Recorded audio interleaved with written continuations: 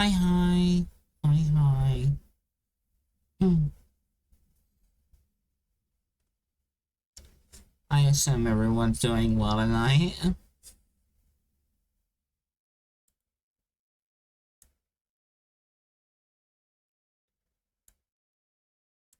Oh, and of course with the hydrant. Why are you booping me already? Thank you for a head tap. uh, Jesus. I guess I have water here. Uh,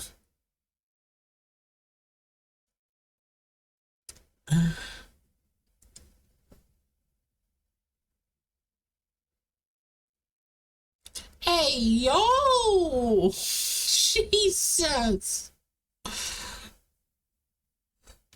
Salad's been hanging out with Roboto too long.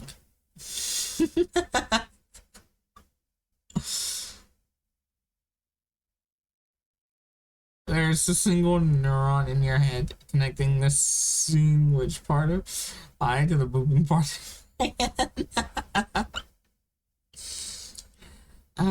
Jesus. So you're cursed to boot me. Who put the curse on you? I have to find the culprit. Mm.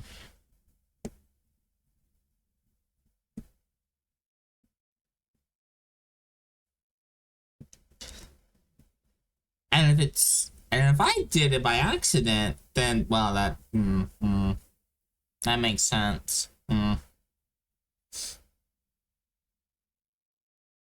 Neuron activation.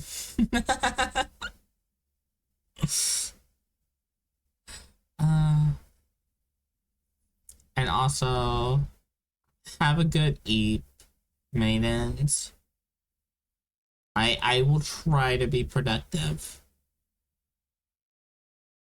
Jesus, I literally tab out and I just see y'all just going insane in chat.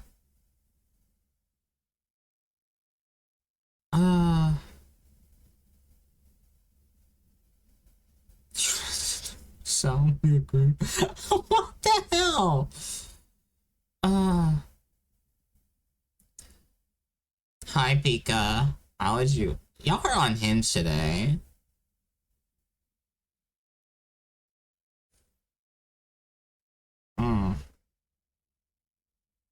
Y'all are. To be fair, you deserve to be unhinged. I don't think it's a question of if it's fair or not. Gotta work on 780 gigabytes of footage project through remote work.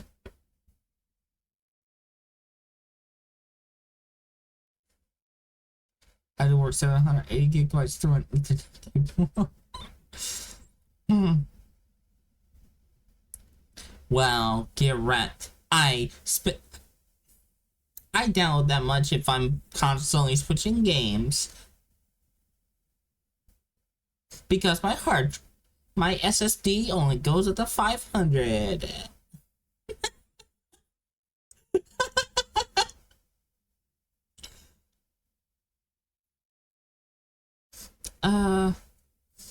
You assume I assume you've been hinged at some point.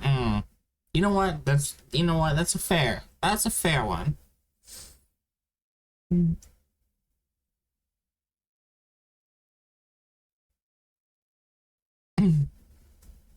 Unhinged is what your jaw is gonna need. This. Hey, yo!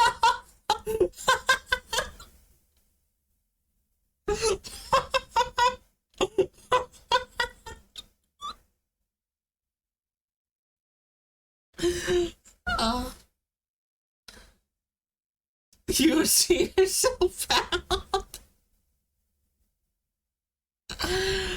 Holy indeed.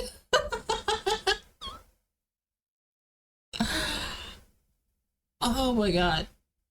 That was funny. just y'all woke up and were like, when she streams, you know.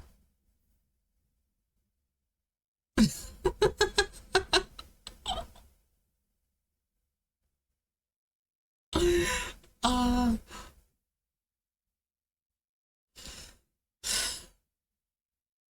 well uh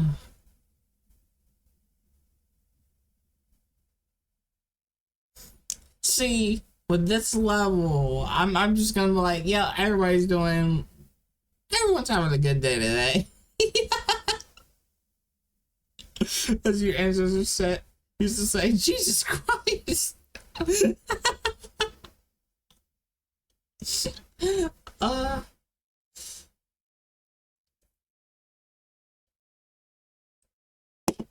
oh my god. I have an energy drink. I'm kind of like still waking up here, and yeah, no, Jesus Christ. That's on par. That's that's yeah, that's words. Yeah.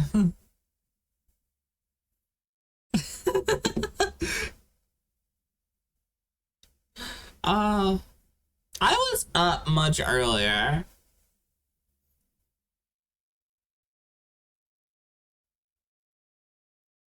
I was up earlier. It's just I had to take a nap.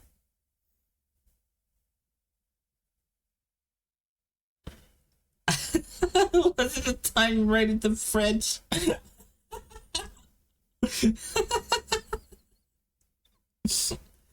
Honestly, knowing me, is there anything in the fridge?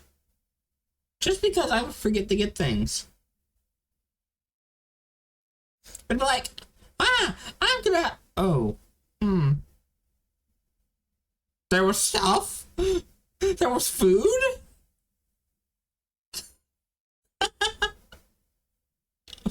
That would be a question. It's like, wait, there was things in there that's edible. That's food. Wait, huh? Like half protein bar in a corner. Sad little protein bar in a corner.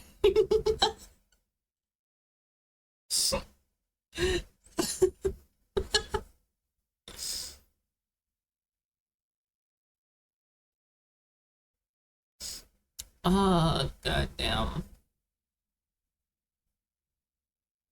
Uh, all right. Before I forget, appreciate you not touching the canned sardines. I'm not much of a seafood person, so you got me there. The only seafood that I like, uh, is a form of shrimp. Um, there's this one thing. Uh, it's more of like bread put into like a crab-like shell kind of deal. To me, I wouldn't even call it meat. It's more like a bread or something. Um, when it comes to actual fish, uh,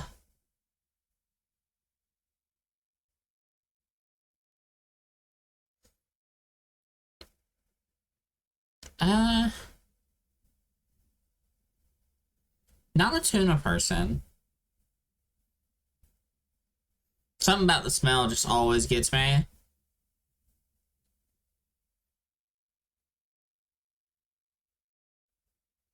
Your fishies, they're the reason humanity could afford to grow a bigger brain. You're not joking, by the way. Seafood fish got the right type of fat that is needed for brains.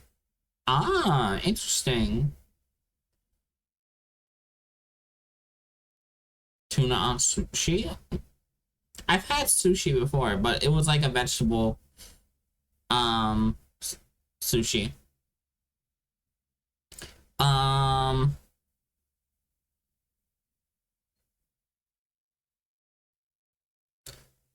I'm trying to think. There was this. I think it's salmon. Salmon. It's like a pink when it is like cooked. It has a pink color to it.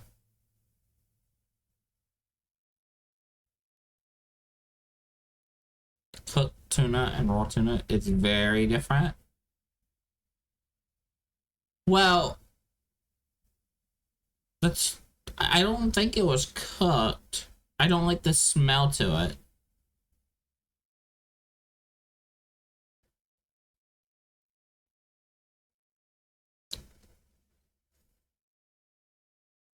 Salmon is cooked. Pink cooked. Okay.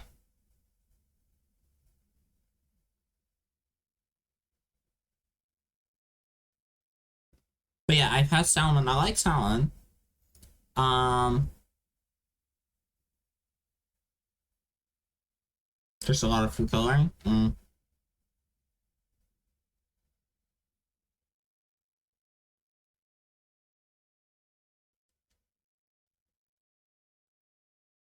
What else?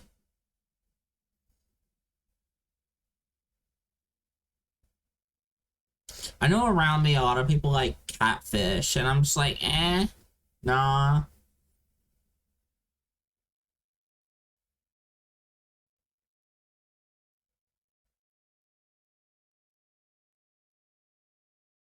Naturally gray, but gets dyed orangish by its. A couple flamingos are white. Huh.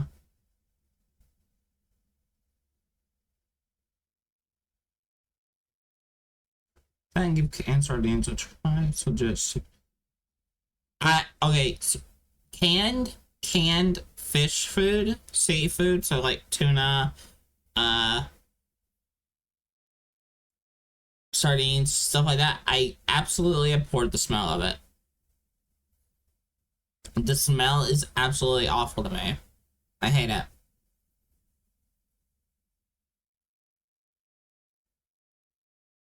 I've uh I've had to smell it growing up, and I'm just like no. Ugh.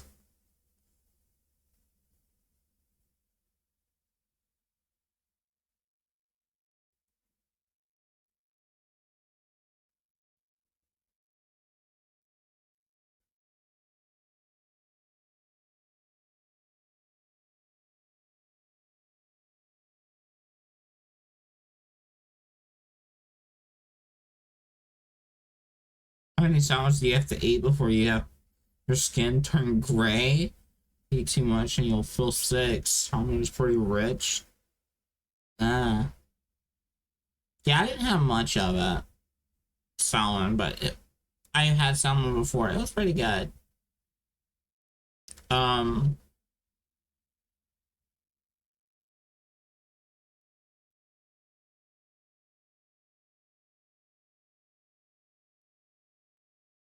right. I don't think I can. I don't think I would be able to fuck up making a sandwich out of it. I just don't think I would eat it flat out. I don't think I would like it.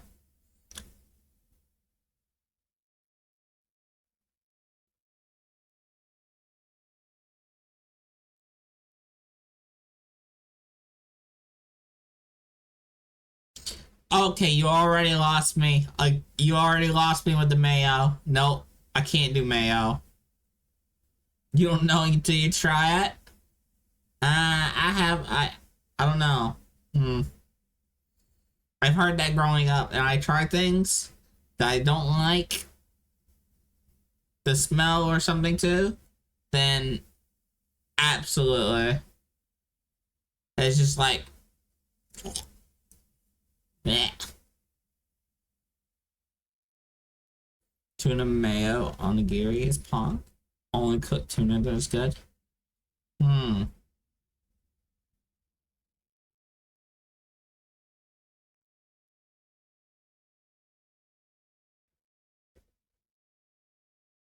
Then don't use mayo. Oh, I don't plan on using mayo. for just about anything. So, got to be there. I don't plan on using it for anything, really. So,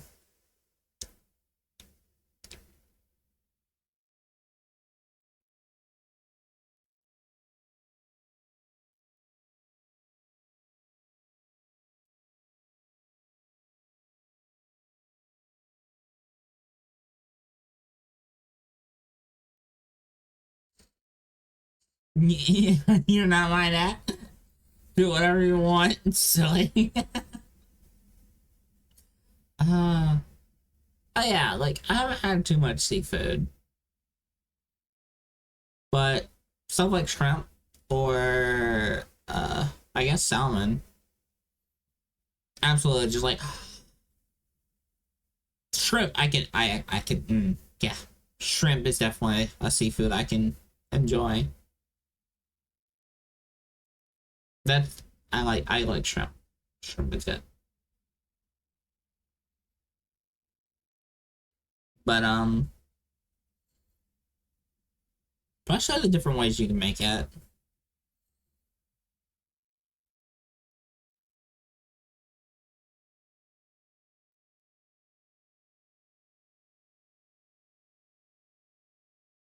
Your tongue gets used to it. We're literally built to getting used to food that we can eat. Ah,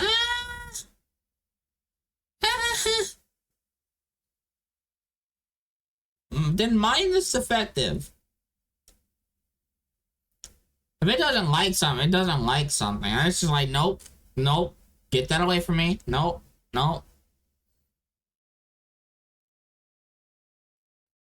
There's no getting used to it. You were the perfect example. You hated beer, then you got used to it. Mm, ah, mm, mm, mm.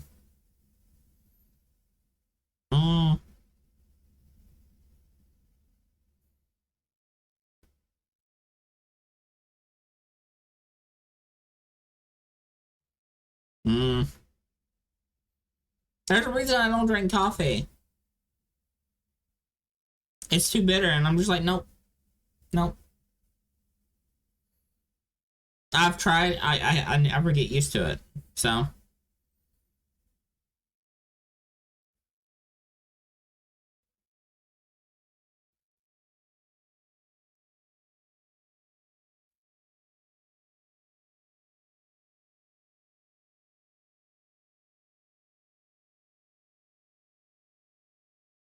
uh,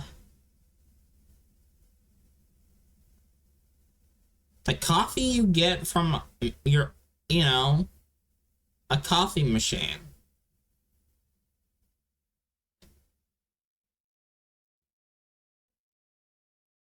So, like, do you use the filter and everything like that? Uh, it was like a Folgers. It's like a big thing. It's like a container. It came in. So not espresso then. Giant coffee.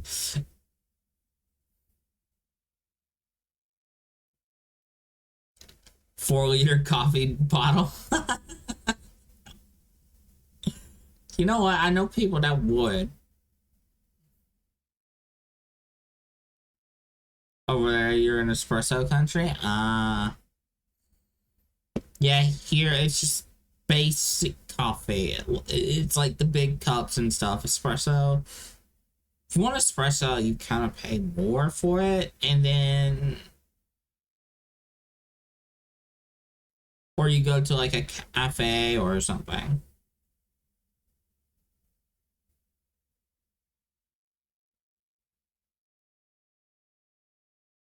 Tea is better than coffee, yes. 70 agents. Ah!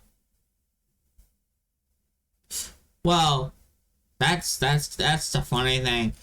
Like one little espresso cup, you're probably paying, let's say in a bundle of five, right? You're probably paying $10. And if you were to go to like a place to order one, you would basically pay.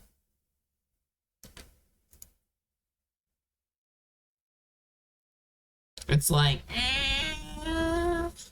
it depends, right? Like, if you go to like a Starbucks, you're paying $10 for a cup.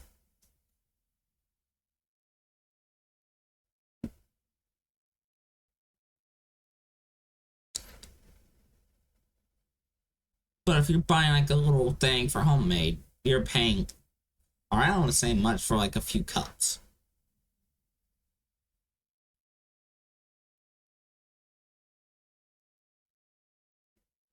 It's expensive.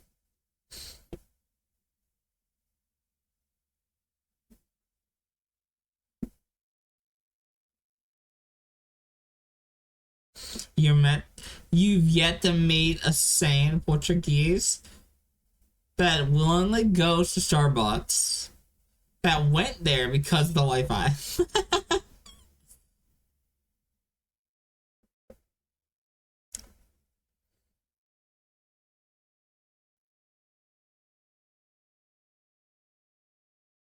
Speaking of tea, um, it's like last week I tried a honey vanilla tea. It wasn't that good. Like it's two things. It's like great mixed together, and it's kind of bad. I don't know. It tasted off with them combined. Vanilla honey. So it had honey and vanilla in it.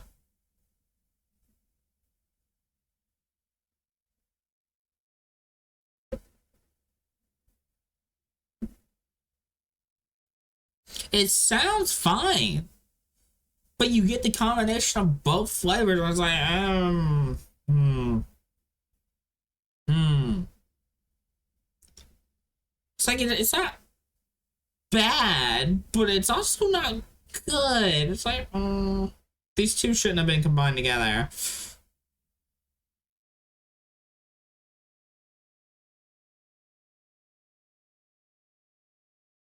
Honey tea is fine. I'm pretty sure it is. Like them separate, right? A vanilla flavored tea or a honey flavored tea probably sound are probably really good by themselves. It's when you put the vanilla with the honey, it weirdly interacts together and not in a great way. Because it's like it doesn't know if it wants to be really sweet or flavorful.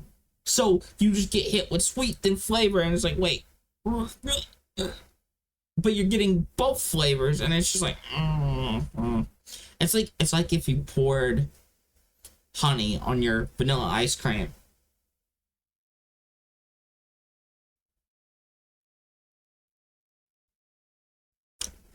You don't, your tongue doesn't. My tongue at least did not know how to feel about it. I'm just like, hmm. It tells you exactly what it is, but it's like, I don't know. I couldn't even finish it. I made a cup and I couldn't finish it.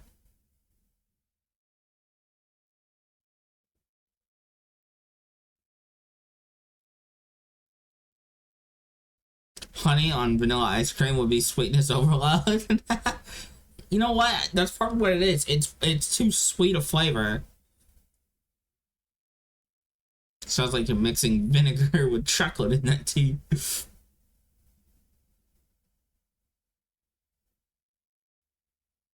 I don't know. It's probably just, see, caramel and vanilla ice cream is fine.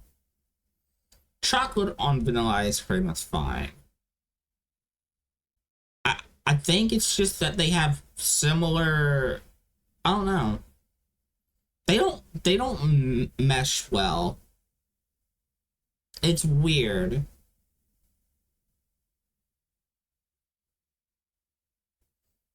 They just don't really mesh well. But I did try it, and I'm just like, oh, this sounds good.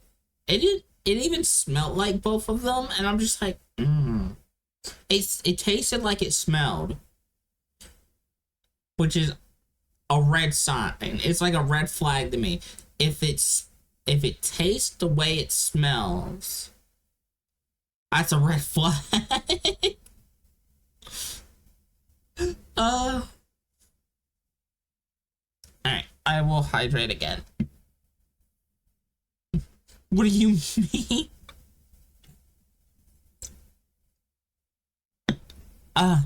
Okay.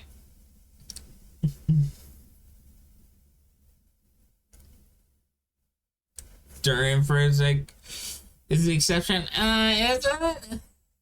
Tea is fog because of how it smells. Tea smells great. The honey and vanilla is what I'm referring to. It smelled like honey mixed in with vanilla. But the smell was just like, not too sure. And then I tasted it, and it tasted exactly the same as the way it smelled.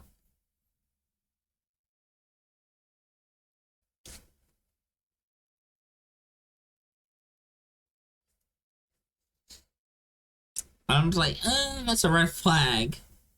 Now, I'm not saying something can't smell good and taste good. That's always a thing. But it never tastes exactly the way it smells. So when I taste, I'm gonna sound weird and dumb, but when I taste the smell of something, it's like, that's not how that works.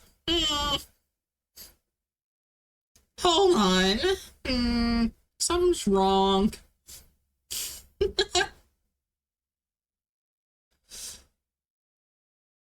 Like, an example is when you're making a burger or a pizza, right? It has a smell to it, but it does not taste the way it smells, right? Oz prefers to be champagne.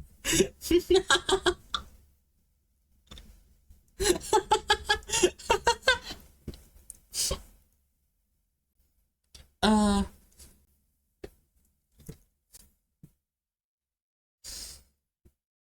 uh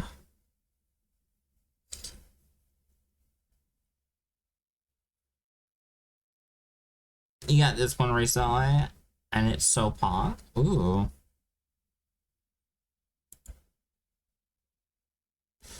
Tea from the stars. Let's get this. Okay.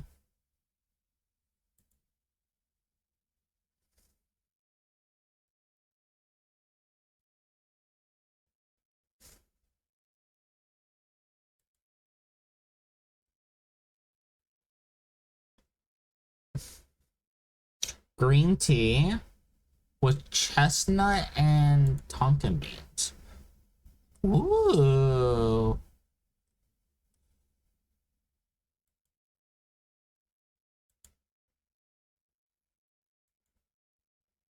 Ooh.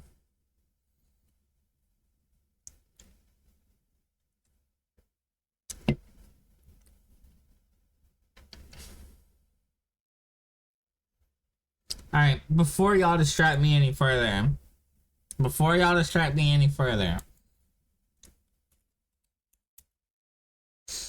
I have a few people that y'all need to go follow if you haven't already. Go follow Maidens. Maidens is heckin' awesome. And while you're doing that, go follow Sutton.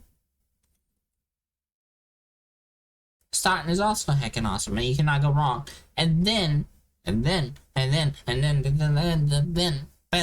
once you follow them two awesome people.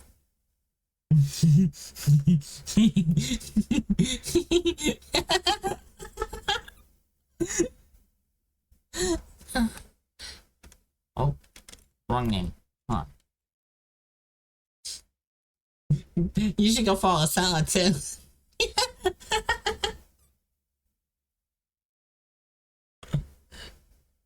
uh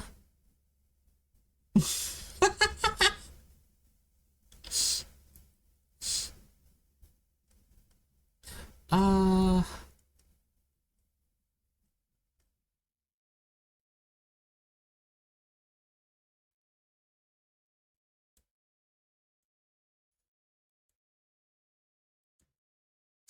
I'll follow you if you don't get the job. Thanks, much appreciated. Why are you trying to bonk me, Salad? I did nothing wrong.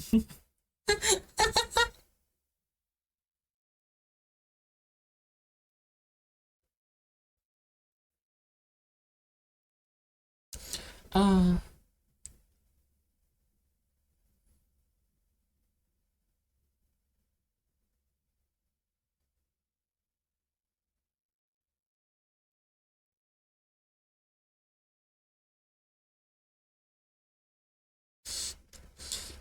y'all giving each other head pats.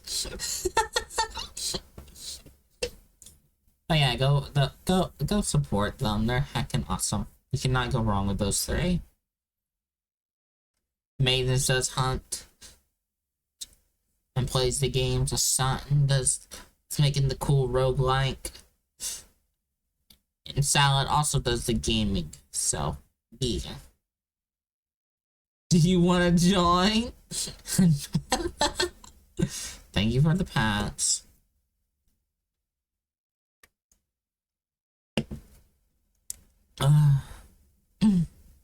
That being said,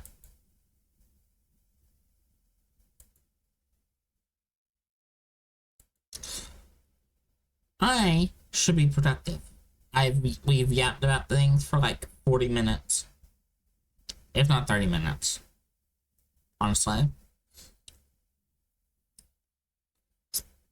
And specifically, what we're gonna work on tonight, or at least I'm going to, is I got around to kind of getting a clear idea of the combat system.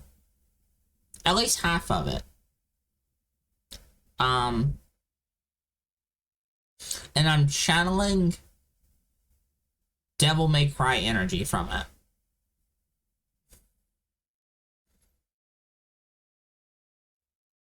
The more I was thinking about it, it started sounding more and more like a Devil May Cry game.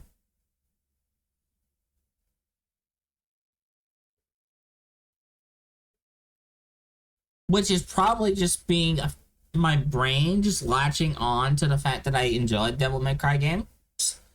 And I watched the anime recently. So it's like, brain's like, hey, you know, Devil May Cry, that fun game. Uh-huh.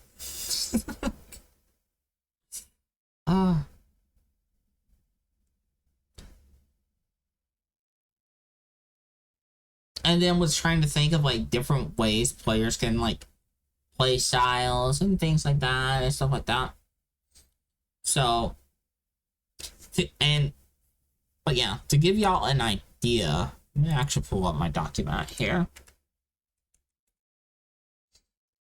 So, specifically, God, I got flashbang. Hello.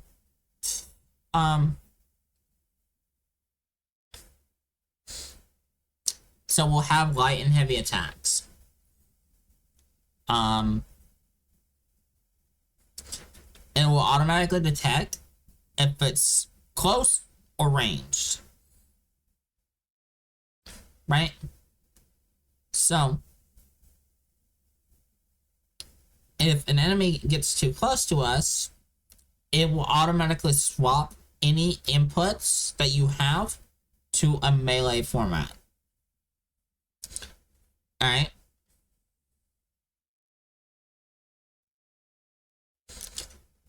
Now, combo system. There's going to be a combo system where the attacks will flow on a rhythm. So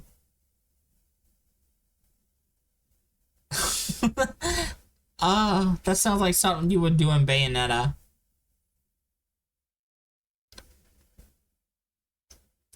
You know what?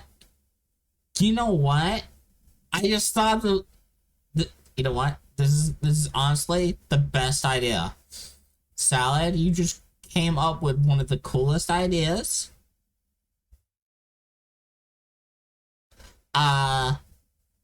For a Doom-like shooter.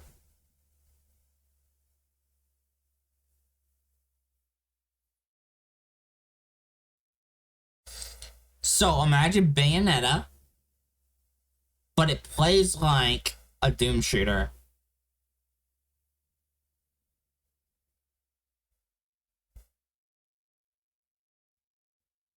Big Doom guy?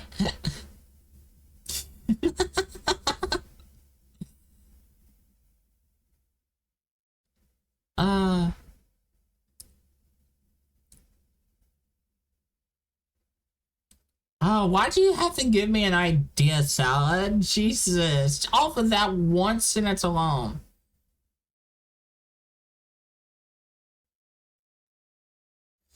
Oh. I want to make it now. I want to make that a game. Ah! I want to make a first-person Doom shooter where you kill an enemy with your thighs and other things. Finish that first one. That's what I want to do. But Brain now has like, new idea, and it's just, oh no, it's a rabbit hole, and it's just gone. Like, new project time.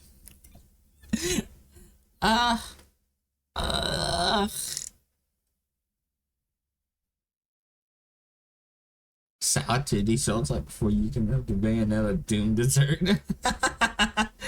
Reject old, return to new.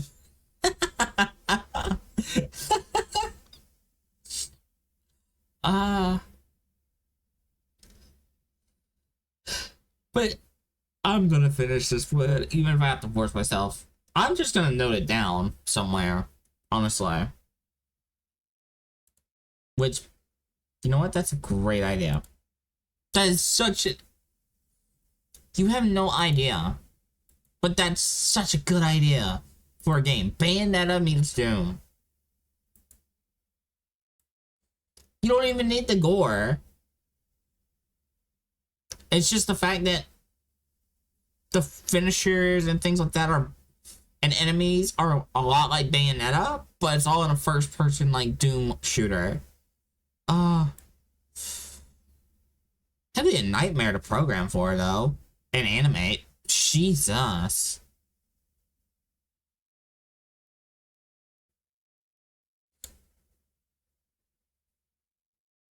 You'll come back in 3 years to collect royalties.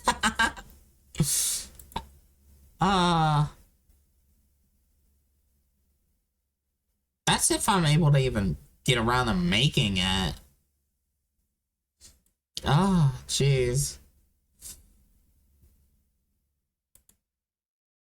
Where should I put it? I'm just gonna put it down here. Damn.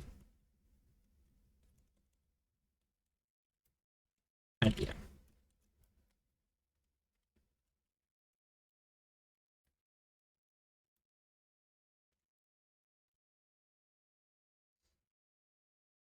Alright, there we go. It's literally one line. Game idea. Bayonetta meets Doom Shooter.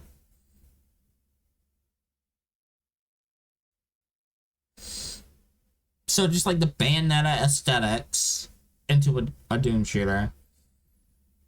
Uh, so like your finishers are just as unhinged as Bayonetta. Oh god. Which I saw a recent little video of someone reacting to it playing Bayonetta. I just laughed. I'm just like, oh, oh, they were so just like,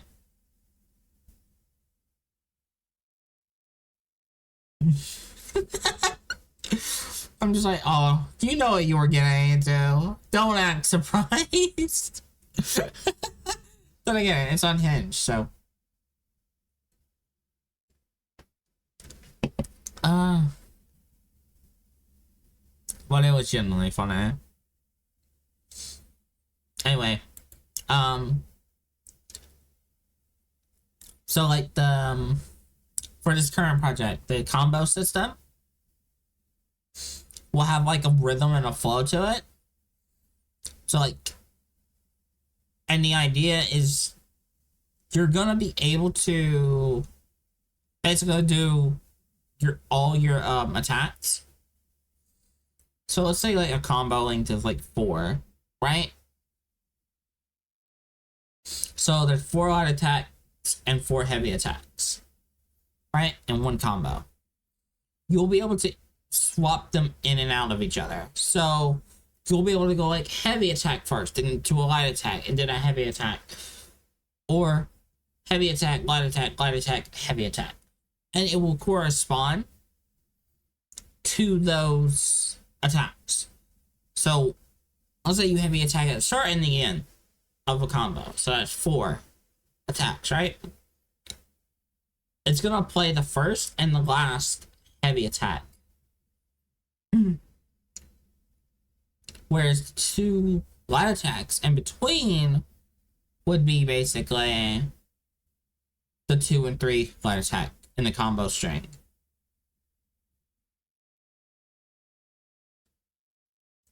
And the way they'll be handled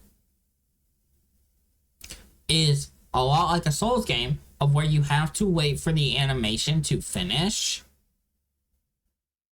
essentially, because there's an amount of commitment to the attacks. So like in a Souls game, right, you swing your sword, there's no canceling that sword, or it cancels the attack. It depends on the windup and stuff, right?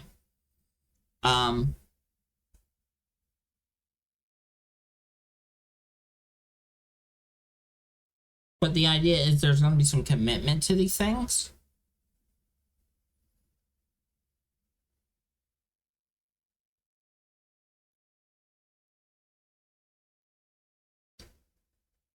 So that's the first and foremost thing. Now, there's going to be a weapon swap system. So you'll have different weapons you can use, right? So the way that will work is you have your primary, your main weapon. It will be used to build up these meters. So based off combo, based off per hits, things like that. I haven't decided how I want this to charge these meters up. I'm thinking per hit.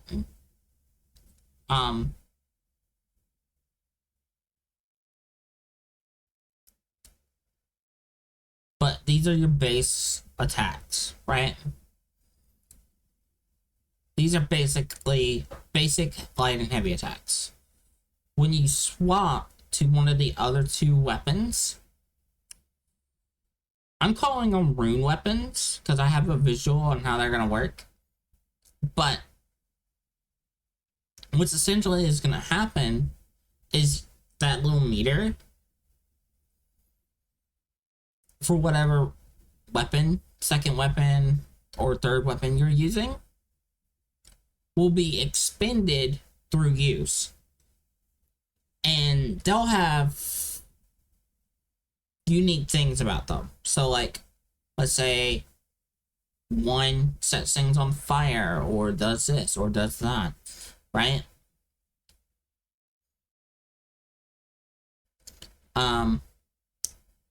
But they're basically like a supercharged weapon, or stance, or something of that nature. So it's not something you stay in. So, like, as an example, let's say one of the non-primary weapons is a scythe. Can't use the scythe constantly. So, let's say that's better for, like, a burst damage, right? So, it goes super fast, it does this, it does that, so the pacing's much faster.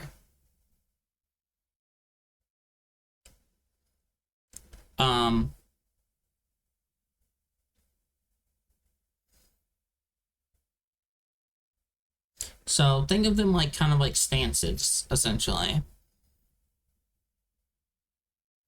that are on set on a duration.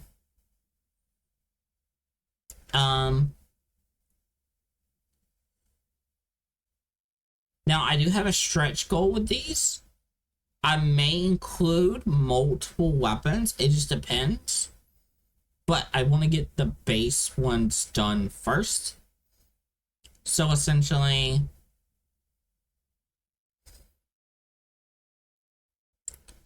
we're gonna get a primary weapon and two different type of rune weapons, or alternate weapons, whatever I decide I want to really call them. Getting those set up, and if it's easy enough, if it's fun enough as a mechanic, I will consider. I was gonna say constantly, but I will consider adding some other ones that you can maybe swap out. But that won't be done until I get more of the combat system kind of fleshed out and things like that. That being said, there's also going to be a spell system. So there's going to be spells that we can cast. But for now, I'm working on the weapon attack tonight. So that is the go-to plan for tonight. And getting that all set up. That being said, however, I am going to throw the screen up so y'all can see what I'm doing.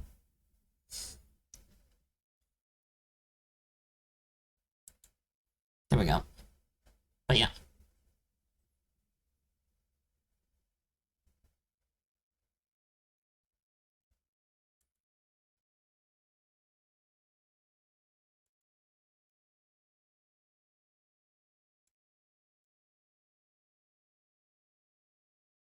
And we may need to add an attack cooldown.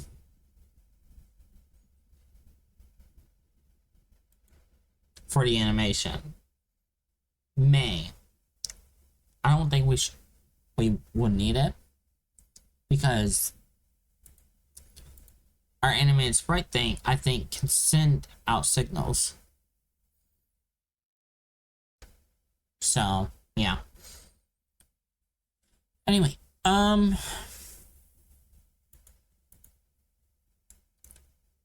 it's just about figuring out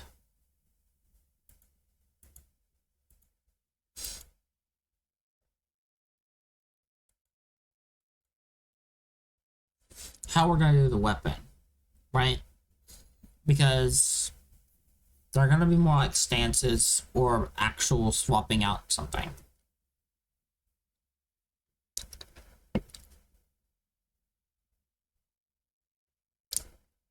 So, you know. And I think we were debating on how we were going to do it if we were to do weapons as a separate node.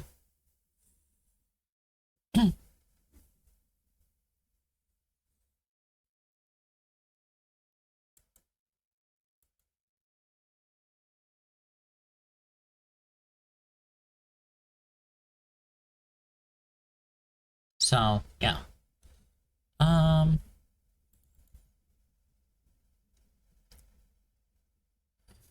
Oh, that's right. We were actually trying to get the damage to register. Because our projectiles, again, handles its own, it does the applying of damage by itself.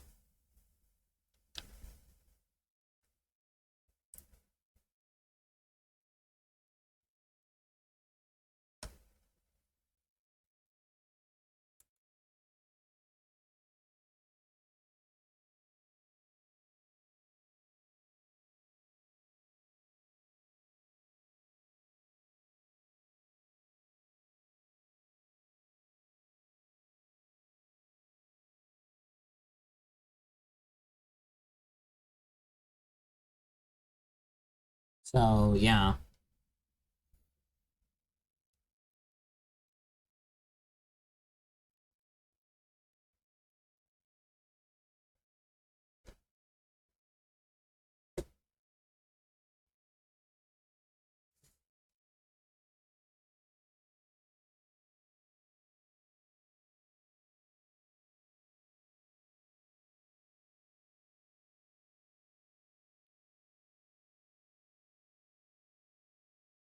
Um, so we're creating the base class for the weapon. For the melee weapon. So we don't need to be able to detect the range. What kind of range attack it is.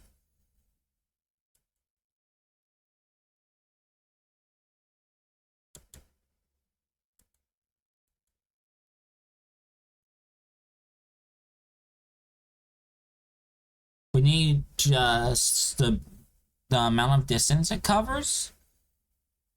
So our reach, honestly.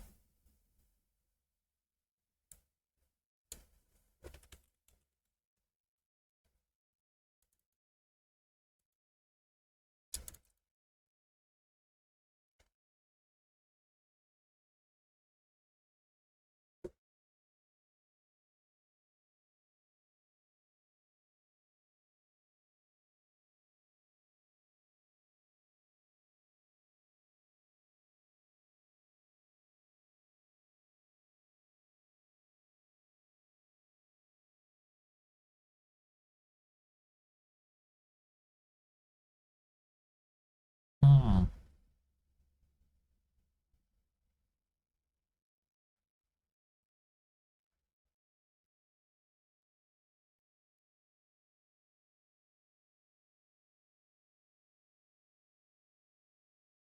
And honestly,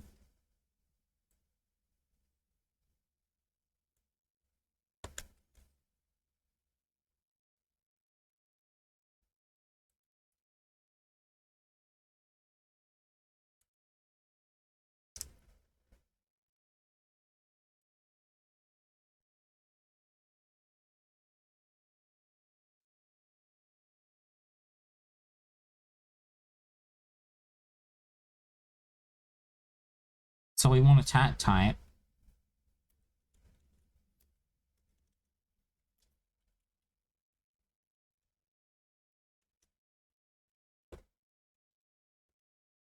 And weapon type.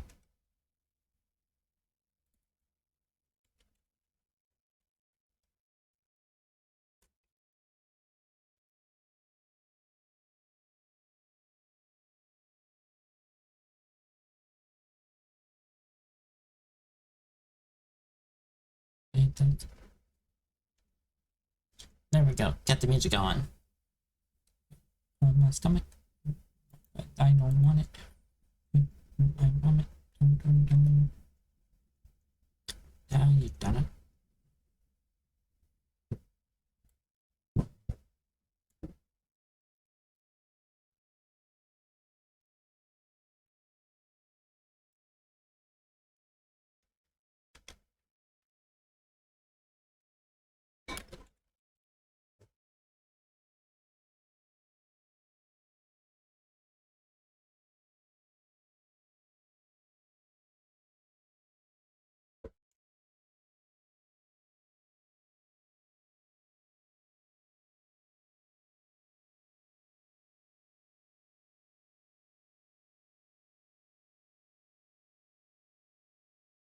So let's see.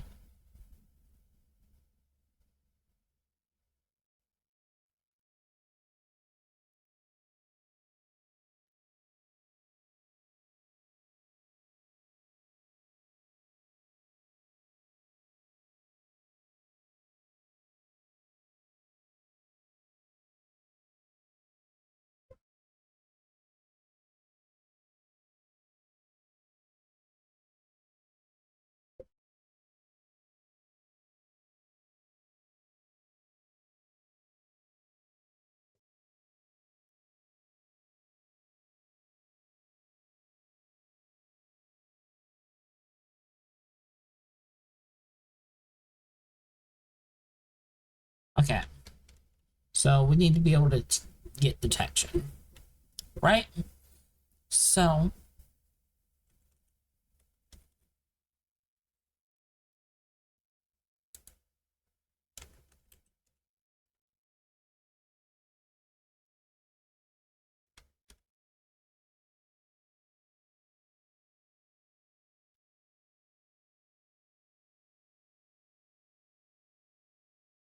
we probably need to add a node.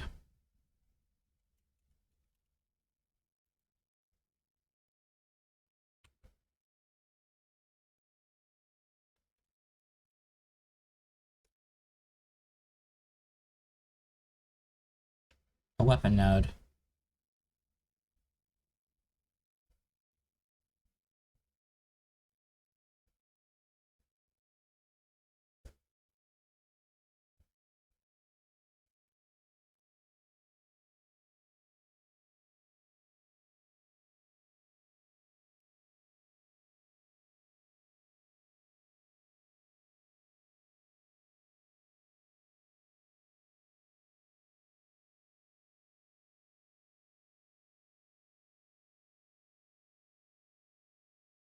Honestly, we have our test weapon. We'll just throw a test weapon on here.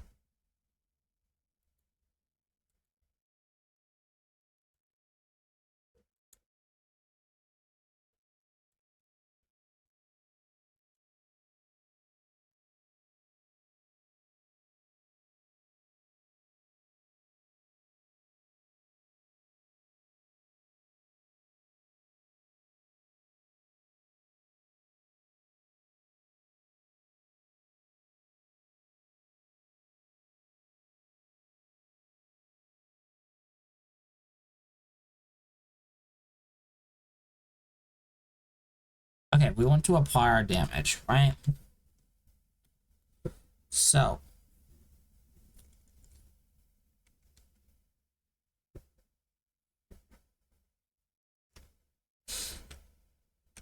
we need to be able to get a way to detect something. So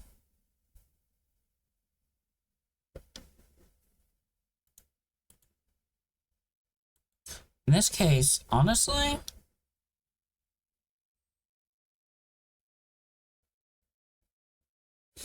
hmm.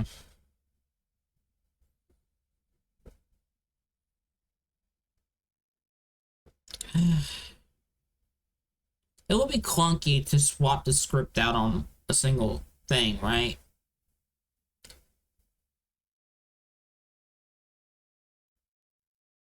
I feel like that would cause some issues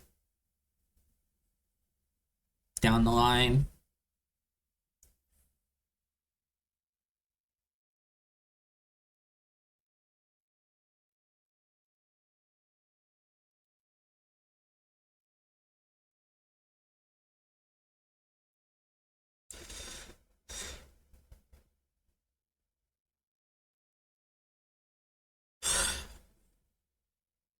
Hmm.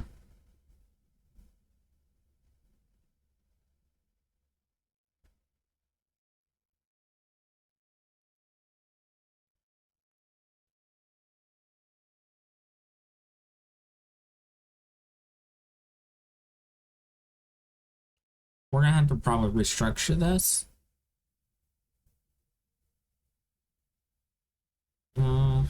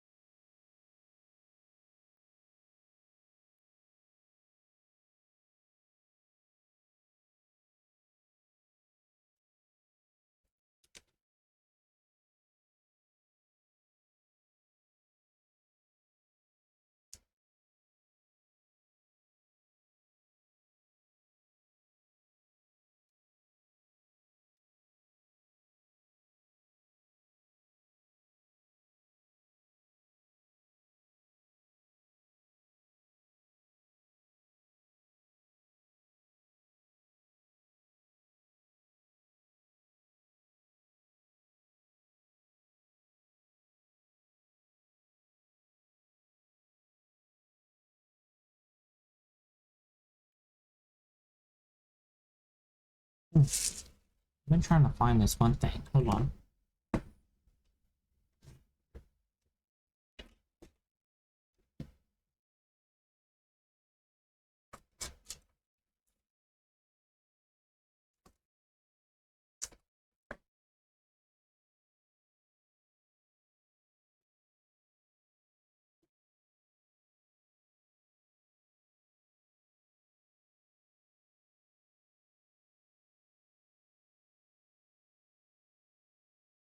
Oh,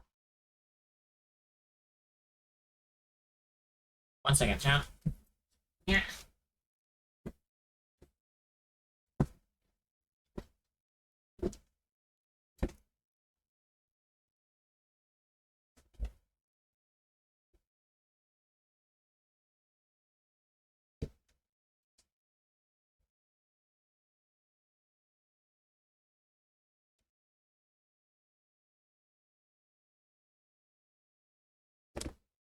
Found it.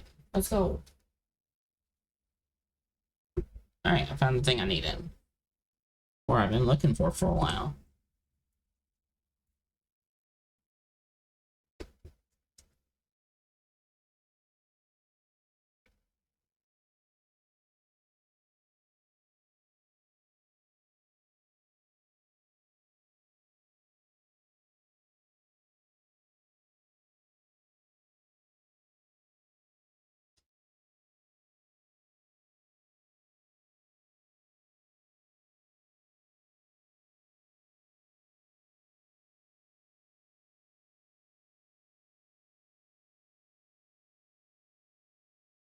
Mm,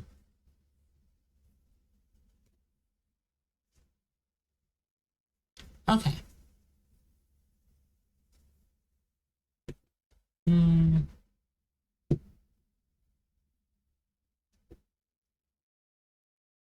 okay.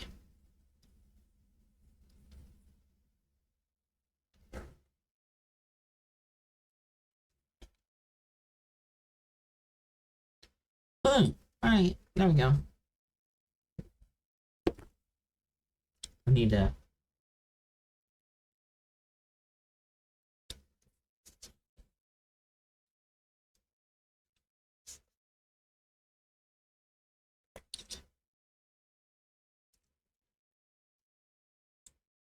Alright. I'm gonna actually BRB real quick. I am gonna go get something. So, BRB.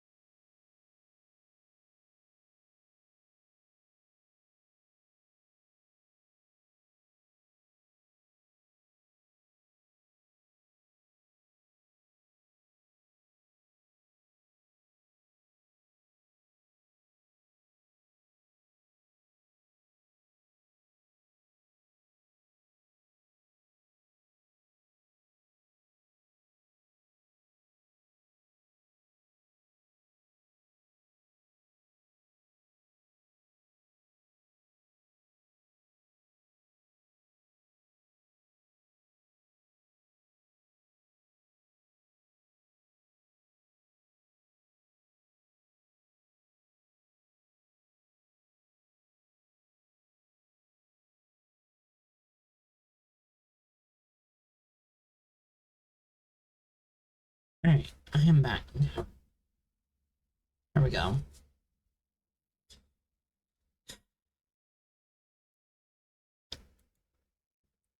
Alright.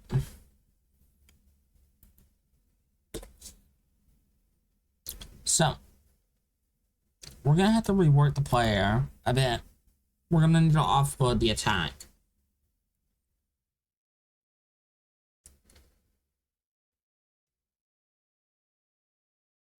We're gonna need to dump the weapon into our attacks into the weapon.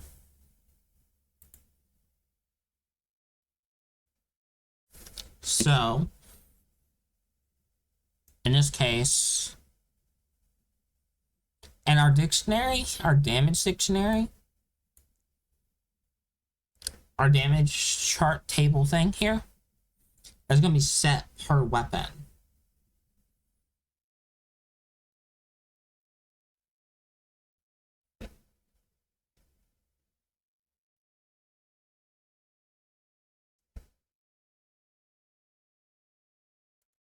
So what we're going to need to do,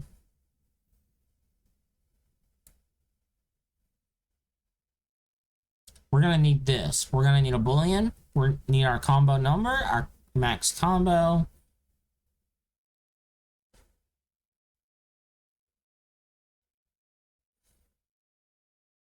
our timers. So we need a timer for our combo. We need okay.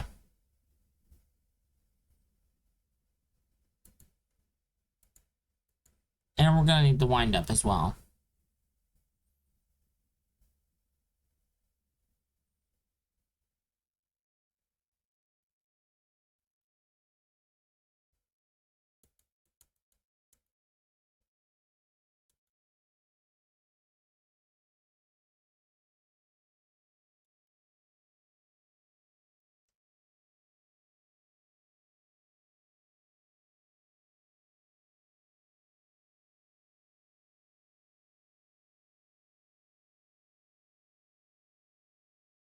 And our raycast, actually.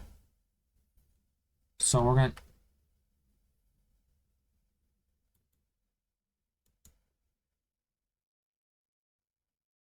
to need a raycast.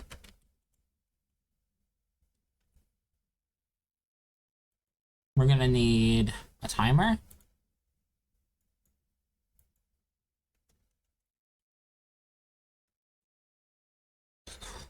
Wires are crossed. Moment. Go off. Can't hold on longer. Keeps getting stronger. It's only a matter of time. Living like a landmine, waiting to explode. Living like a time bomb, ready to go. Danger to myself and everybody else. I'm living like a landmine, waiting to explode, waiting to go. I always mix the words up. Ready to go.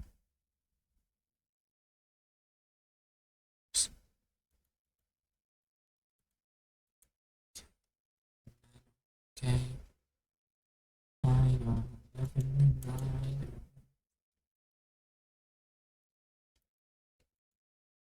Longer, getting stronger. It's only a matter of time. Like a landmine waiting to explode. Ticking like a time bomb ready to go. Danger to myself and everybody else. I'm living like a landmine waiting to explode. Go, go, ready to go. I'm ready to go.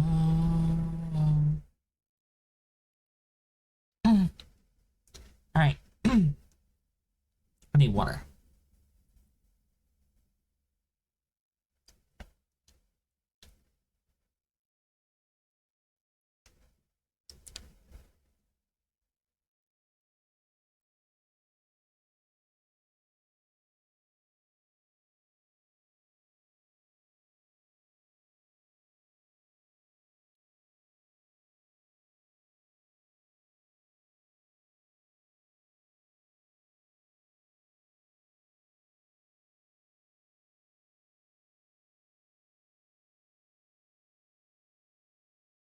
Rosie. Let's go. Like a time bomb, ready to go. Hi, Nora, by the way. Hopefully you're doing well. Okay.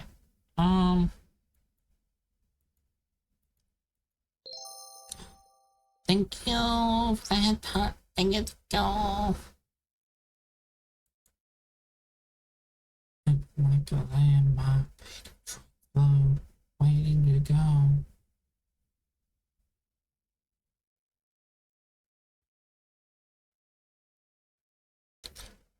Hopefully you're having a great Tuesday.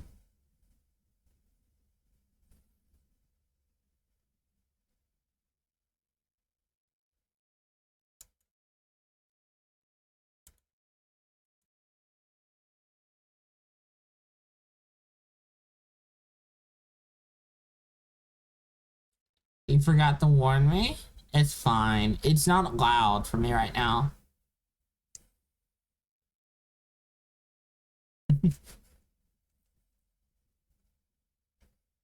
I fixed the volume on it.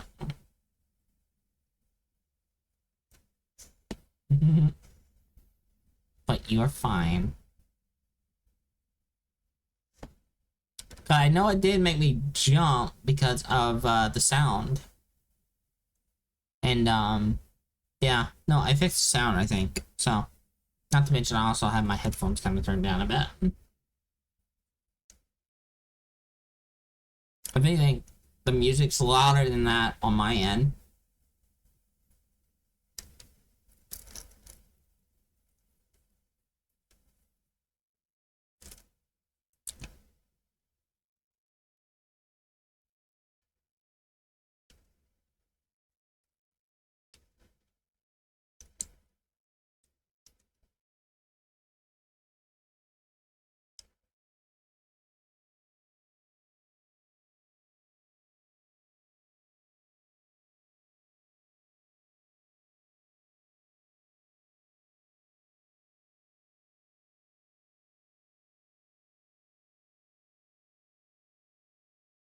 Hopefully you can fall asleep soon.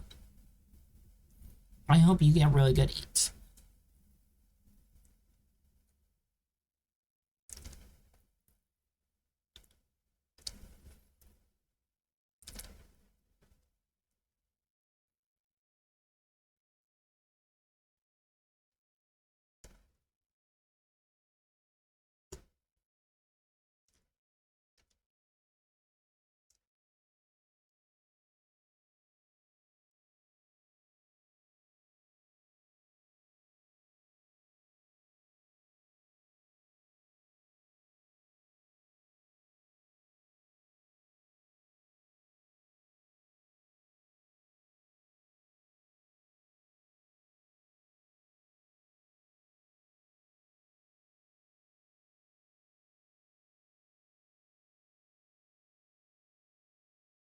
You made a birthday card and you think it looks decent? Nice. Hell yeah, more Nora art. Let's go.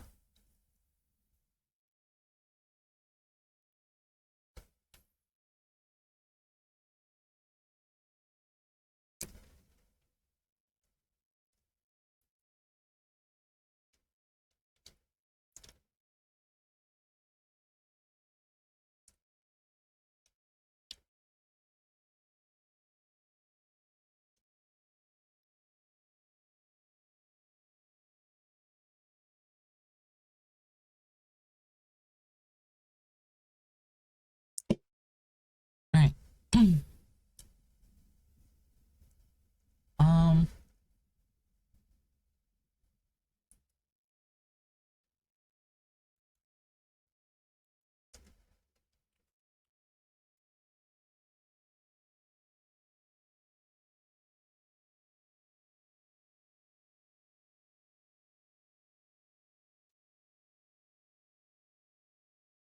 posted in Myriad server?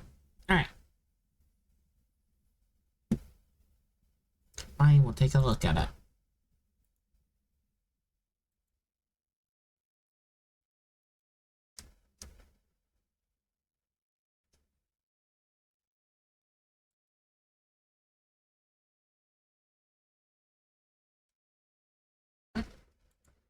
Where is Myriad server?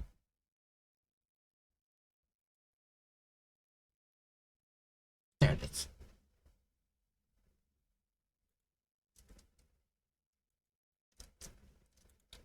Ooh, nice.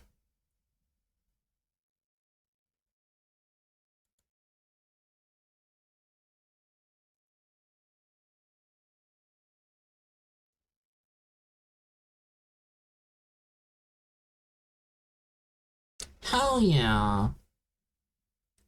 That looks really good. My voice is not 100% today.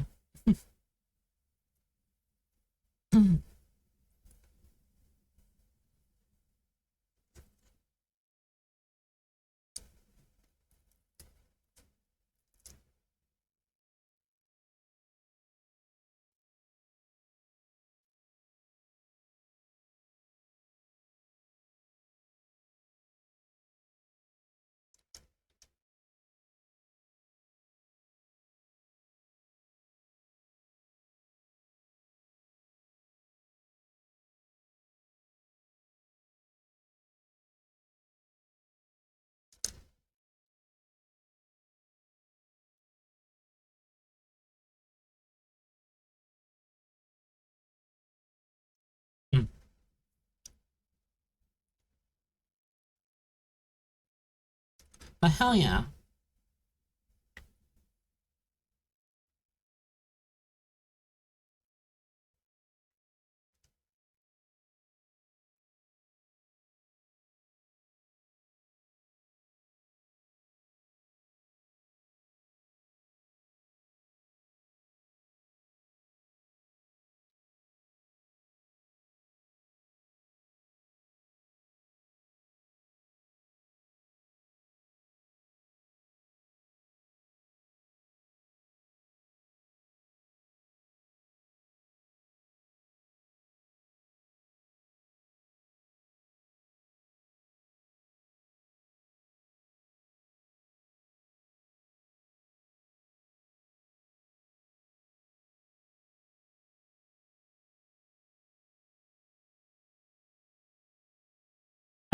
Alright, let's see.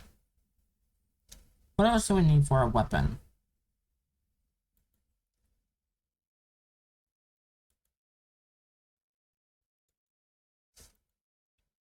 This needs to be wind up.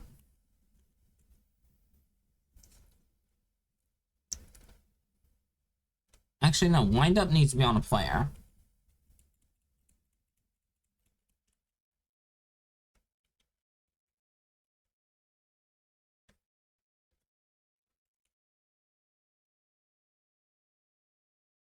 Possibly, maybe.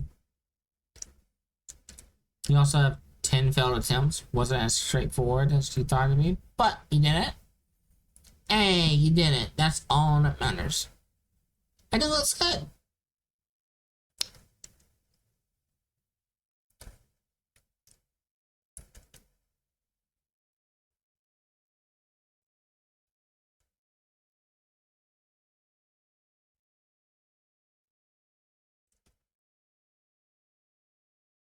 And it looks really good, so hell yeah.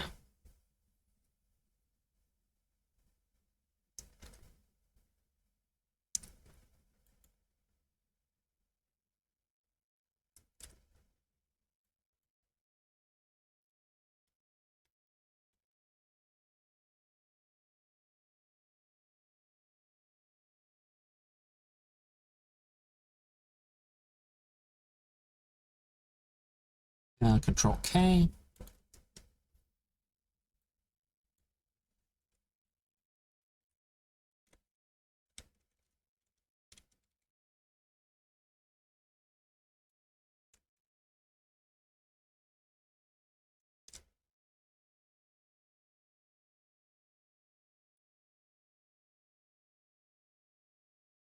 Okay.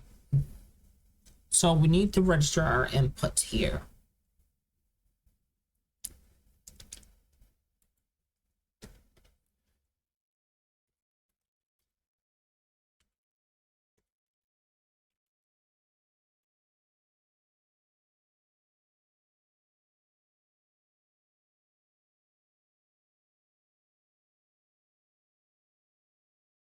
what we need to do. Huh. I want to do something interesting.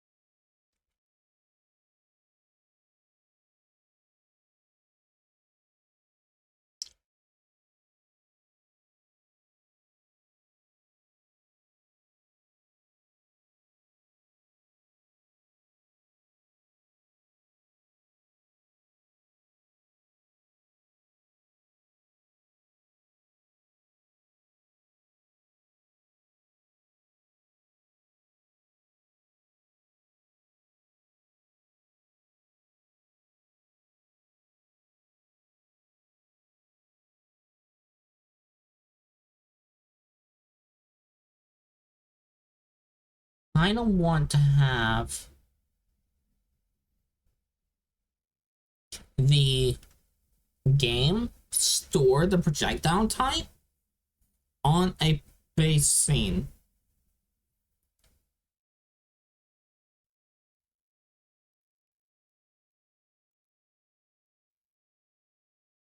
So, like, we reuse this.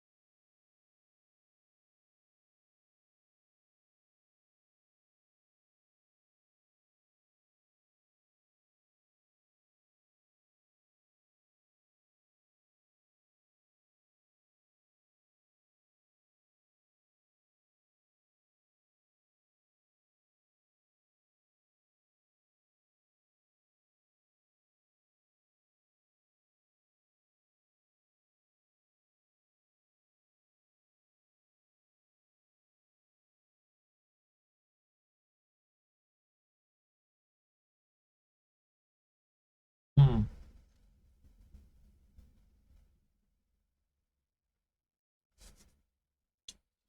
Let's see.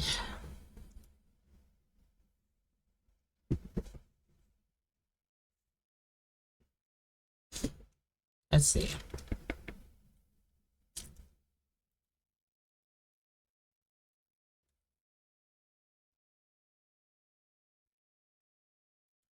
Let's see.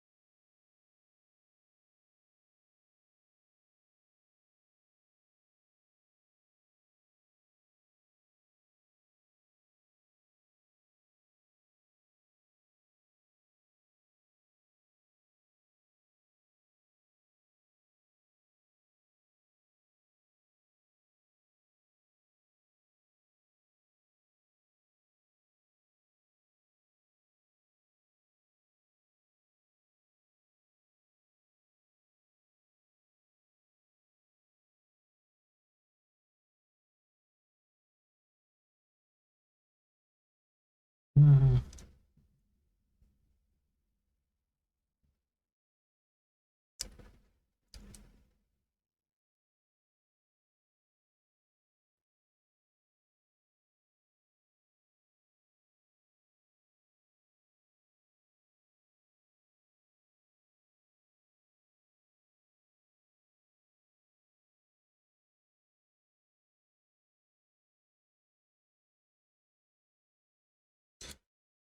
Interesting.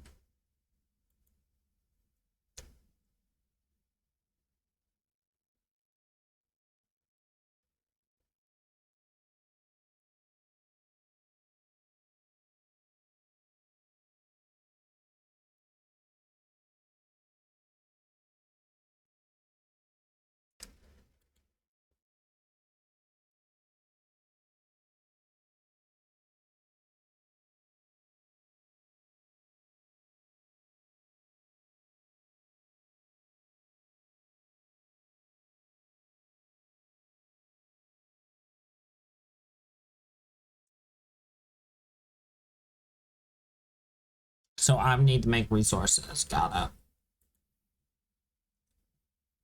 Gonna try falling asleep. Wish me luck. Thank you. Have good eats. Let's see.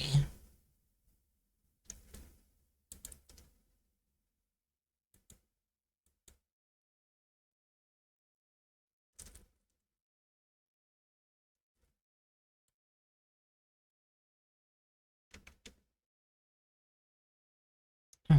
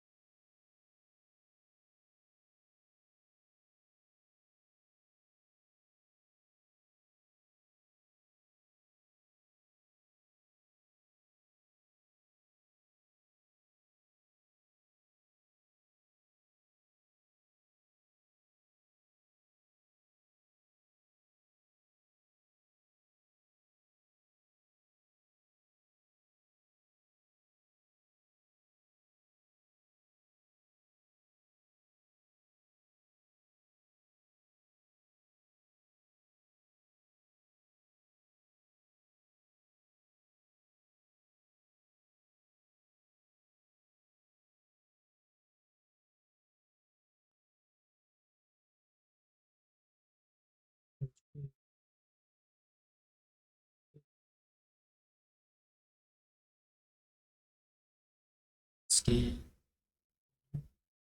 talented.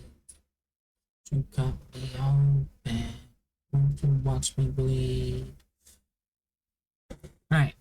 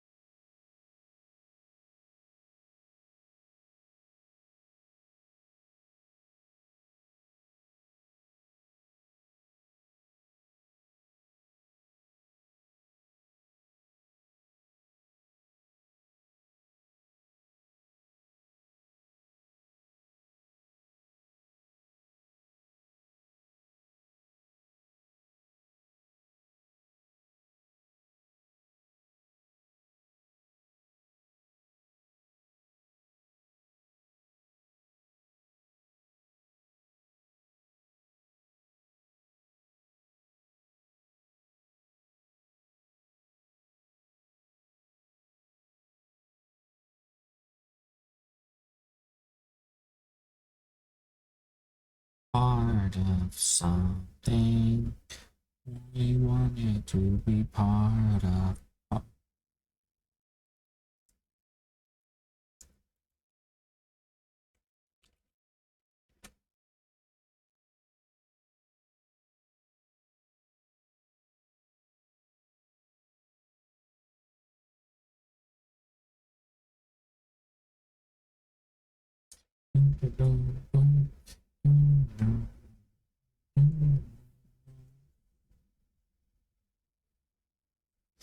They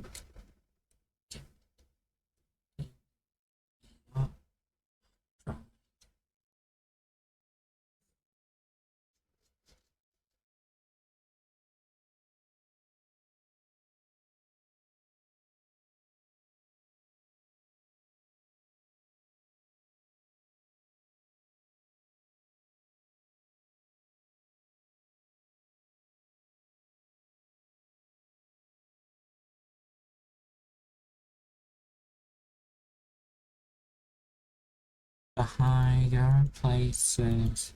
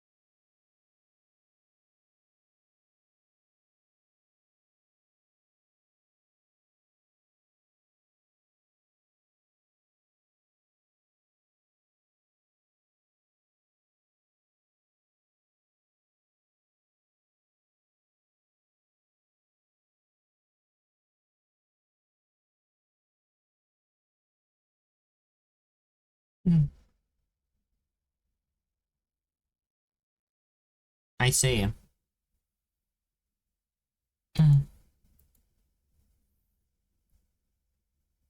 Okay.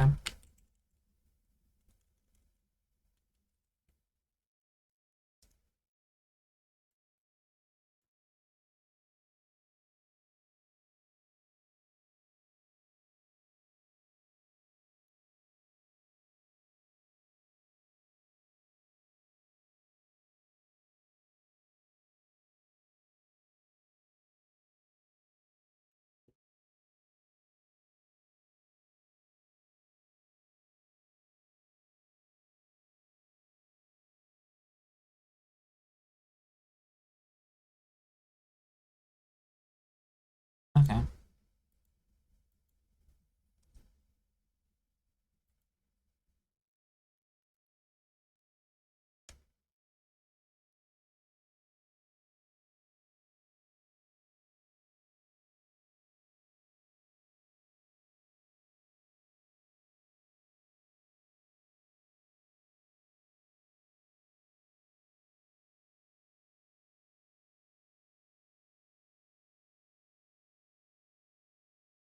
All right.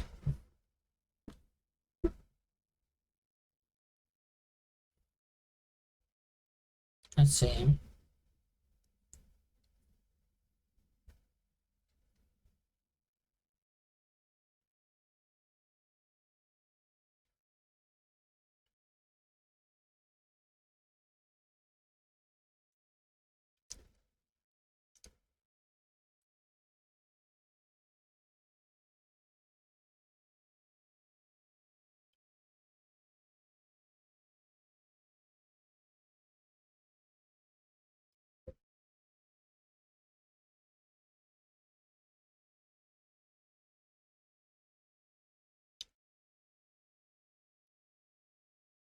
All right. Let's see.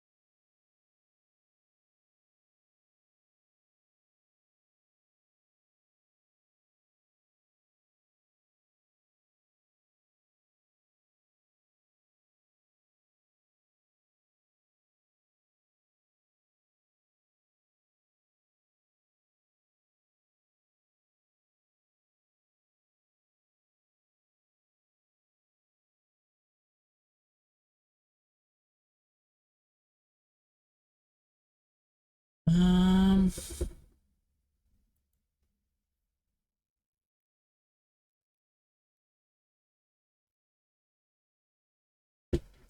so let's see.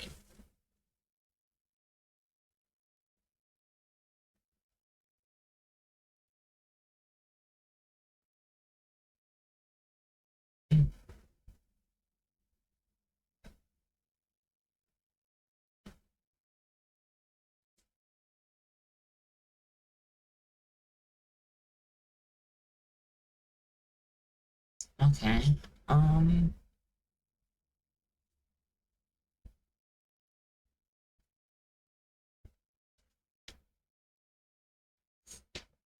okay.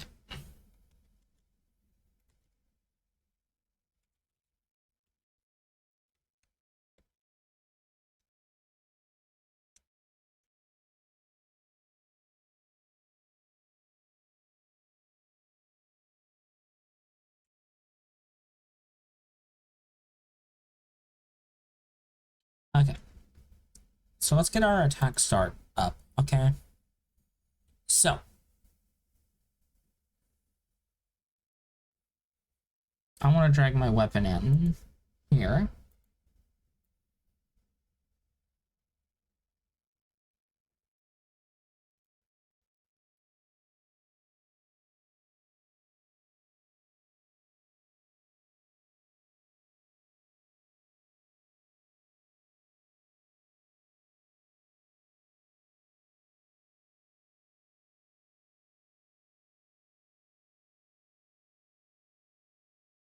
Okay.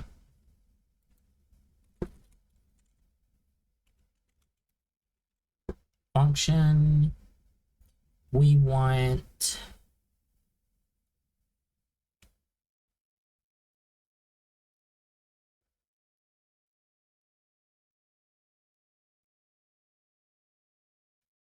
to do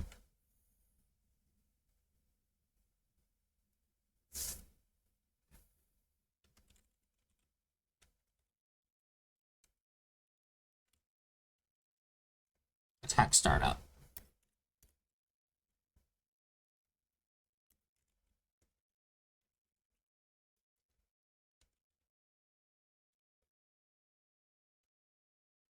Then we want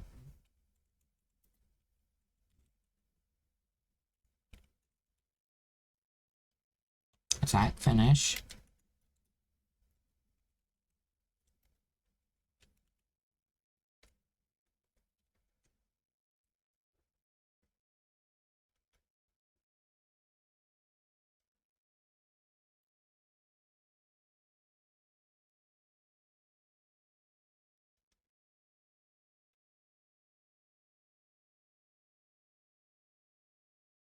Okay.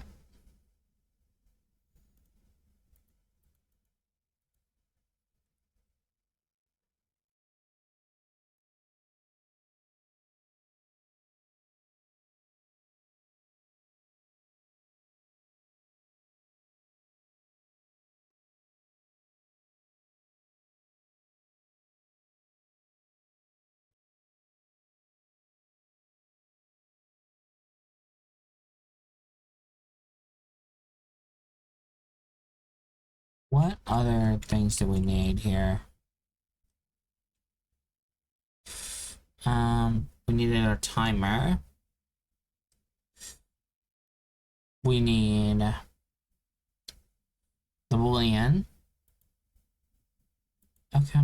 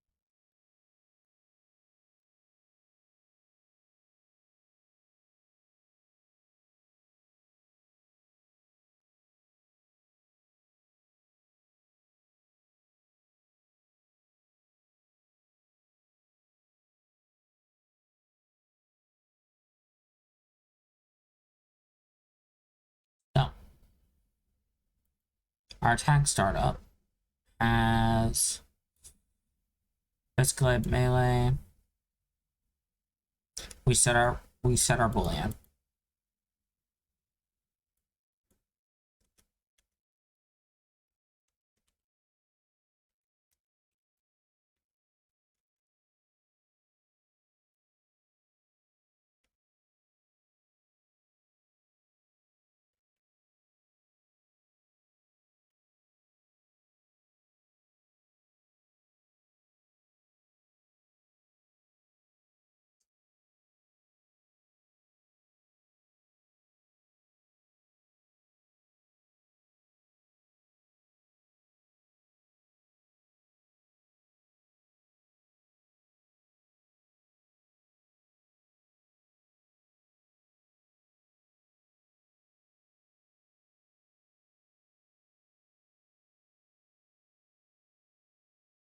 We need type.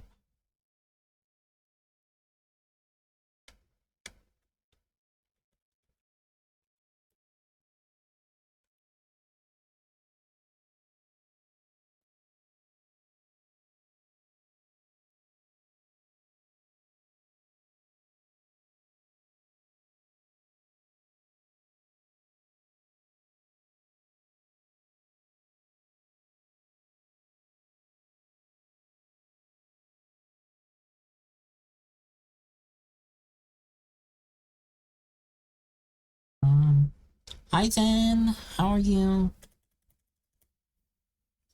See, we need our boolean for a heavy, so to determine if it's a light or a heavy. We need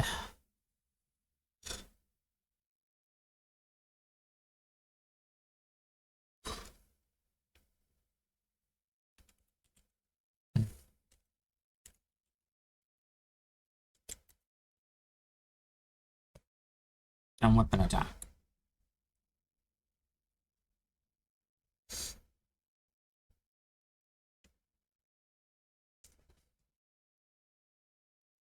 So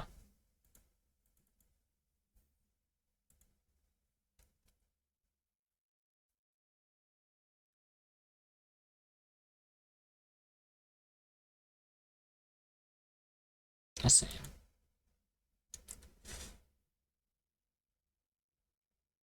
Okay. So heavy attack equals false. Hopefully you're doing well, Zen. Then we're gonna start up our wind up timer.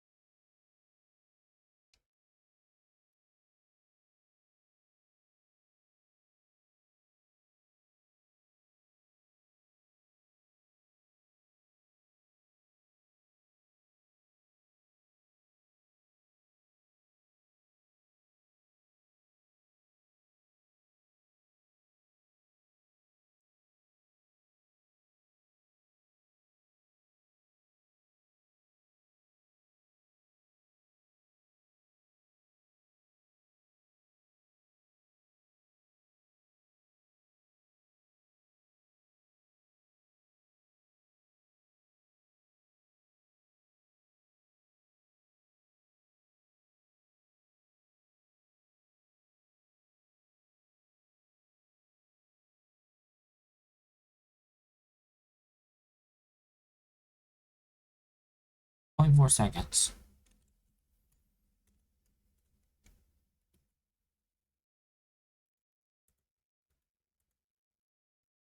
Okay. Now we check to see if our combo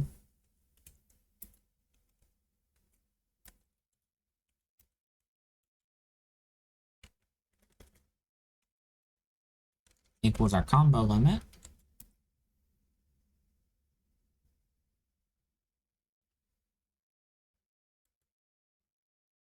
We set it to 0.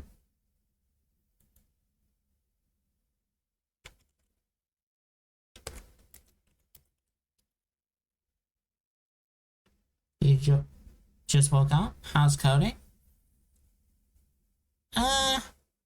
It's going. That's actually what I'm working on now. We are getting a lot of the combat system itself done. So I'm fully breaking out so in the player script here, we're gonna separate the entire attack and put it in our weapon. So our raycast and everything like that will be literally in this scene, which is just going to be a node 2D right here.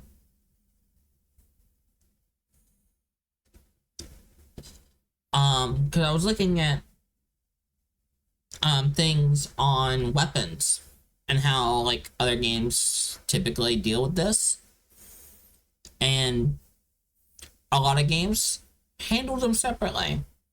So the weapon is its own individual asset that's animated separately, that's all of this. So I'm basically cutting out the entire attack stuff in the player script and just referring to the weapon for that. And the weapon will be able to detect if it's ranged or melee. And if it's ranged, that's where we would start the process of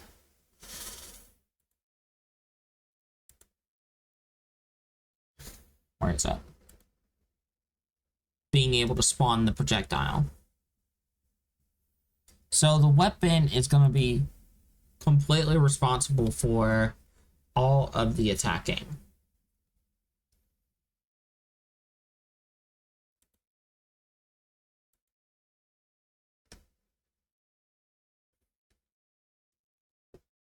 Yep. And I also expanded, yesterday I was, or last night when I didn't stream, I got around to working on the combat system in the design document, and it's starting to turn out a lot more like a Devil May Cry game, at least in terms of combat.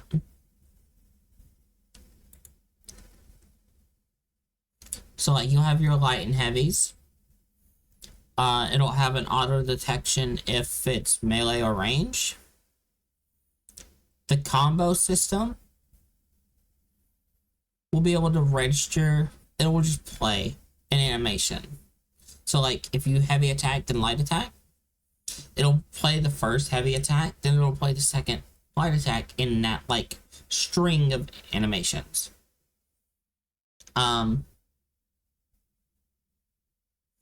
So when animating it in the future, they all need to line up at a neutral pose. That being said, there's going to be a weapon swap system on where you have your primary weapon, and then you'll have two other weapons that you can swap to, but they are on a meter. So think of it like a stamina bar or something that depletes either over time or per use. So they're meant to be used in like ways to kind of like weave them in together. So think Devil May Cry. But there's a bar attached to their use. So you can't just infinitely use weapon A or weapon B or whatever.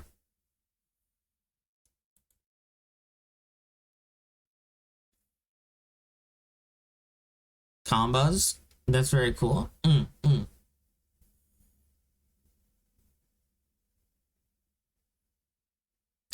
Kind of. There's not going to be a set rotation. It's going to be more like how in Devil May Cry, you have like multiple weapons and you can just kind of combo them together. So it's more of like, hey, you can use the base weapon pretty exclusively, but your other ones are going to be more like a supercharged weapon, essentially. They're going to be a lot better damaging and damage. They're going to be faster or slower. They're going to be different. And it's just about kind of using them. TOTK breaks your stuff immediately. Ultra Kill gives you style multiplier. What happens?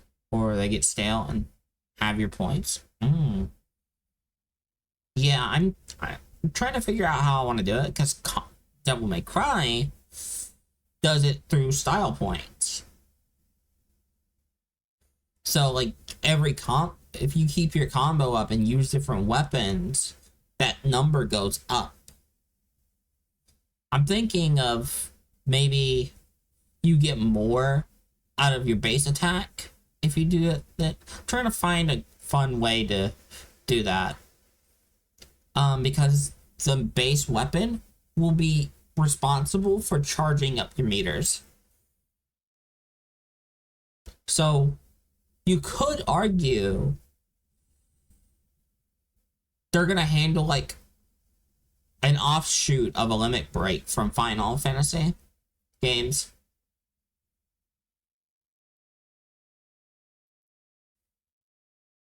But you'll have two little bars to manage.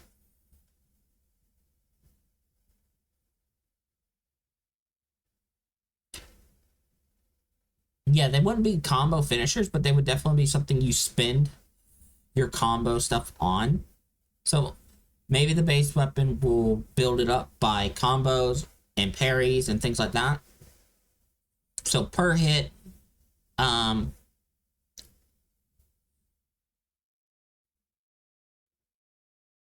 so like maybe every 2 hits, it builds the meter up.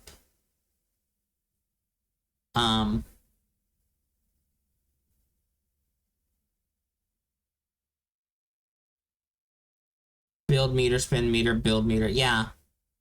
That's what I'm thinking, and giving you 2 different alternatives. So you have 2 meters you can build up and spend. As a stretch goal, I might have it where there's going to be different types of those weapons that you can spend on.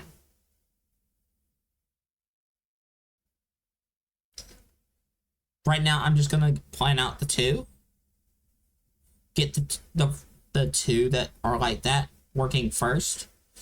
And depending on how easy or difficult it becomes, I might add more that you'll be able to swap out. So maybe you don't like weapon B. Well, you could now use weapon F.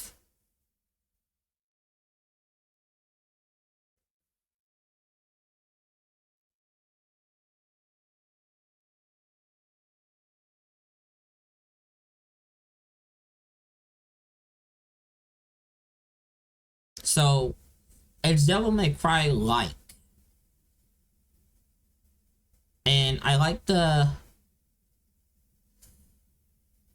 in that regard, I like the fluidity of Devil May Cry games.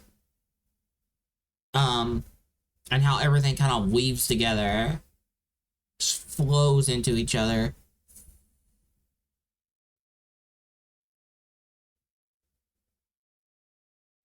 Like, you'll have some gauntlets that do like an uppercut, and then that can weave into you basically now slashing a sword and juggling an enemy, smacking the enemy across the room, switching to guns to keep them in the air, and then bringing it and swapping to a hammer to literally throw it at them and bonk them into the ground.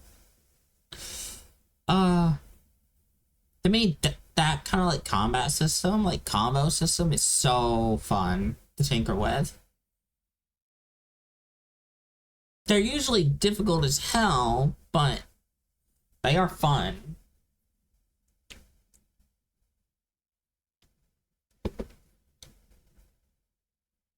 But yeah, I'm thinking of making like the base weapon kind of like if we use Devil May Cry as a comparison, it's very much gonna be like the pistols. It's there to extend your combo. It's there to be a buffer, if that makes sense. It's a buffer to use your other stuff.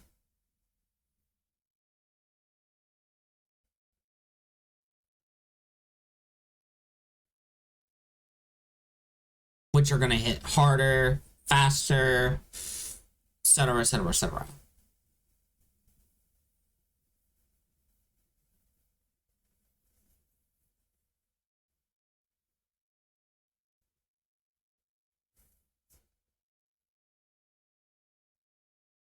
The only difference is it's going to be these other weapons will be on a duration, like, you know, a little meter that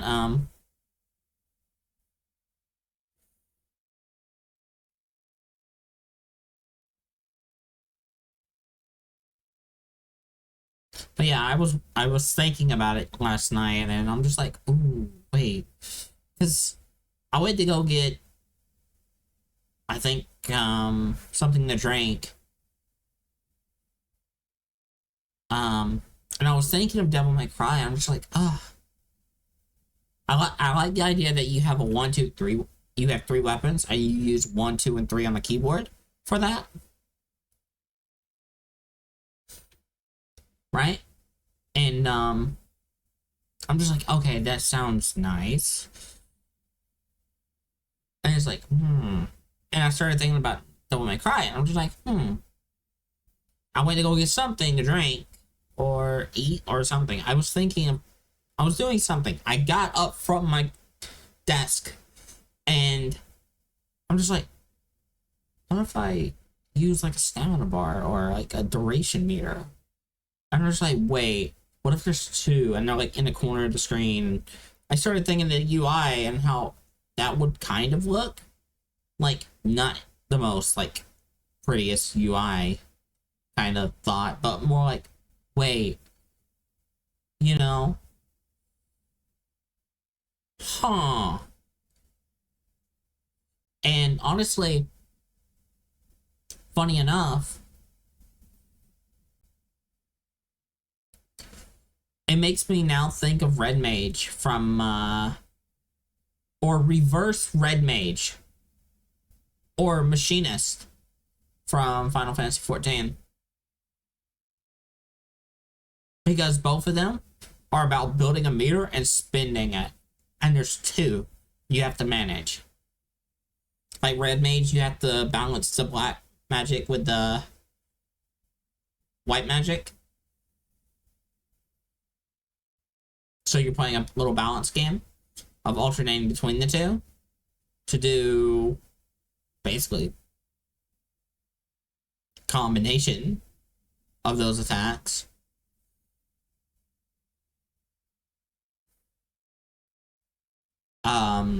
Machinist, you get like a supercharge that you spend, and you basically, it removes your cooldown. It literally turns off your cooldown. I think it reduces your cooldown to like 1 second. It completely just removes that GCD, and you just start spamming for like 10 seconds. And then there's the other meter that helps to build that.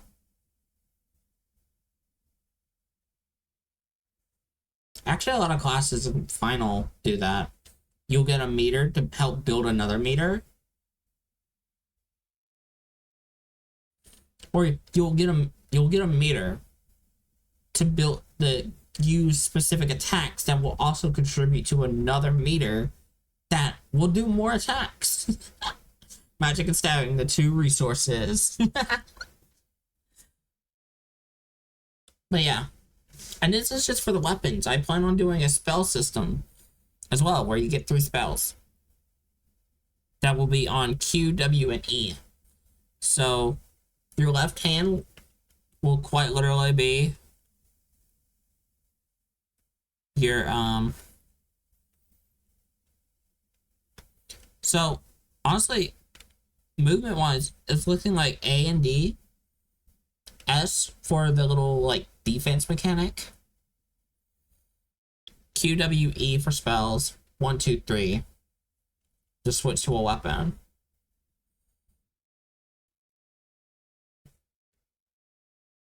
But I'm not trying to think of the controls right now. But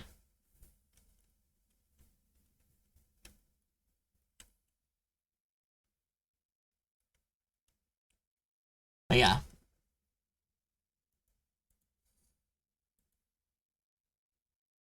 Let's see. Random color. Let's go purple. Hell yeah. I think we got purple last time. Oh, I also was working on my overlay over the weekend. And I was tinkering with some things. You do like purple. Specifically, I was trying to mess with the shader a bit. I was going to do so the thing underneath here on the left side where you see the most recent like follow, sub, raid, thing like that. I was thinking of making that one little bar, that one little box, and it cycles. So where it would go from like right to left, and you'll see like kind of like one of those like signs. You would see where the text kind of goes from right to left, and new text pops up. I was gonna do something like that, but I couldn't get it to work. I tried looking into it and I couldn't find anything where people were doing that. And I'm like, well, that's real. With the labels and stuff, so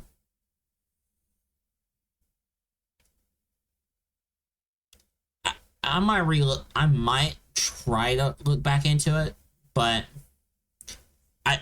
I did get one other thing working with it, in that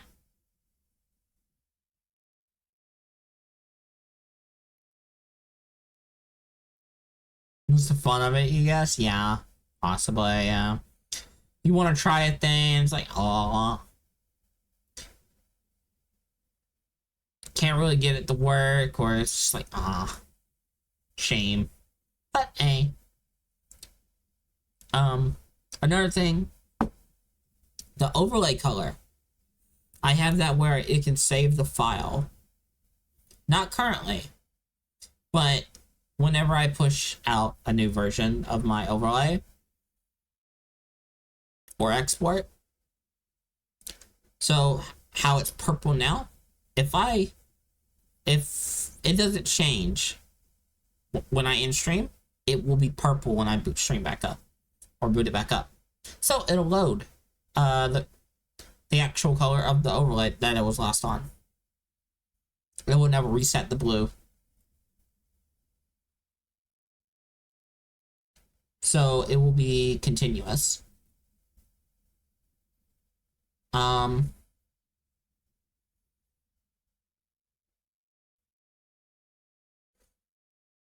Let's see, what else gotta think about doing.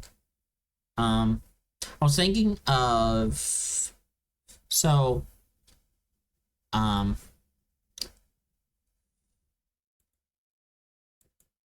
so you see how there's a pentagram here? Well, I was thinking of adding that into the overlay, adding a lot of the background stuff into the overlay, but having it on toggles based off of inputs from my keypad. But I'm not sure yet. I feel like it's gonna get a little too clunky to use, because I would have to disable the pentagram and this and that.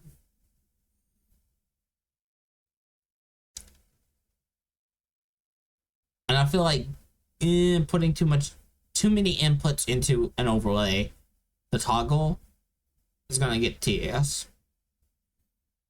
So, but I would love for this pentagram to match the overlay color. So like how it's purple now, I would love to see it match purple.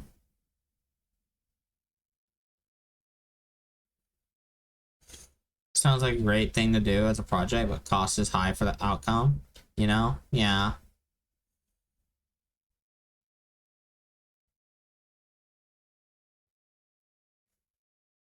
If if I could uh if there was a way to do it that wasn't too what's the word for it? Clunky.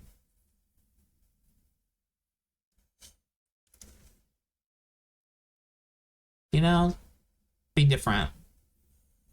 Um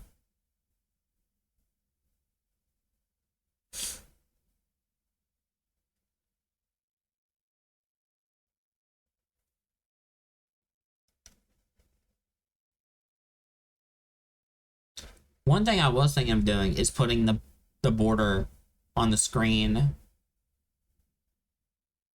and stuff. So like having where the screen is, giving that a border. But again, it's one of those things.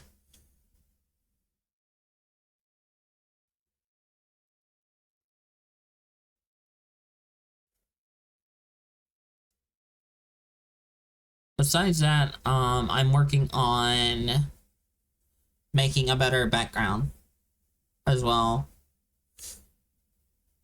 So,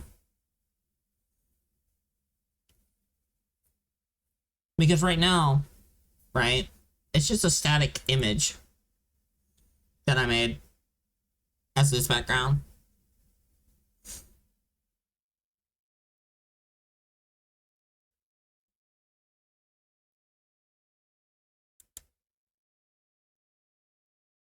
Can do that in OBS in about 10 seconds, and use an OBS plugin to match the color.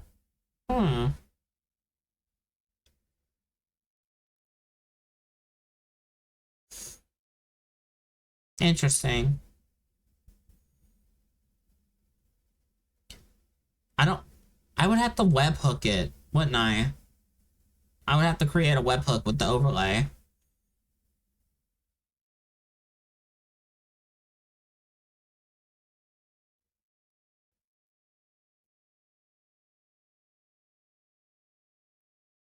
Can you even do shaders in OBS?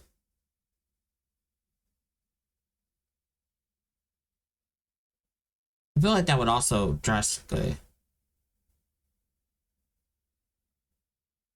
Should use whatever bot you're using. Depends on how you set it up. Well, the bot I'm using is inside the overlay. And it's only a chat bot, really.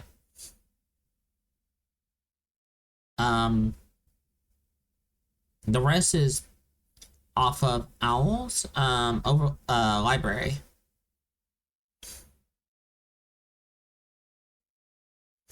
There is a plugin specifically for shaders in OBS. Don't know how it works out.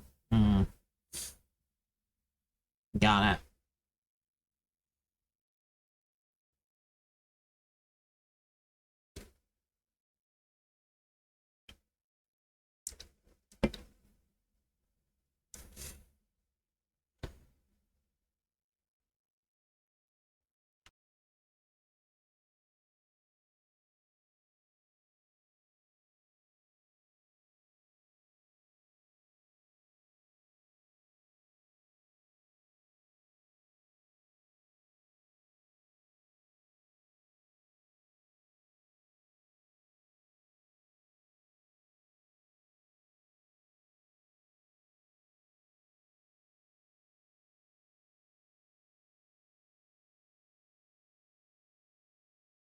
Yeah. Sorry. Let's see. DM you later if you want to show you. You gotta go now? Alright, go be safe. Have fun. Have fun and be safe. Thank you for dropping by. And everyone should go follow Zen.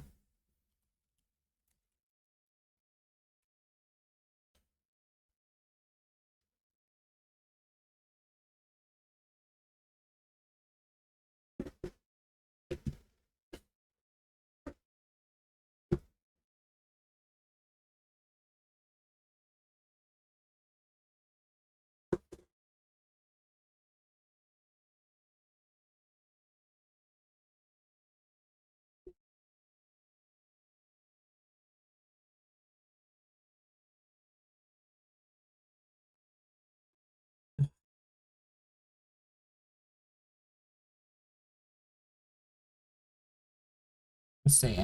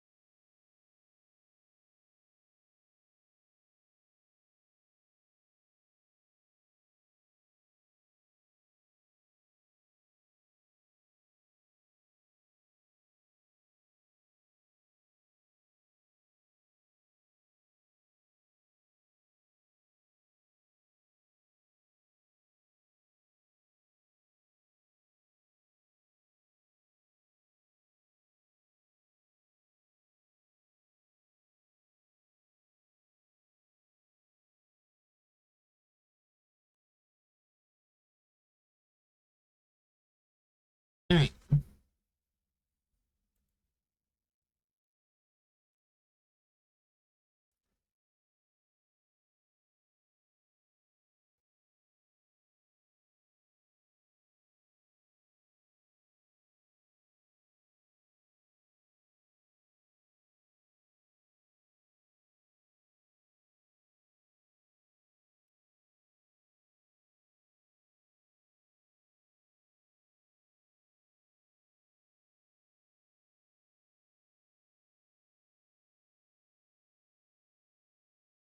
Alright.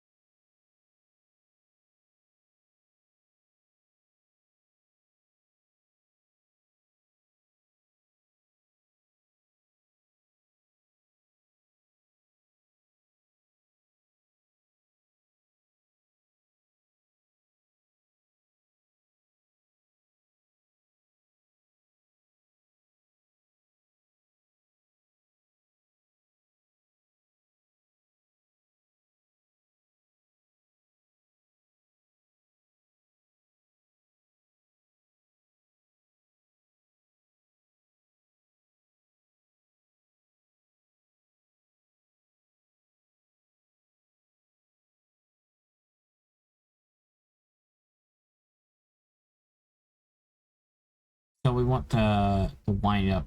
Okay.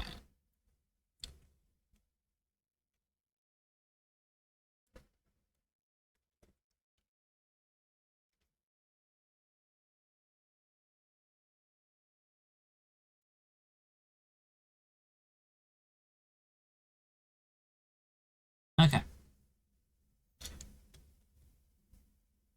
Oh, no, no, okay, so no, this is just a, okay.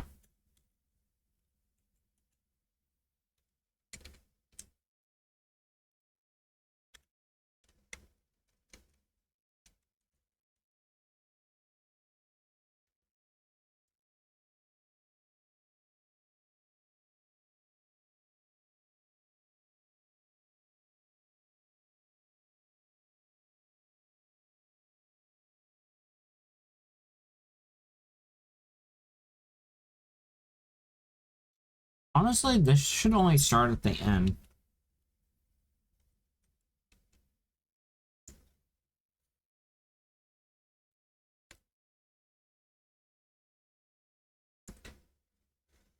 Okay, for our attack finish, right? We want to gather what attack type it is.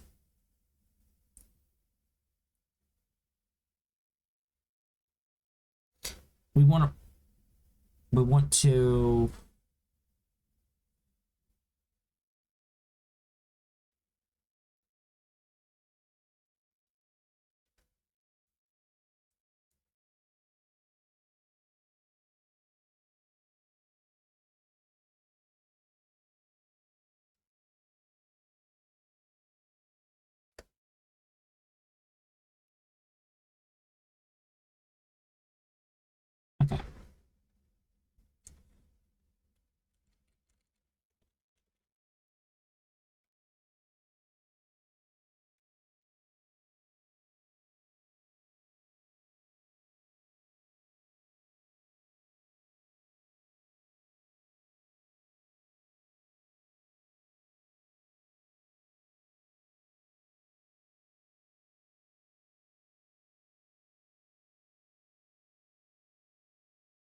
Okay.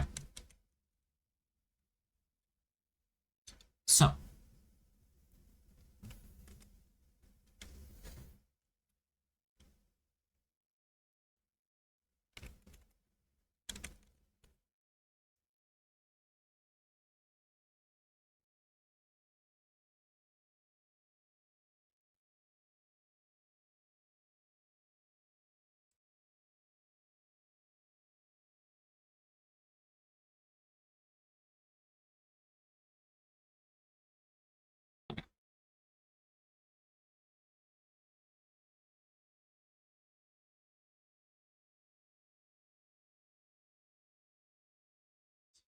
So, our attack type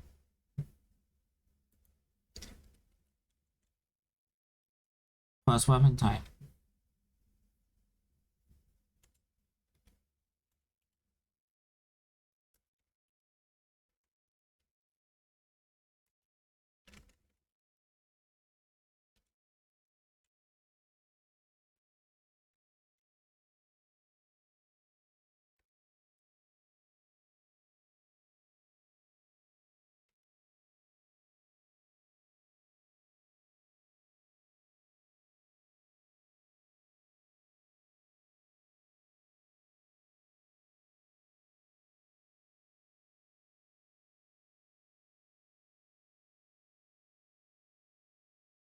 Okay.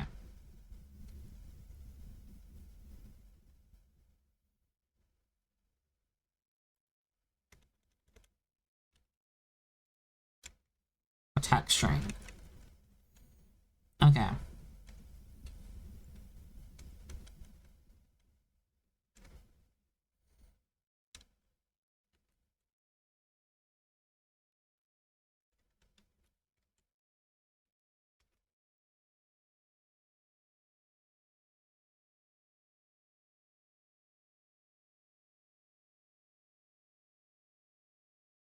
Check attack type.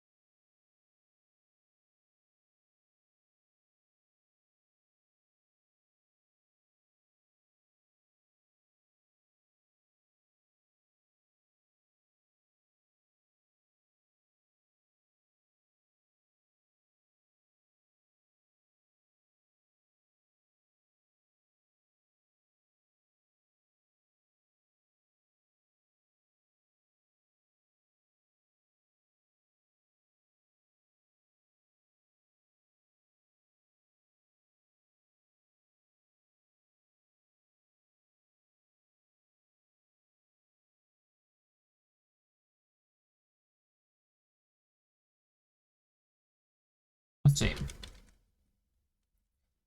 Um,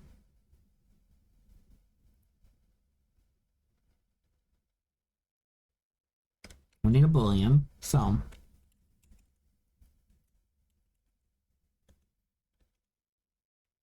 heavy check.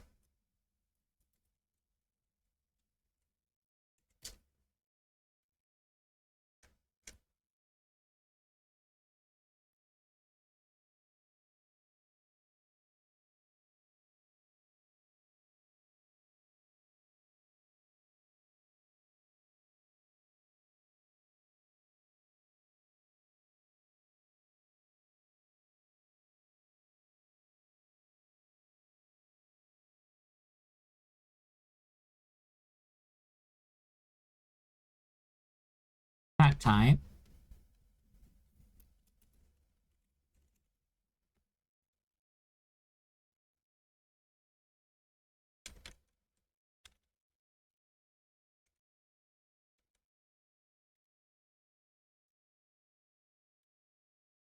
Check attack type. Okay. Check weapon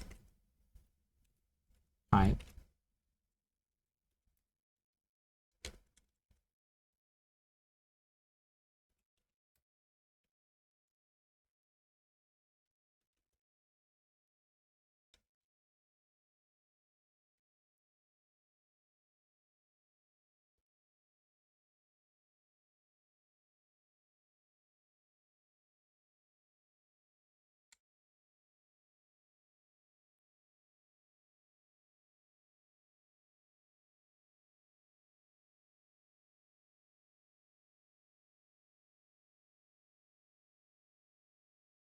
Alright, weapon type. String equals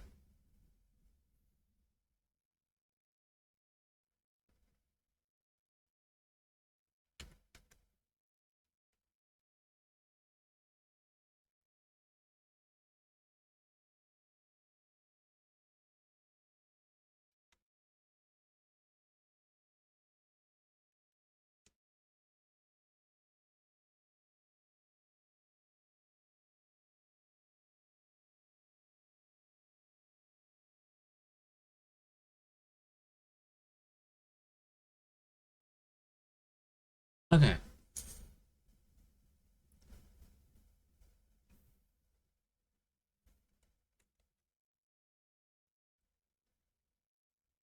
Let's do this. Weapon. I want to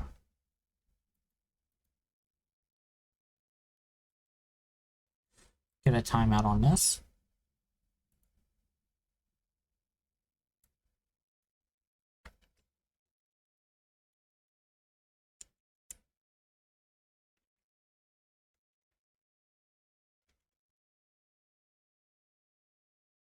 Weapon type. So on wind up,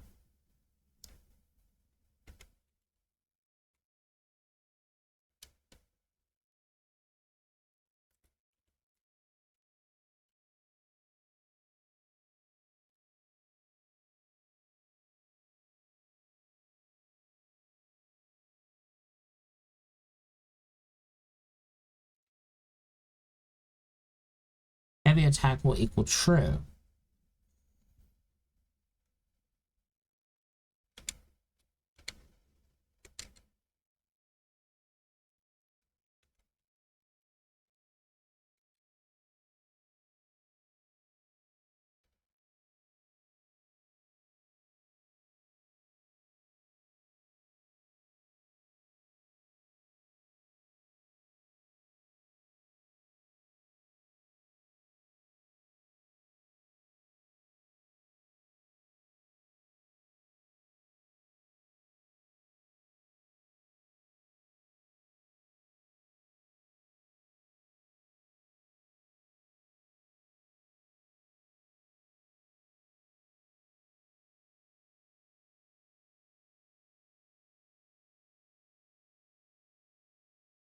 All right, now we want to grab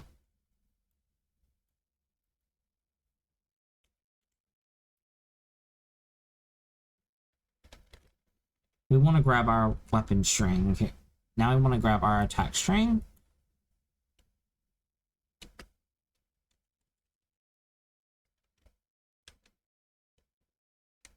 So we want to check our attack type.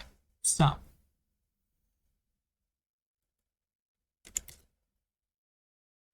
and weapon attack.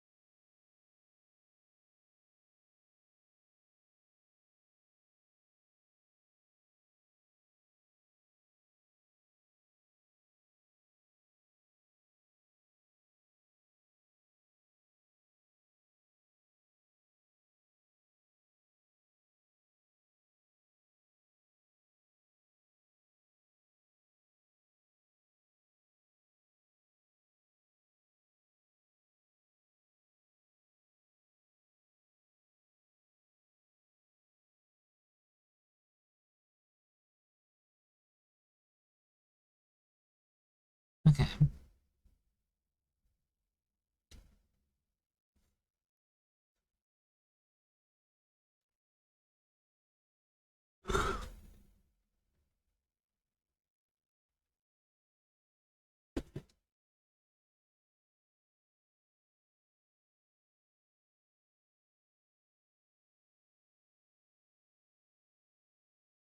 Mm,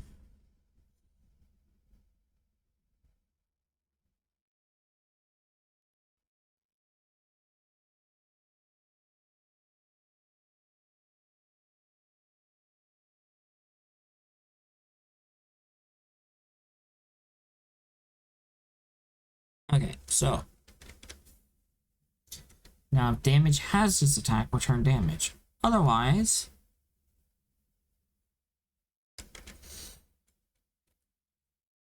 return 0.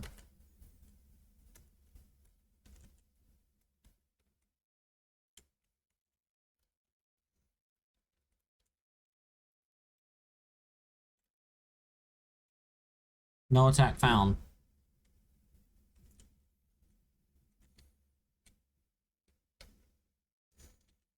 Um, I'm gonna all caps this because this is a thing.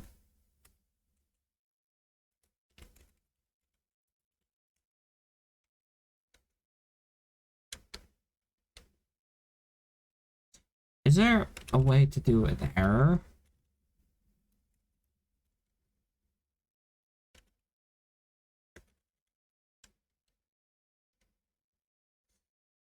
Hmm.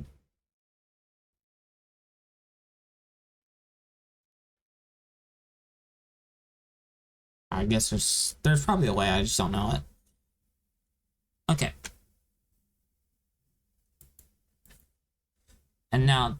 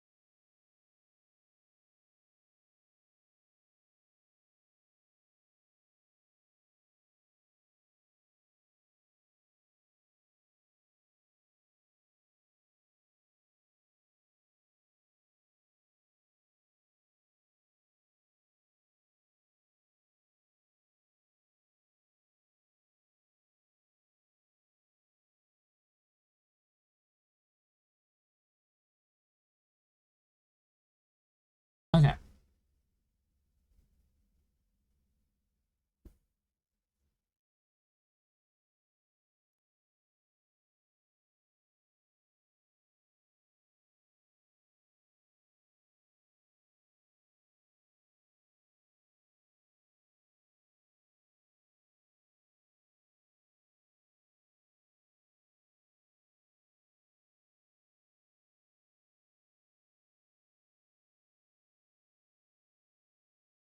So when the attack finishes, so what's all right? Right now we have this startup. Mm,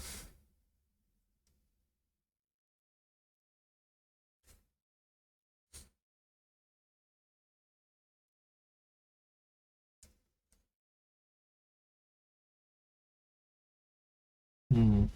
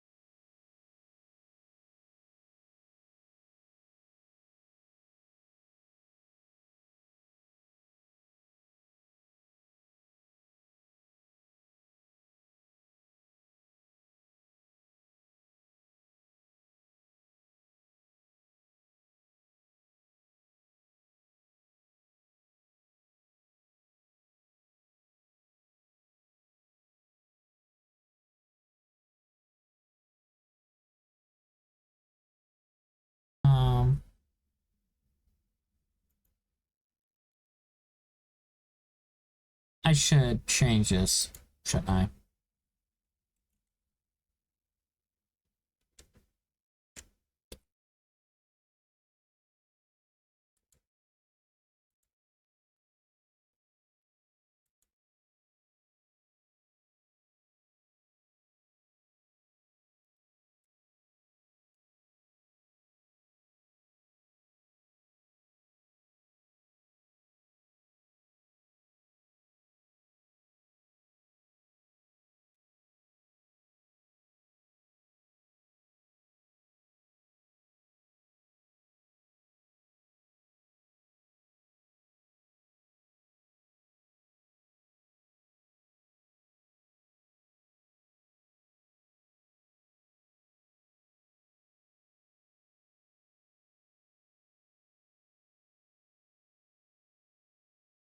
Oh my god, what? There's so many ads today.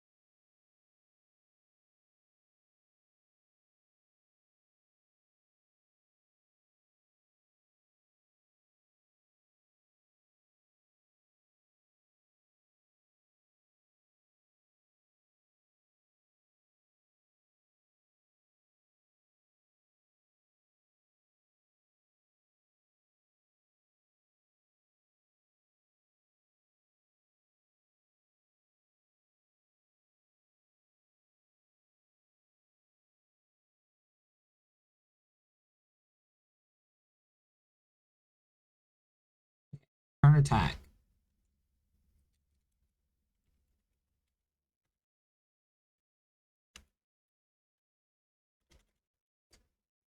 Attack ID.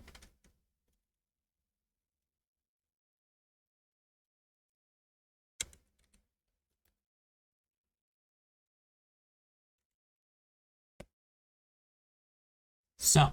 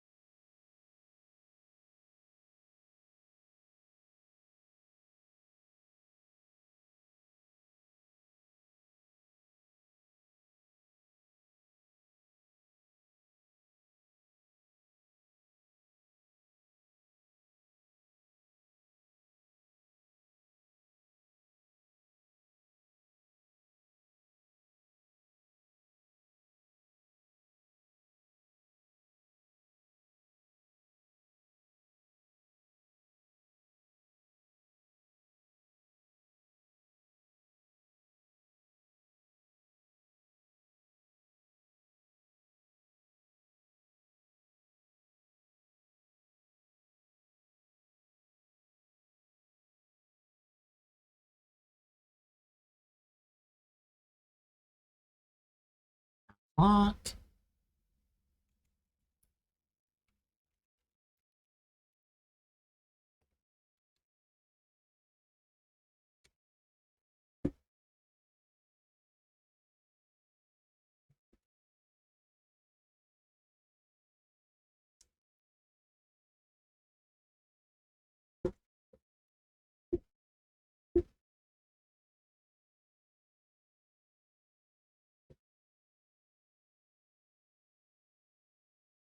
That being said, uh,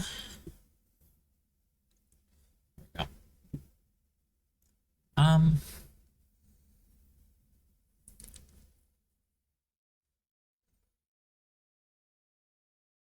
we'll comment this out in a second. Um, we now want to. Hmm?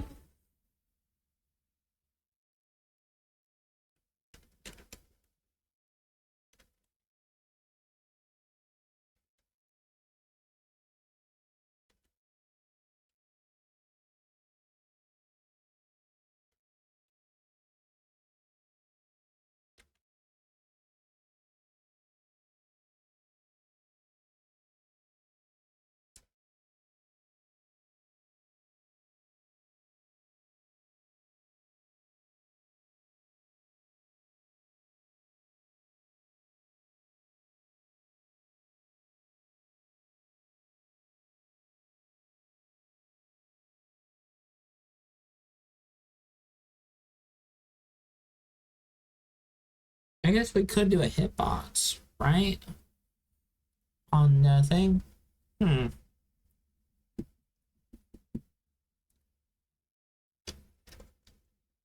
Let's see. Hmm.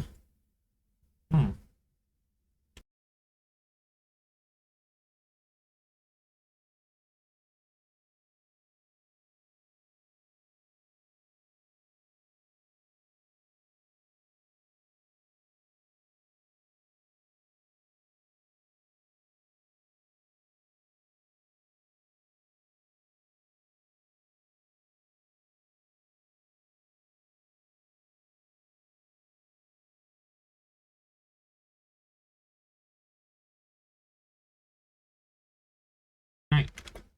Let's see. Let's see. Let's see.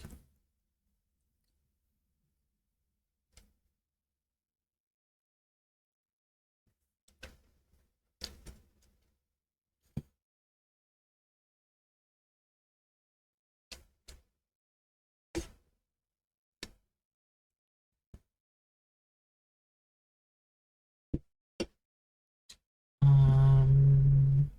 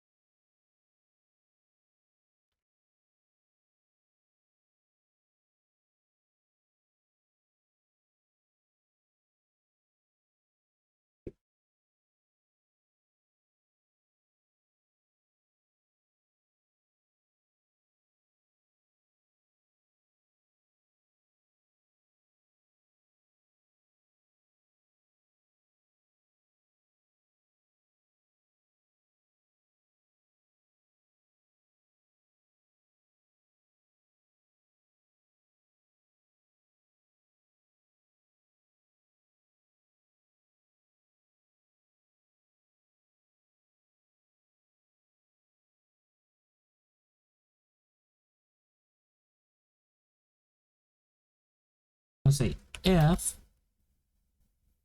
um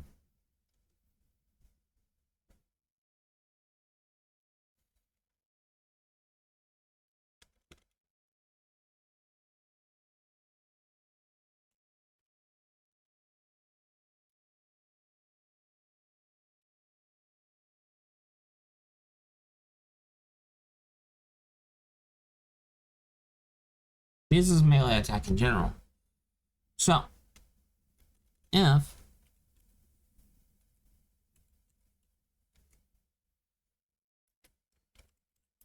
if it's still colliding,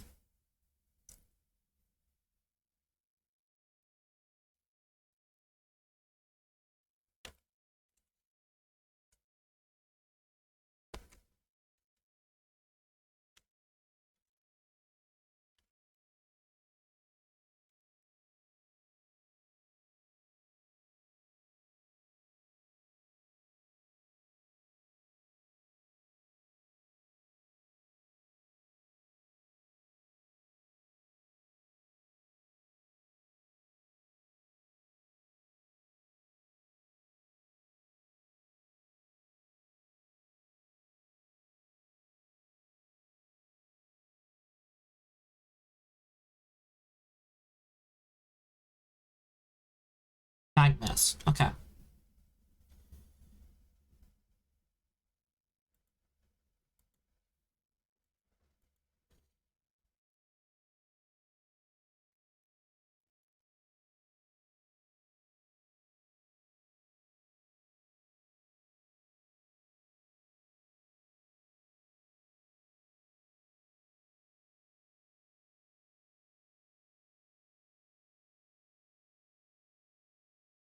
Okay. Okay. Save.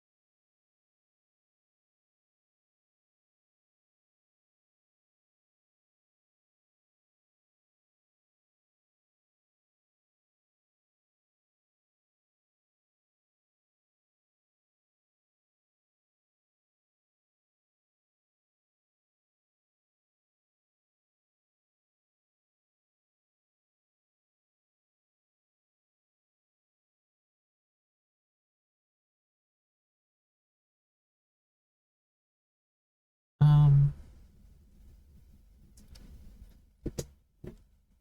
because this needs to be reusable on NPCs as well. So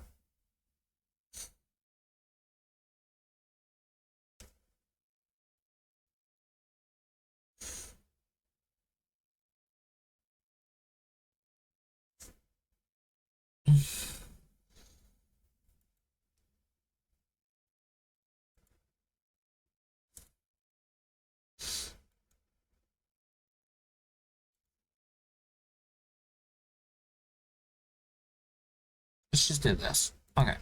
Save. Do this.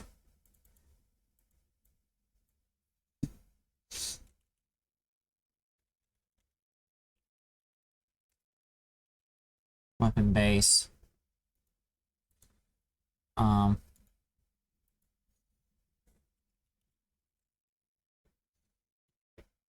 our weapon scene.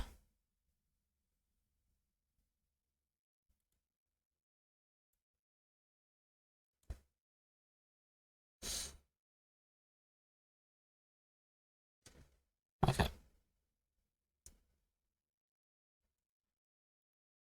So when the player does this, we will do weapon base attack startup.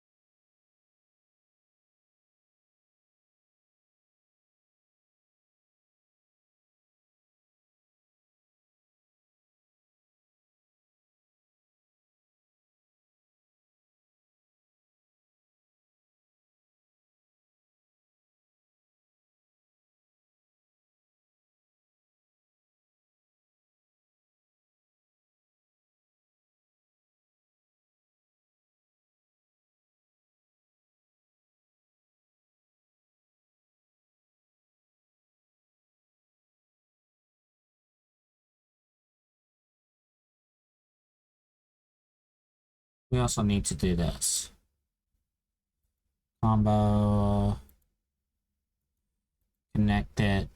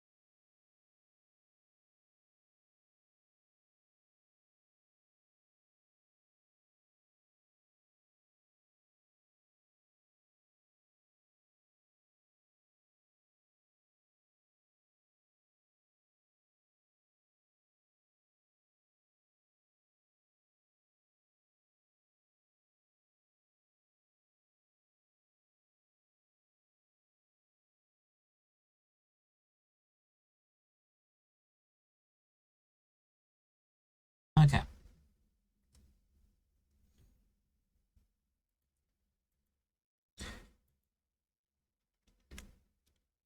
So our startup is when we press the attack button.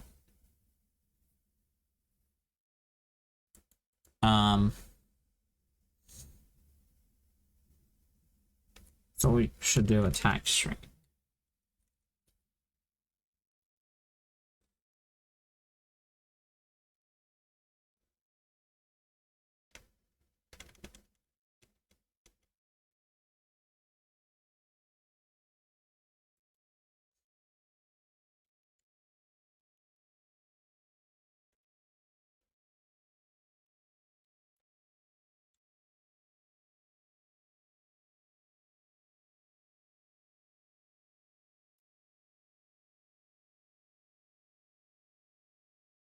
Input is just pressed. Weapon. We do our attack startup. If input is just released,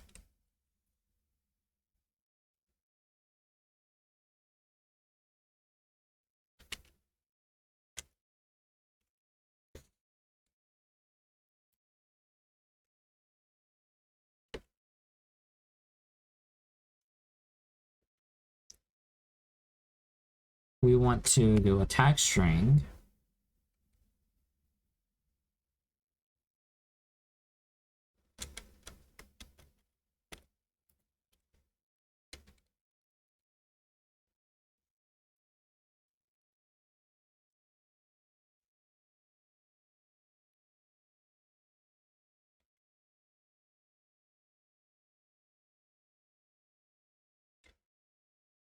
We want heavy attack and weapon.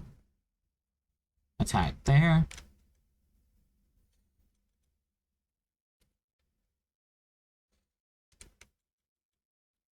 And then we want to do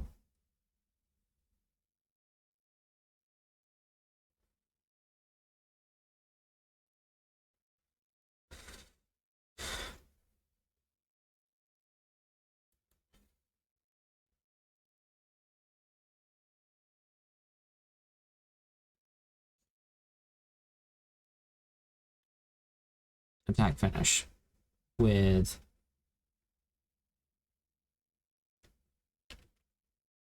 actually attack string.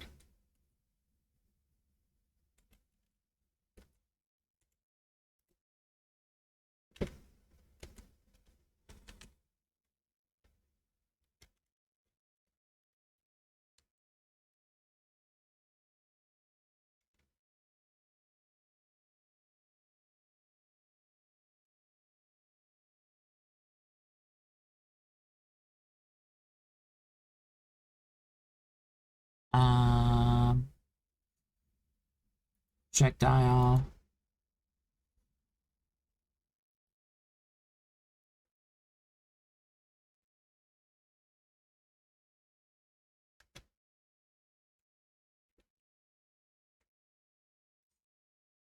Alright.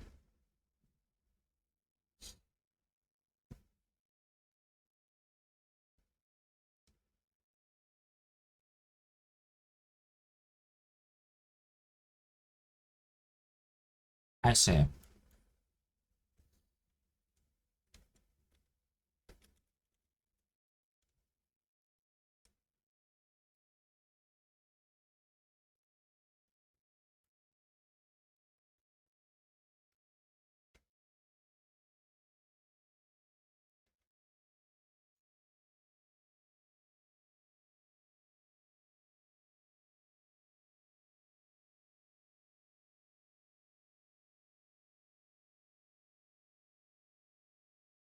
Alright, our weapon.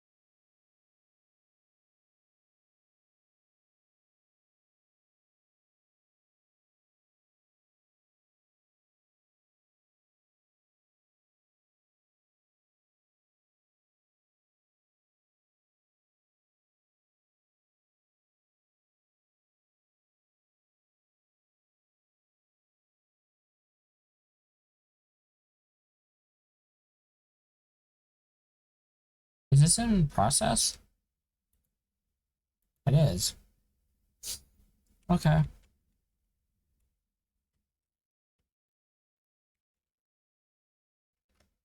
So I can just put in the process here. Okay.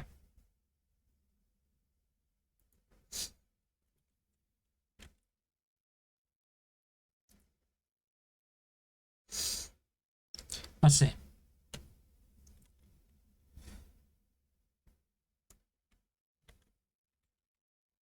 Breakcast, target position.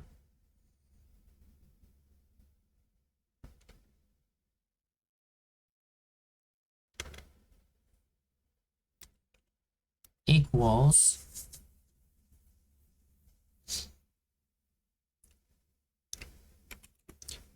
get parent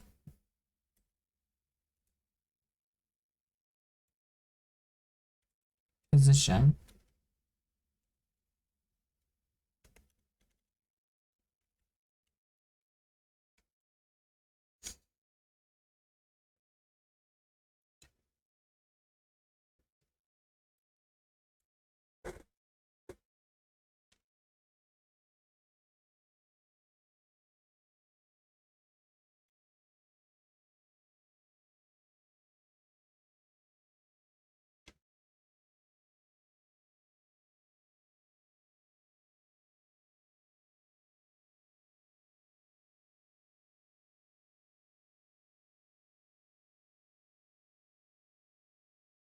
direction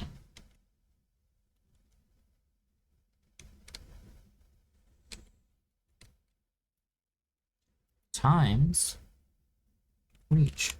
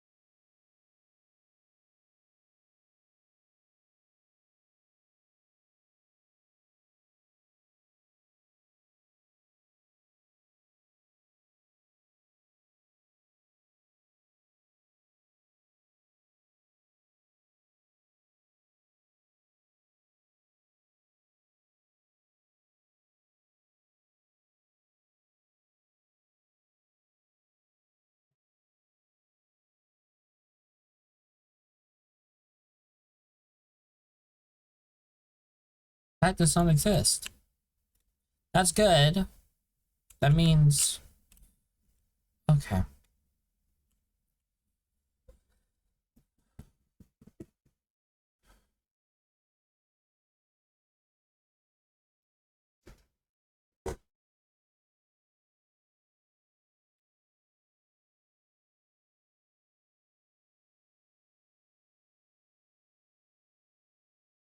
See, it's still registering on me.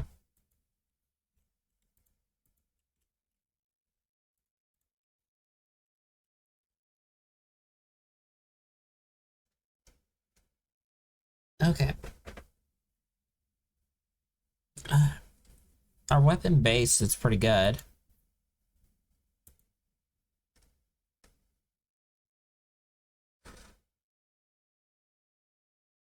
Except this is on the base script, so we can't have the input on the base script at all.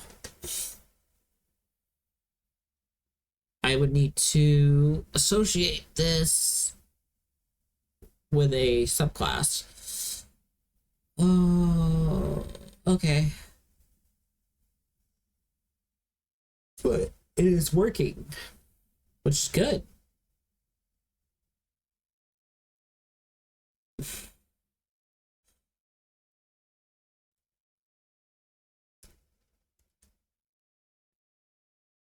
Alright. Here's what I'm gonna do. I'm gonna BRB. We're halfway there. Well, we're actually more of a third of the way there. But I'm gonna BRB. I'm gonna use bathroom, all those things. Basically take a 5-minute break, and I will be right back.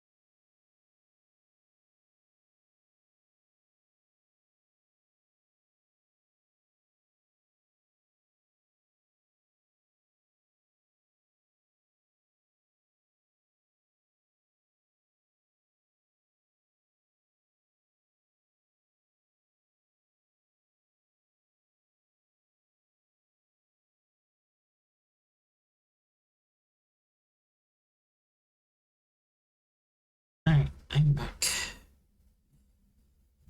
Whew. All right. Do-do-do.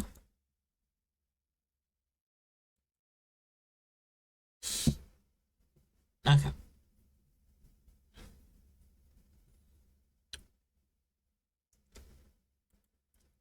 All right. This is fine for now. I need to make sure we're having everything here that's on the base of this weapon before we look into seeing how we could separate it and make it identify different attack types. And yeah, because we also need to have it spawn a projectile.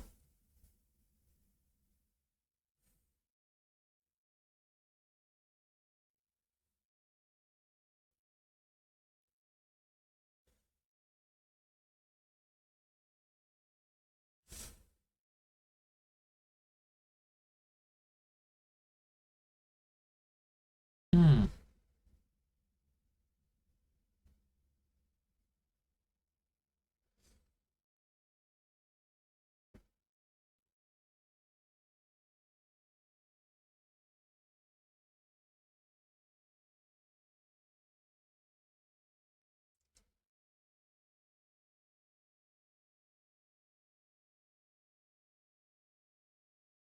One thing we could do, right? Mm,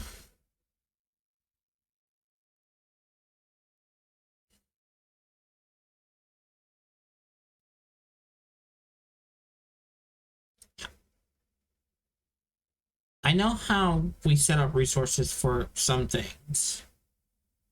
Question is, how do they genuinely, right? Does it go, this is a resource now, therefore, when we create a duplicate resource, does that mean I can alter it any way I want? Hmm.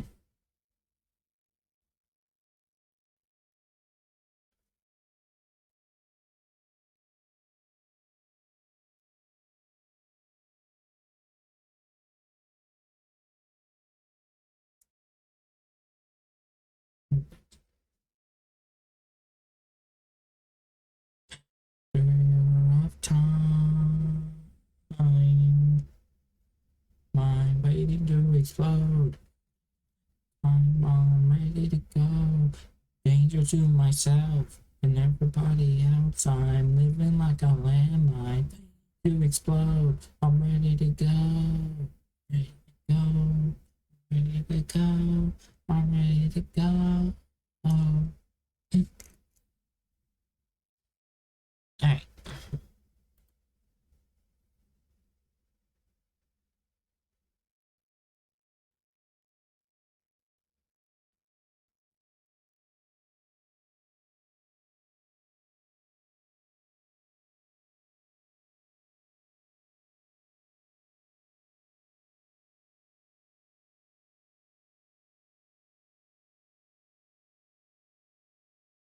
Stronger keeps getting stronger.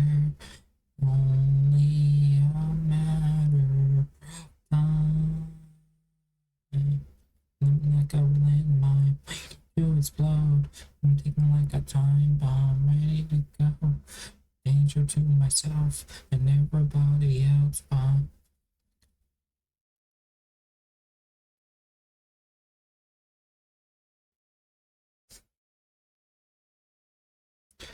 right. Let's see. I need to look up resources.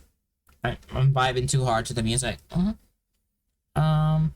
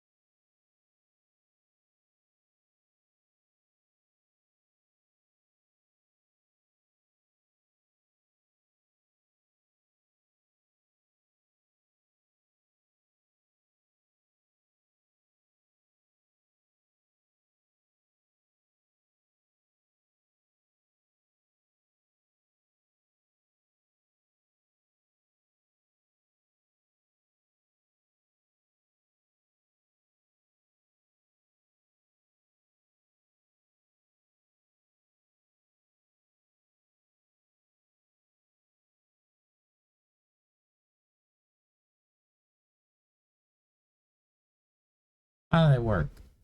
Mm. They extend the base resource class of a built-in editor via the save resources to the file system and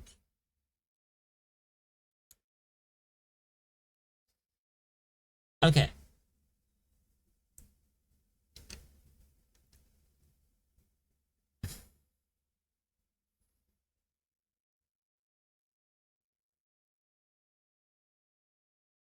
Every object, be it a node or a resource, can export properties. External versus built-in.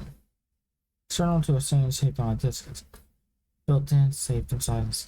Okay.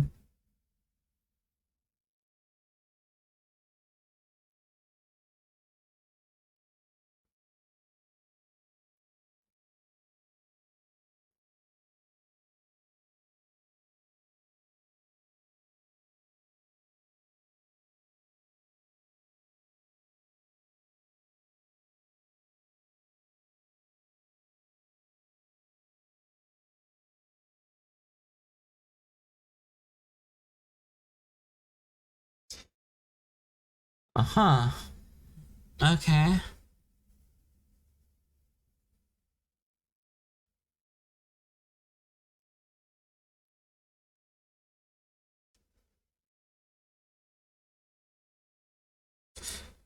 Create a resource and name it bot stats. It should appear.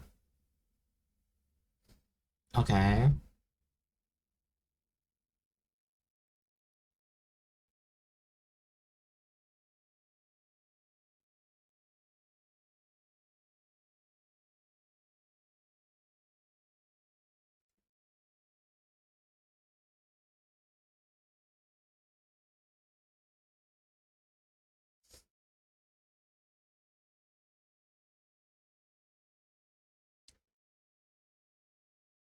Okay, so resources aren't reusable.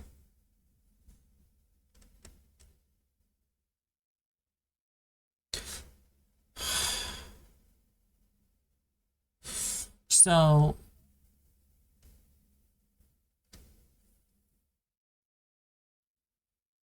if we were to do a resource with a weapon,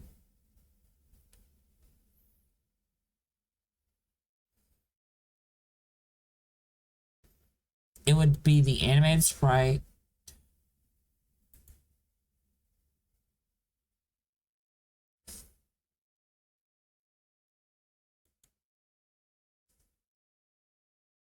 I see.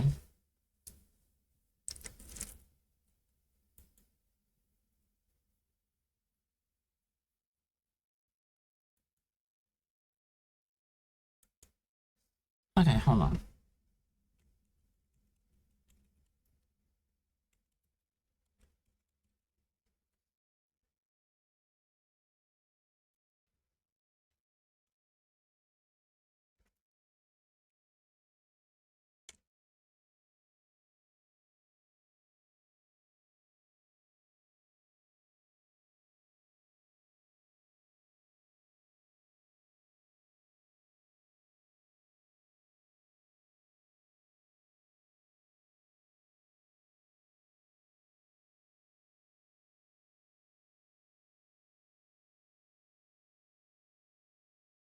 Okay, hold on.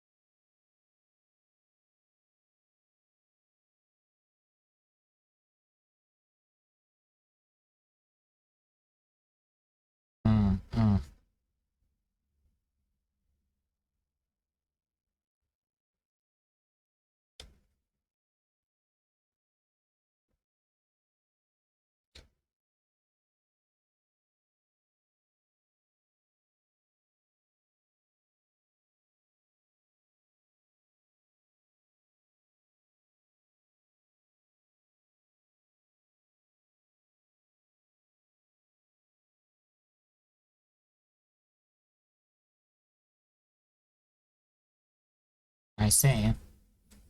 Okay. I need to re-enable the thing. Sorry, y'all can't see anything. I am a dumb. I am a dumb. Alright. So.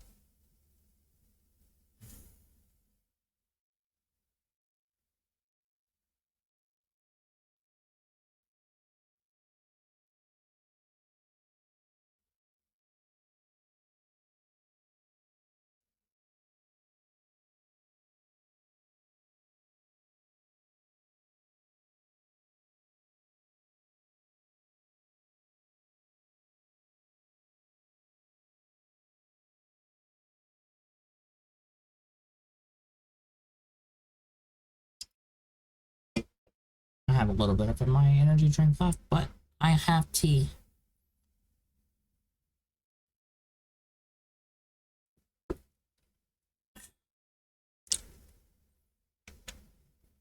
Mm.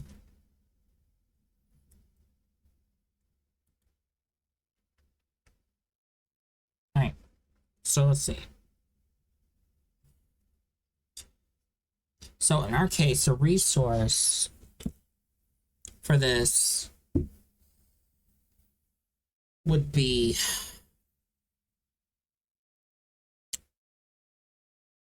reach, weapon attack,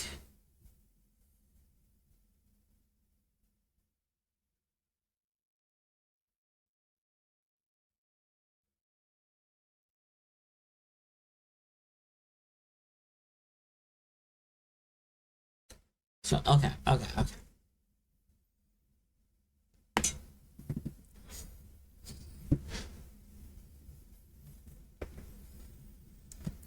Alright.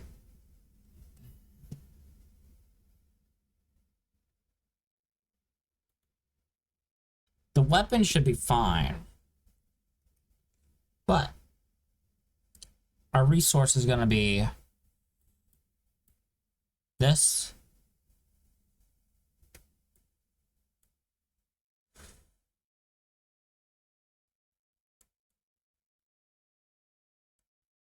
This.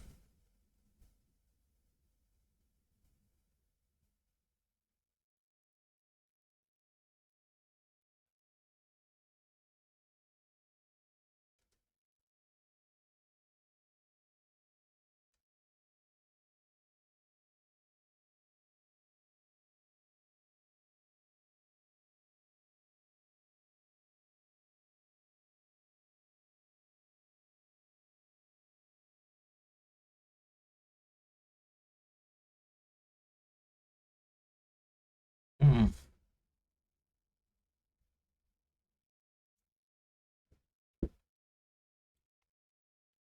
Alright, I'm gonna actually do a push real quick. So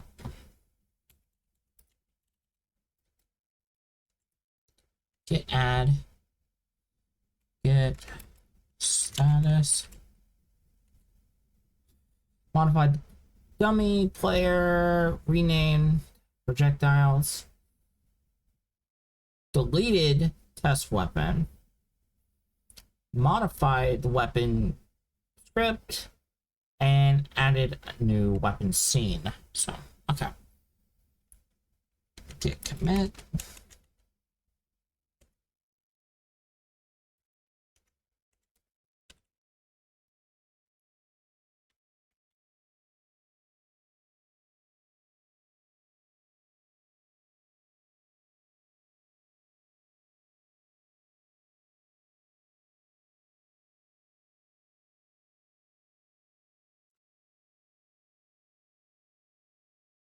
Tag system base almost done. Or wait, or say weapon.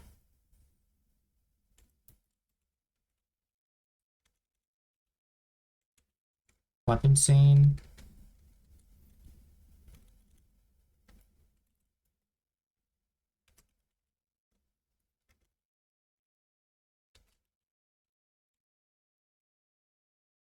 Weapon separation.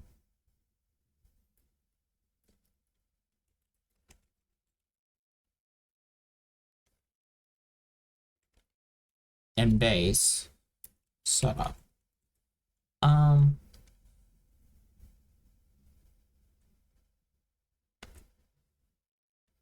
And then we will get push origin main.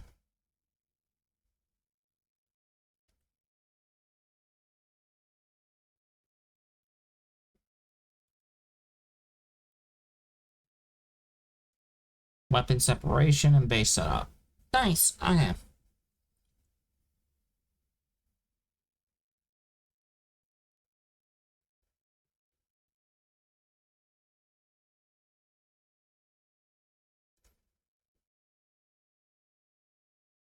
So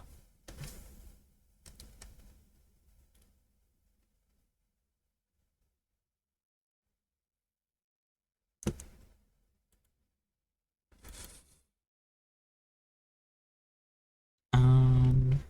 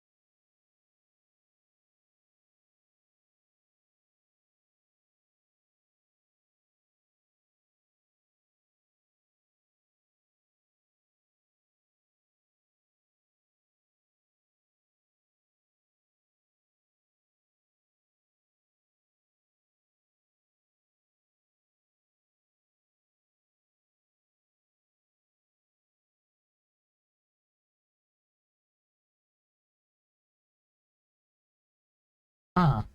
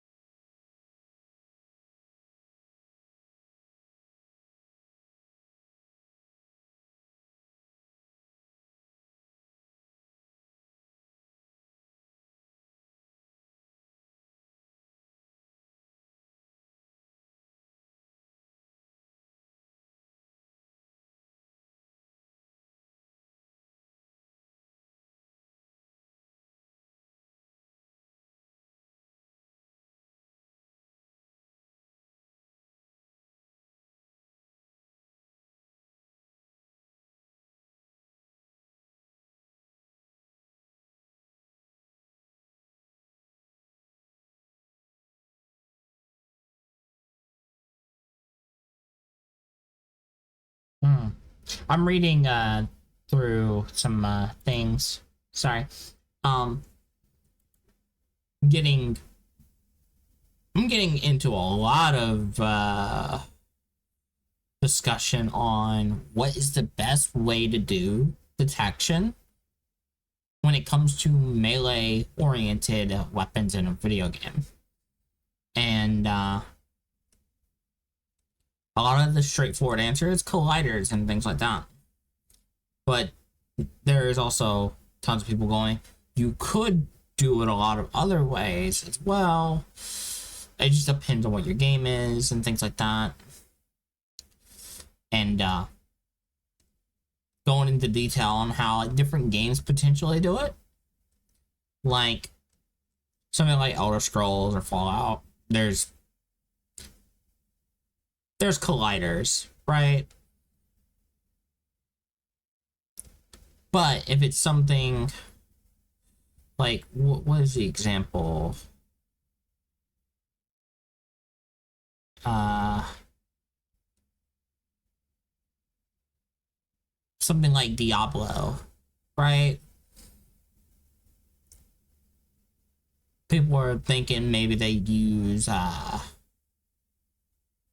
a what's it called? Array. They use array and only do distance. They only calculate distance of where if you're in this distance, get hit. If you're not, well, you're not. Which makes sense.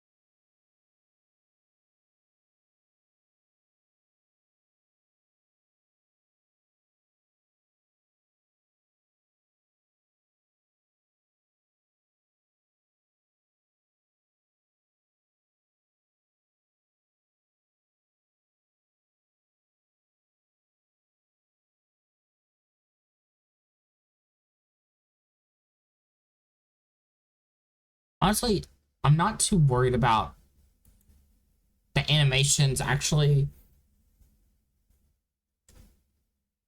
needing to make physical contact with individual parts of an enemy. I'm kind of just going off of, hey, I'm gonna play you an animation. Um, if the enemy's inside the distance of this, bam, they got hit.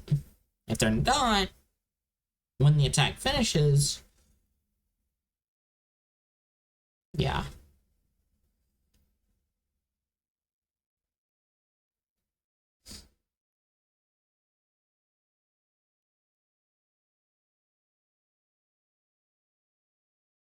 So yeah. Anyway, um,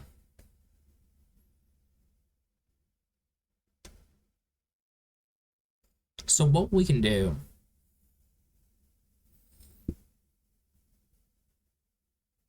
We need to create a resource.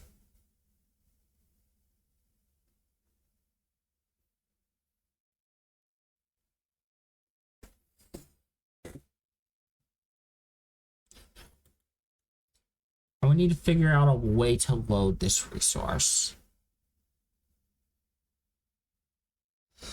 To load and set our resource.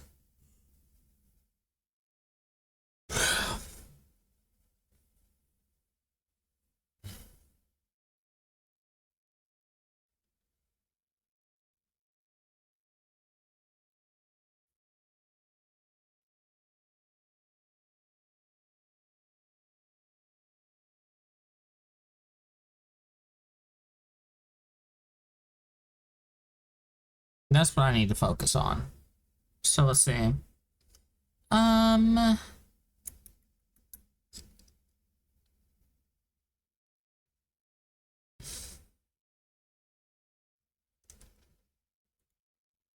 and honestly, if the detection gets a little where it's like, I'm not okay with it, we'll change it up a bit if we need to.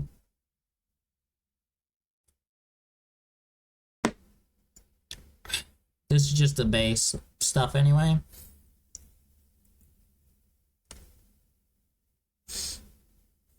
But part of the base stuff, I need to get this set up where it's usable by enemy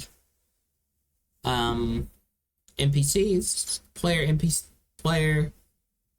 So it needs to be, like this weapon base needs to be usable by enemies and by the player. So, let's see. Same with projectiles. Projectiles will need to be also. Um,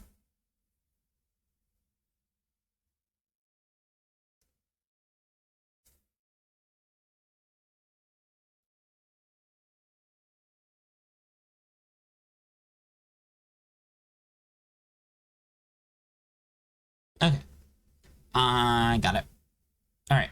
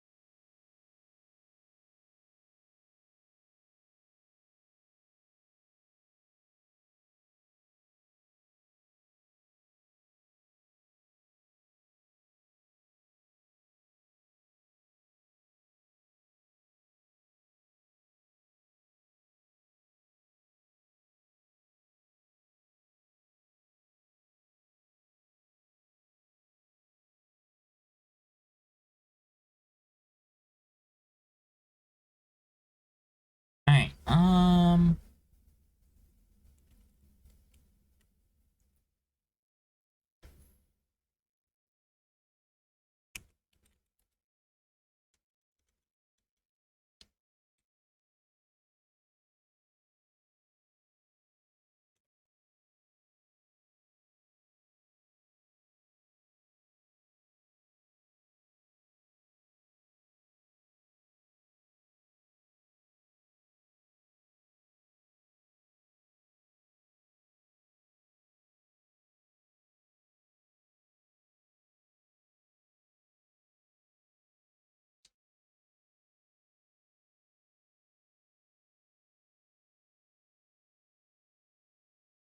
All right. Weapon resource will be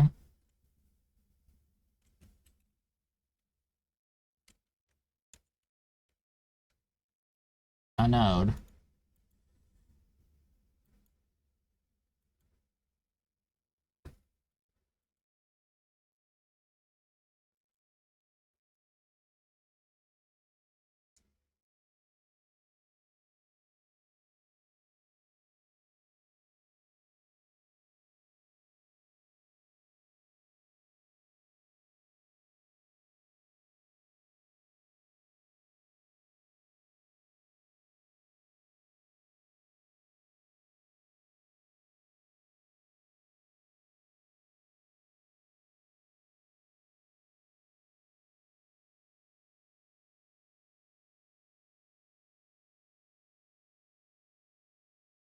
Um.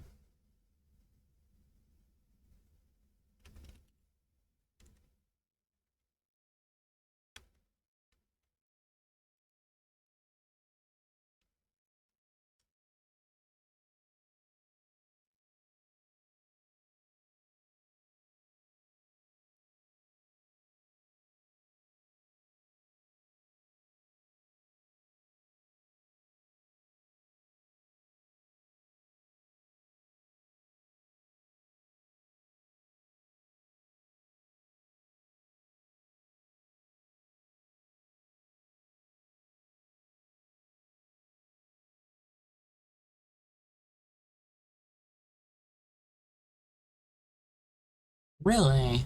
Okay.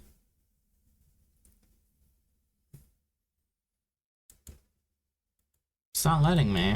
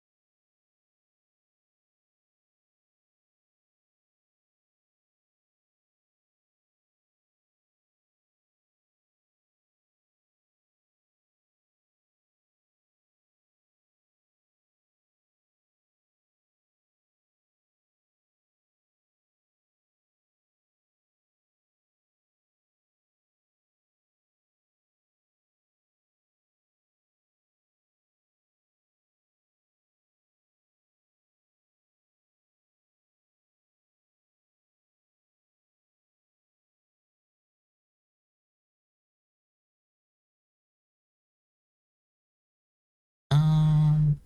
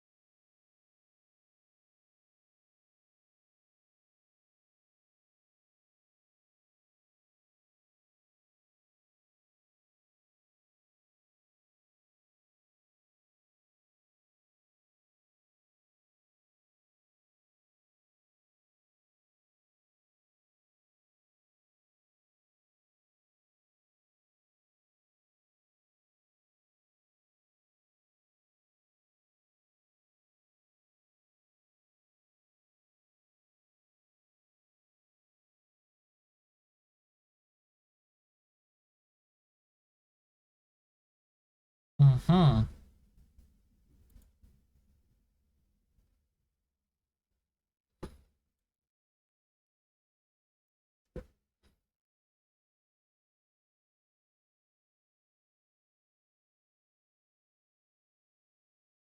Okay.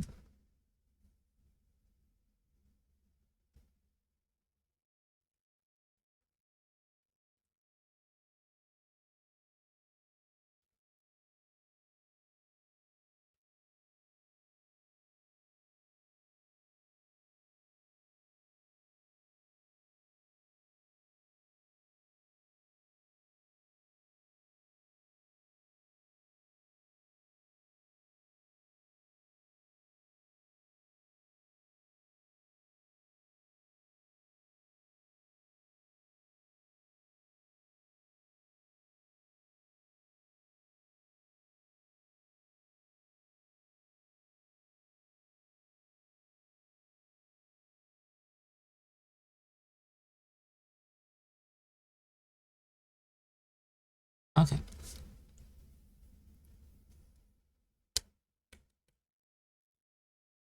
Okay. Let's see.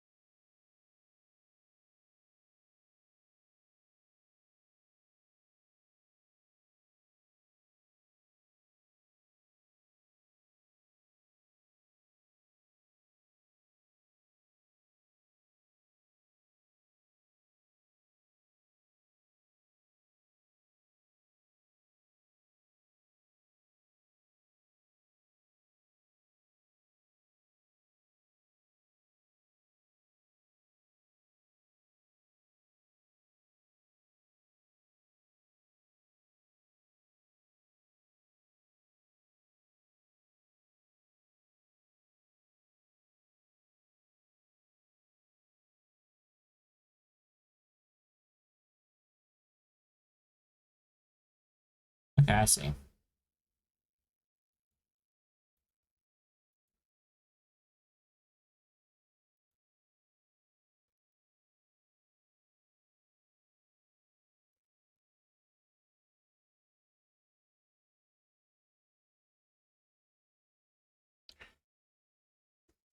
Okay, okay, okay.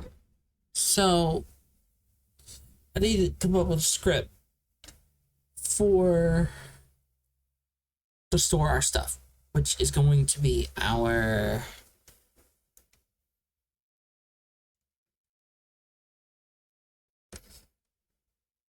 this.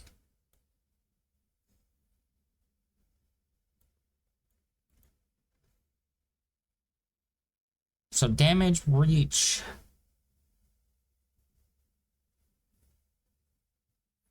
weapon,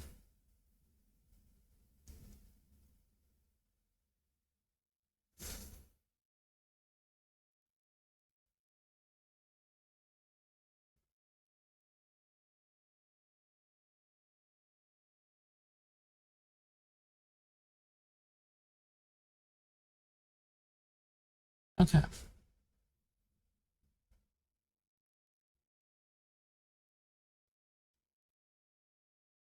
All right, so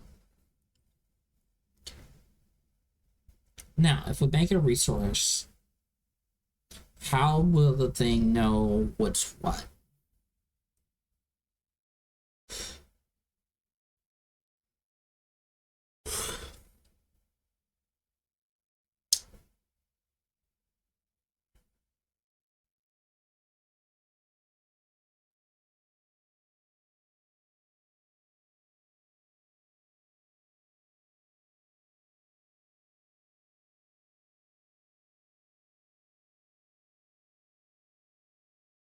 Hmm.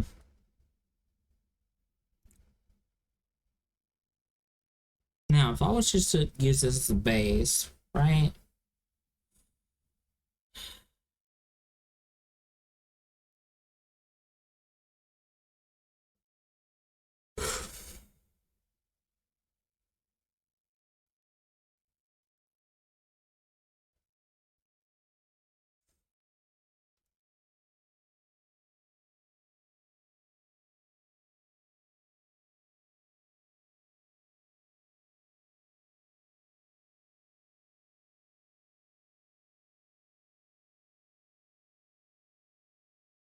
Let's see.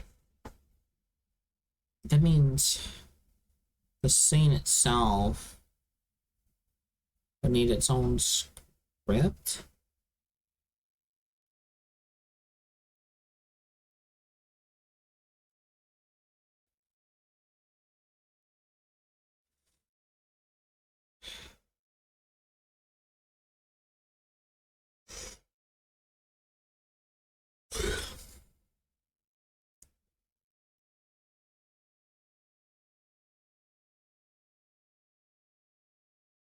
We would need to create our own scenes for each weapon.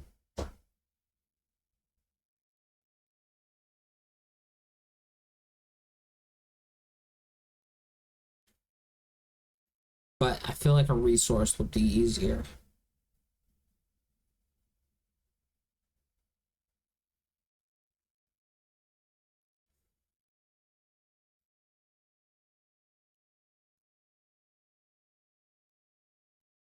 Hmm. I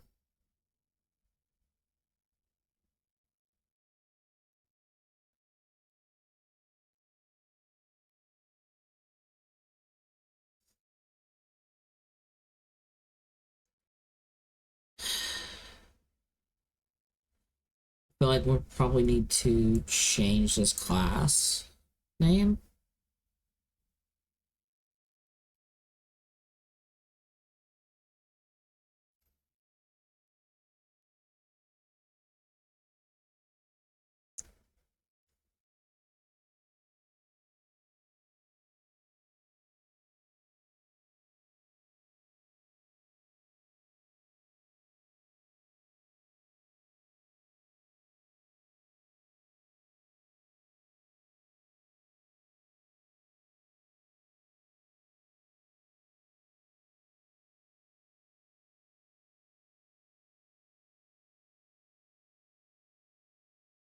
So let's see. The structure of this.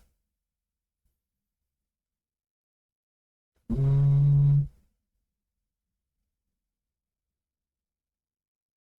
looking at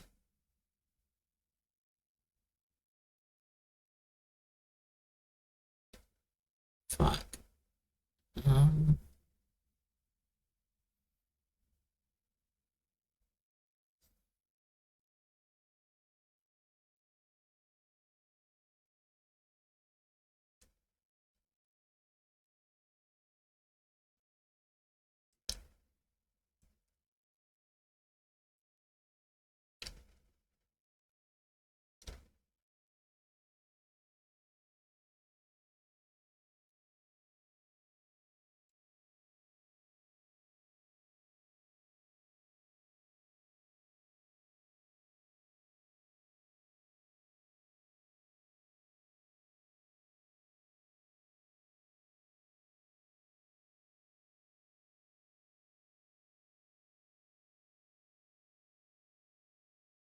hmm.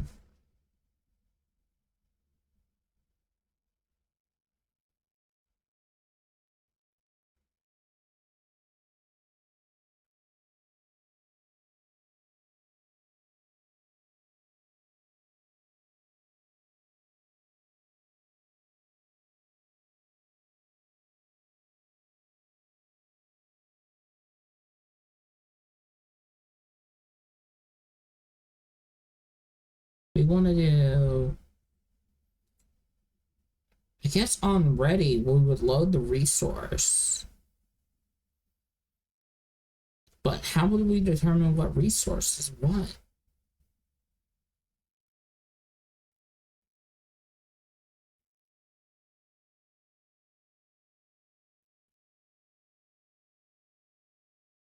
For the player, I guess. Hmm.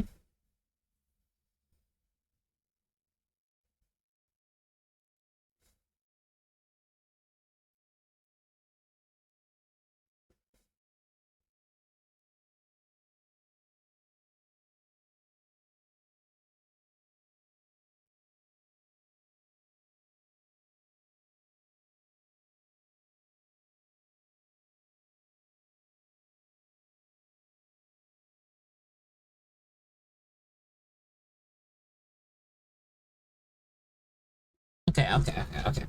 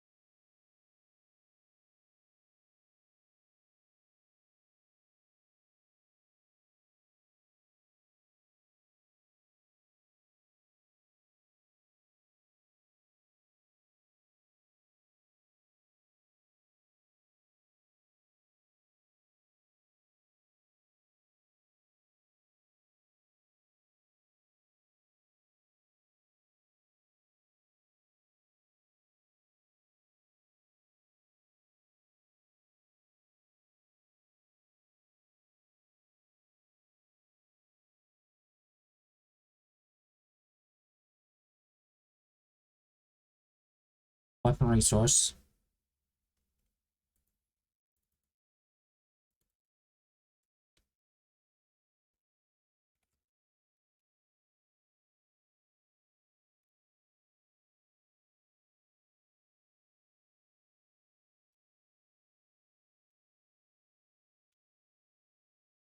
Export.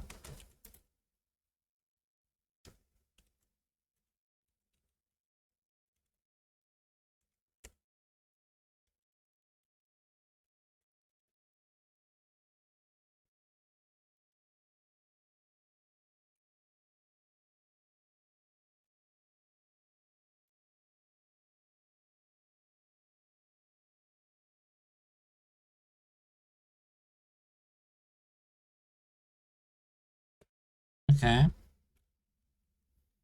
Export. Um.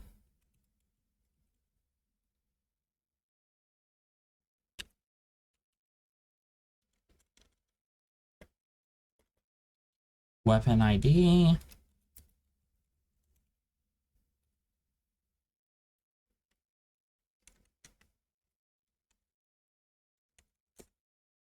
What else we need?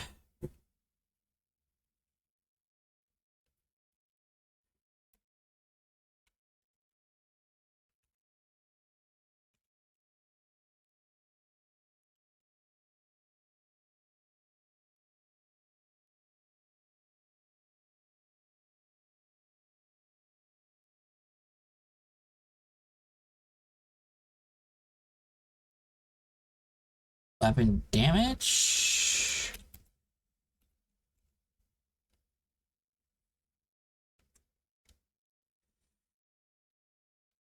Where it's a string. A float. Like that. That's how I have it set up, right? Yeah.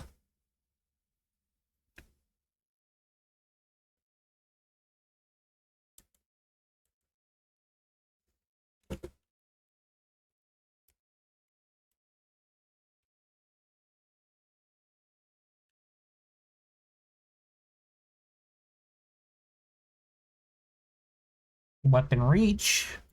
What else we need?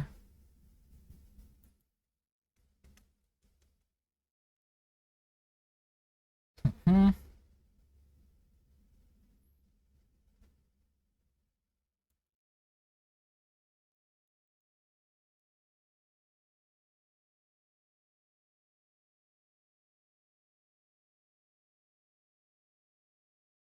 All right.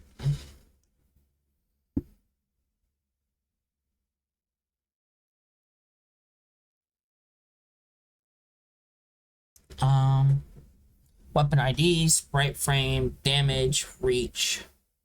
So,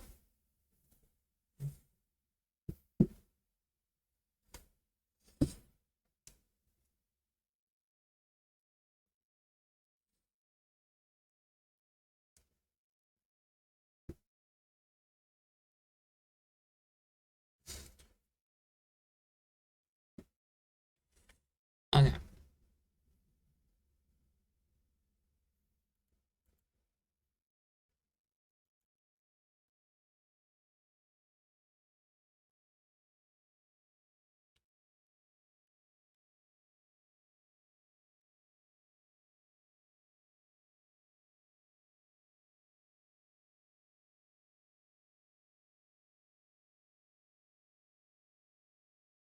Last name.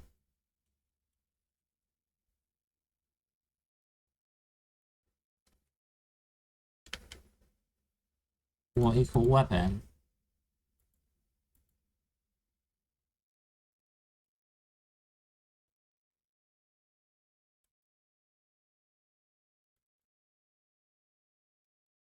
Actually, we'll just do this.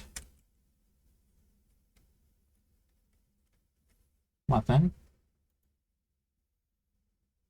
Now we create our new resource. Weapon. We're gonna call it melee test. Actually, we'll call it staff.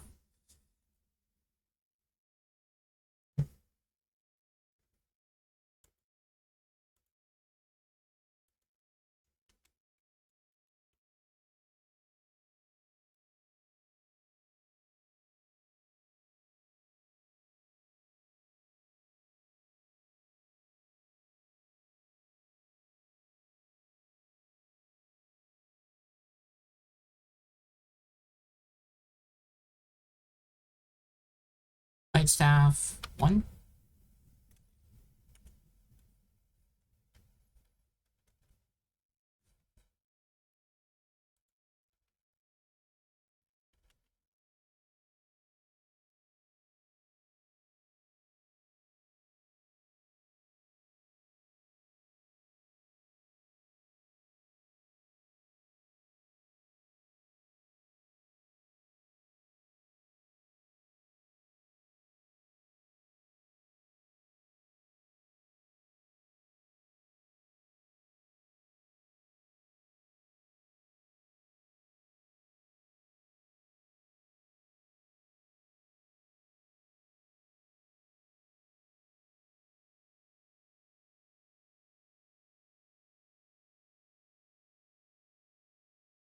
Okay.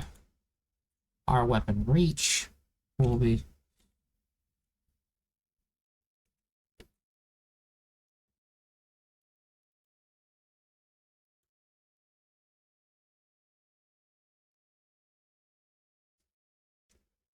Alright.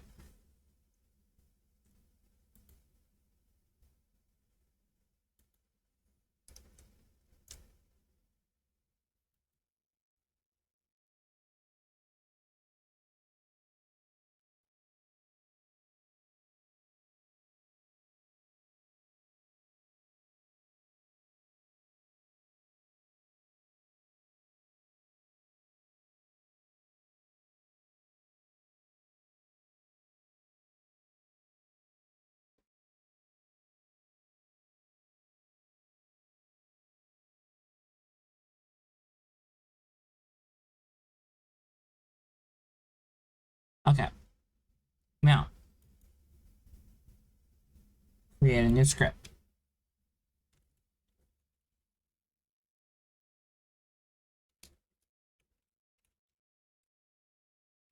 Player weapon. We want to extend weapon base. Alright.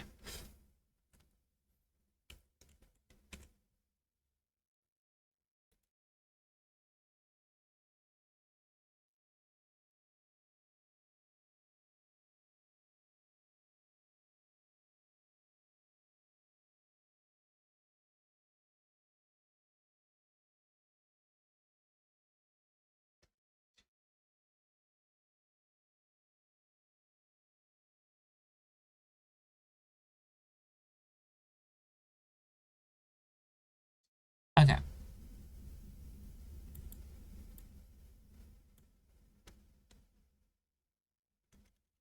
I kind of want to remove that.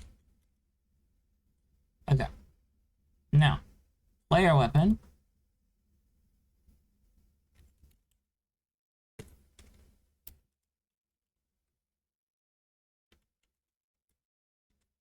I want process as well. Okay.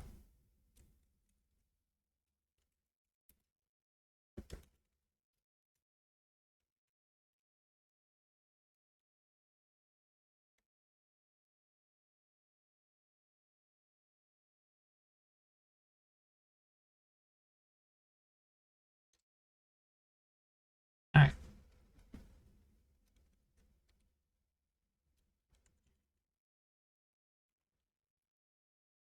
Variable.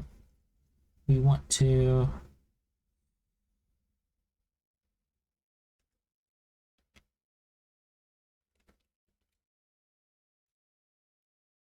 staff weapon.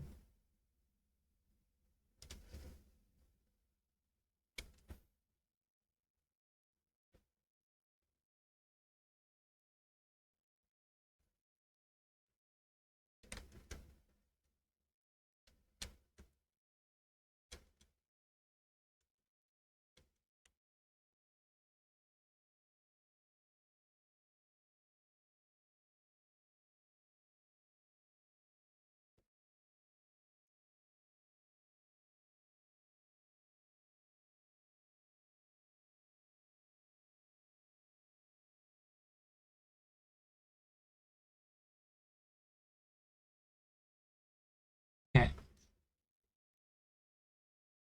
So,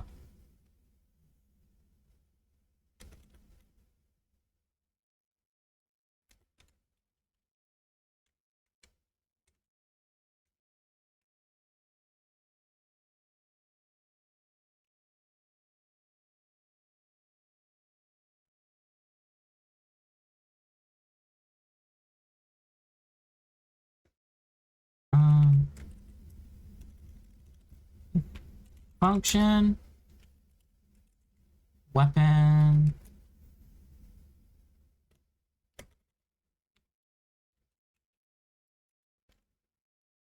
active weapon.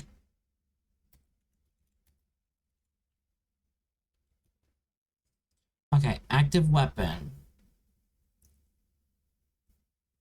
If input.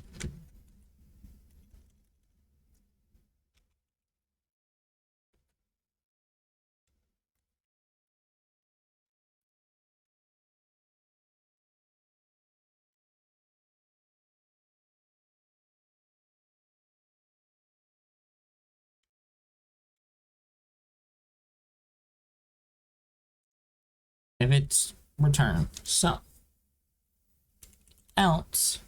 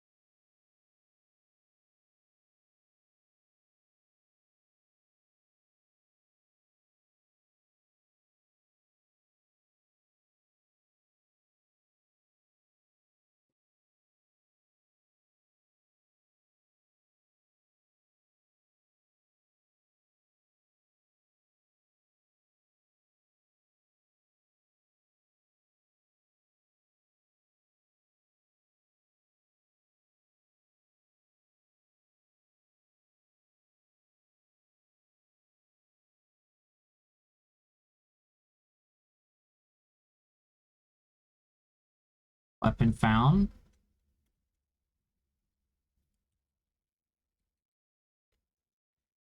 Um,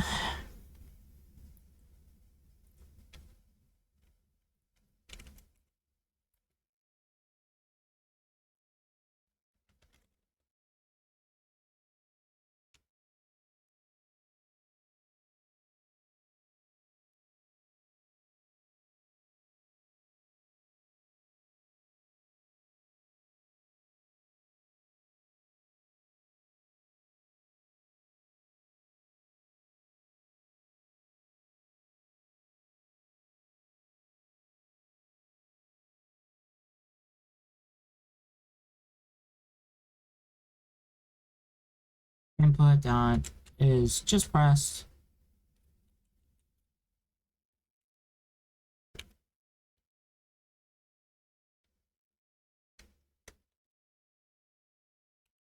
What did debug?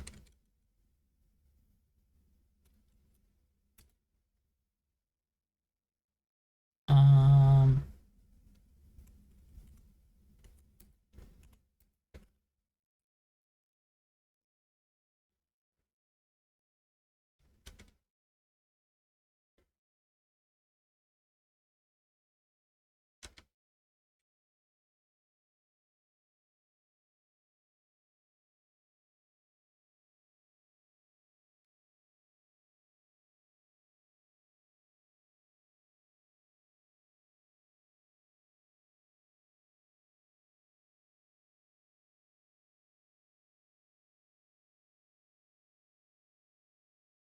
debug toggle.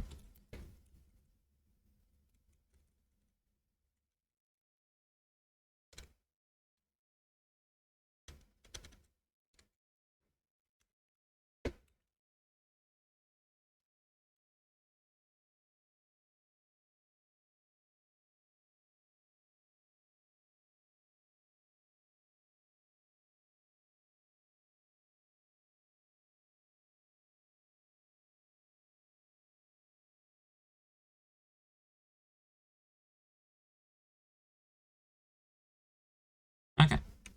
So this should toggle between 1 and 0.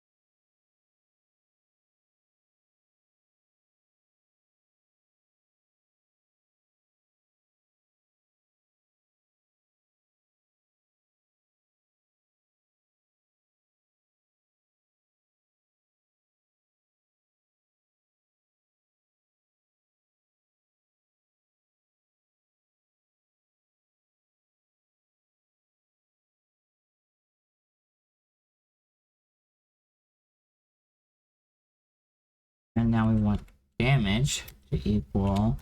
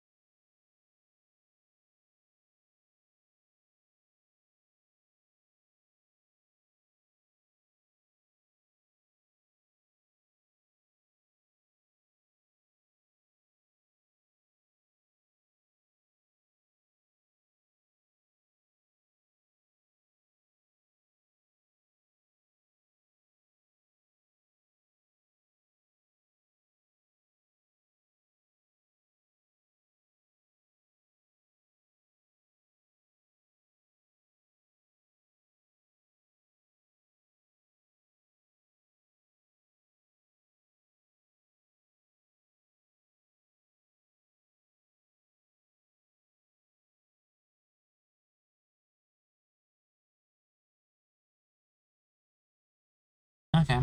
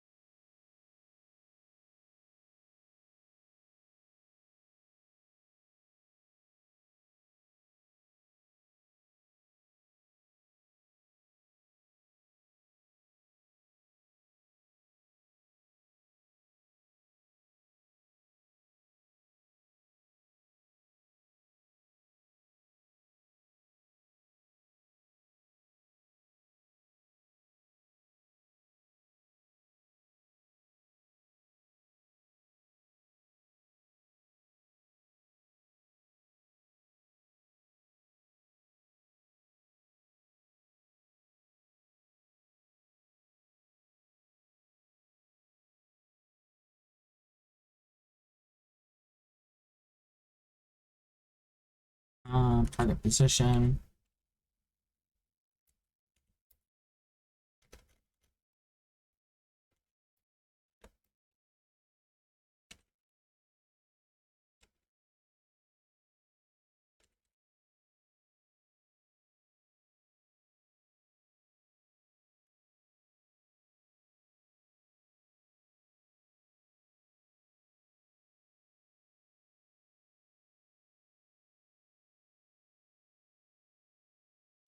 Player get the parent direction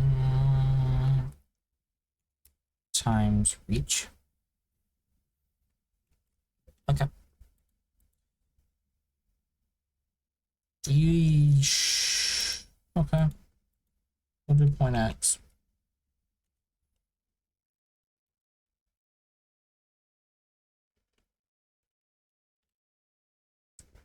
A, let's go.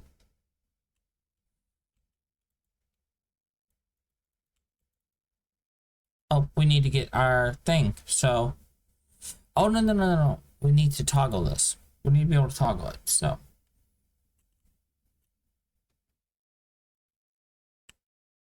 what was my debug? Was it T? Ooh.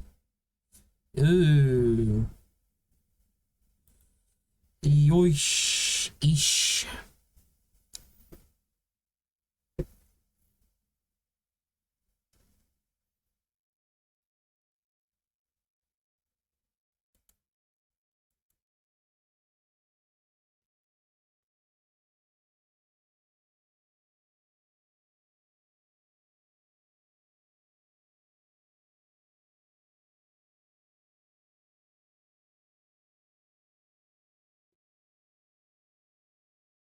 String debug toggle.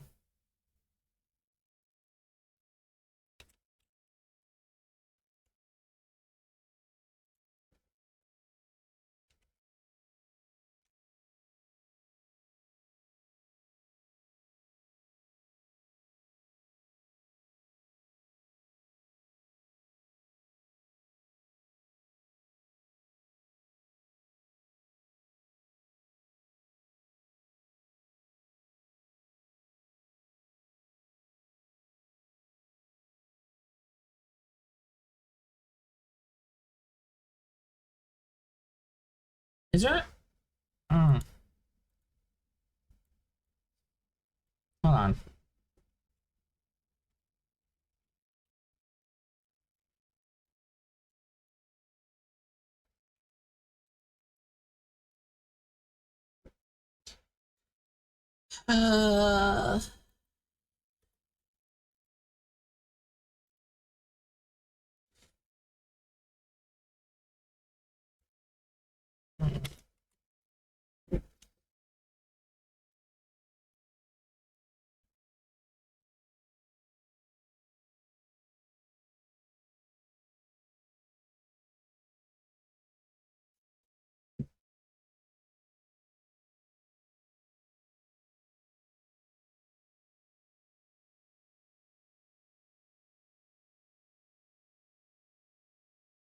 Uh, script.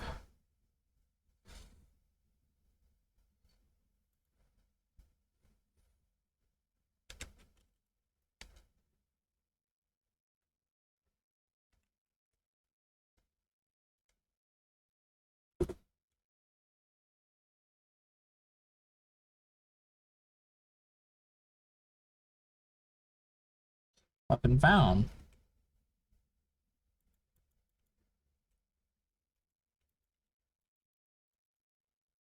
Okay, we have our weapon found. Player weapon. Okay. Now.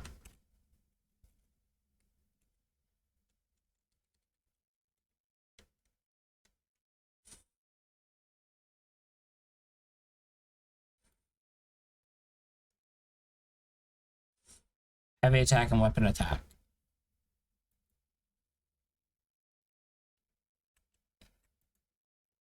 Attack miss.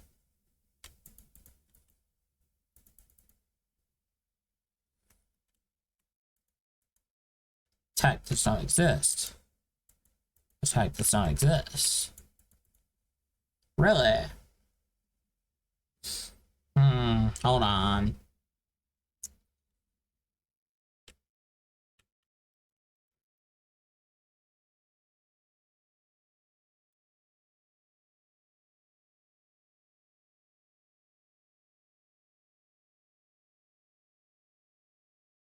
Heavy attack. So, um, hmm.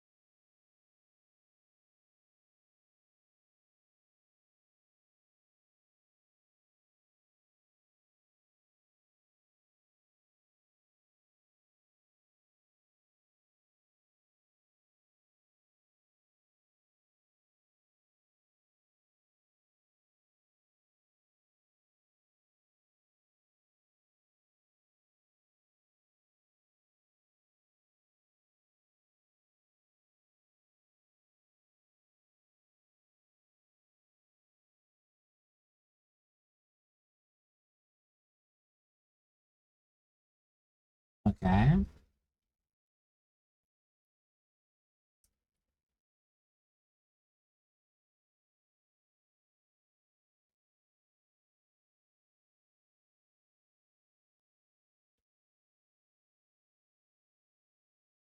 Let's see. Let's go back into this weapon. Okay. Attack does not exist. If attack has ID, return the damage. Aha. What is... You know what? We should try to print out the attack ID.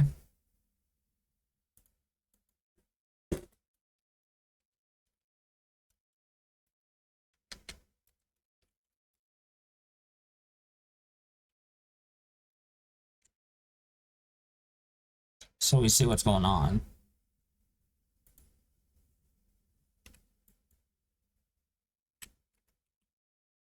We found it. Staff.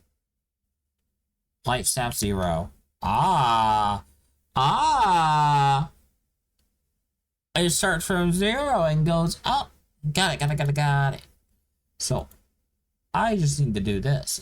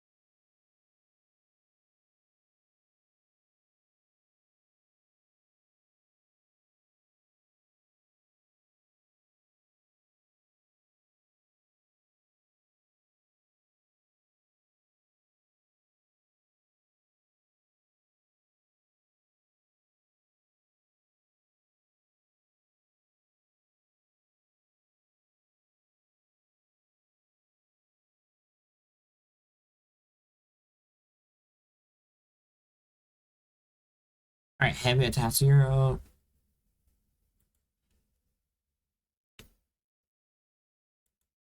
Attack miss. Attack does not exist. Light 0. So, if we swap to the staff, attack miss.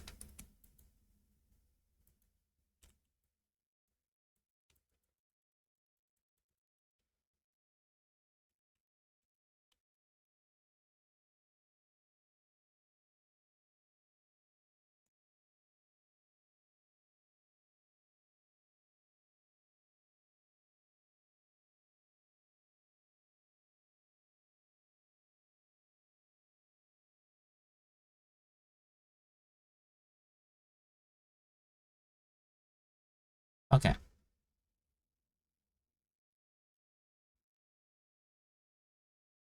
So if we go into the weapon, right?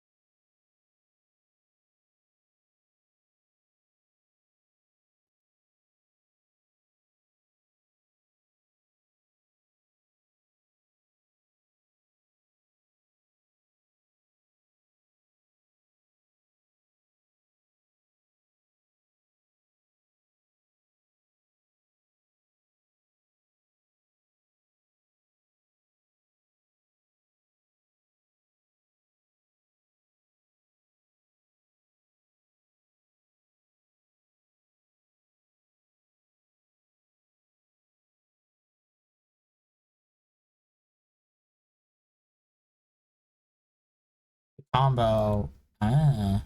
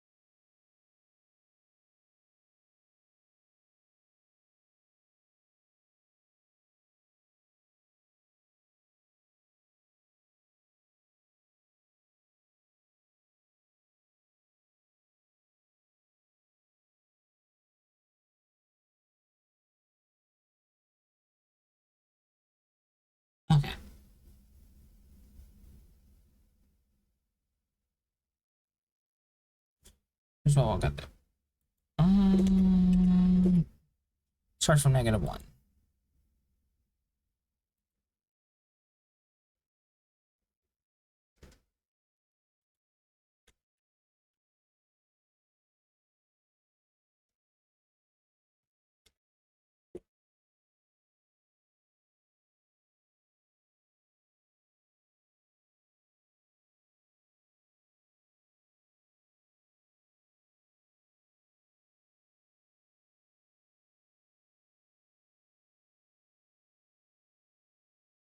Okay.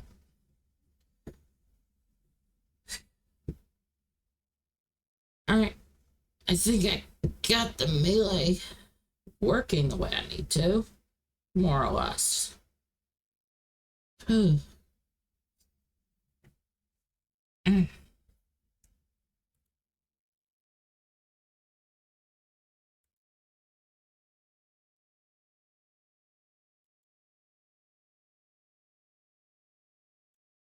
Alright.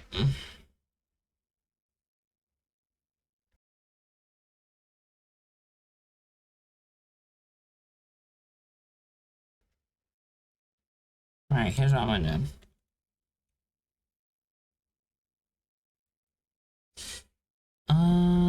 We're approaching 5 hours already. Jesus. Um,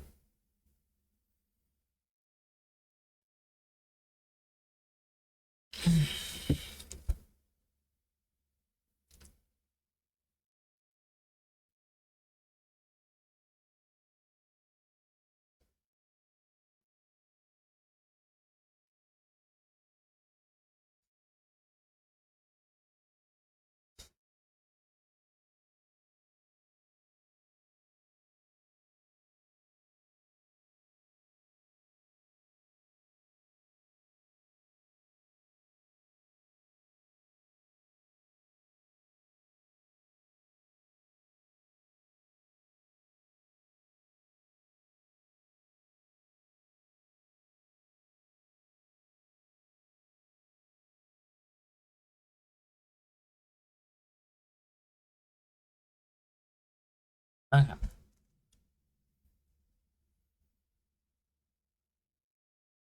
Here's what I'm gonna do. I am going to let the ads run and take a break to get some foods and maybe some more tea. So I'll be happy. See y'all in like 5 minutes.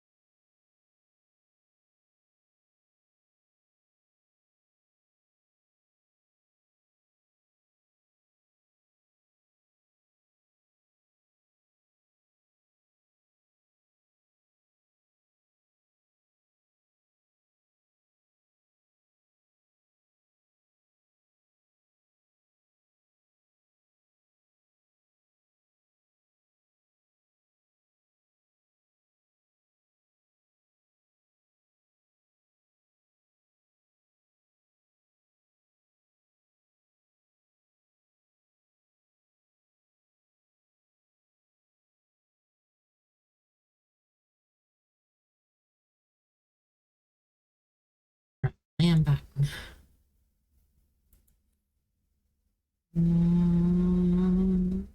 Bam. Hello. And bam.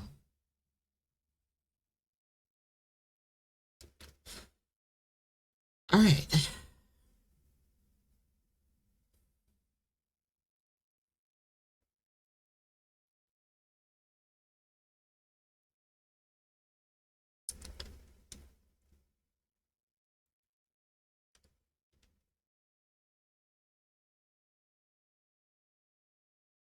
Okay.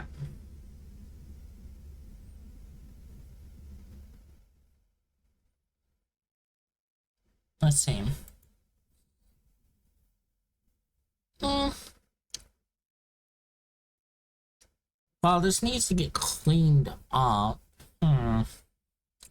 I should push it just in case.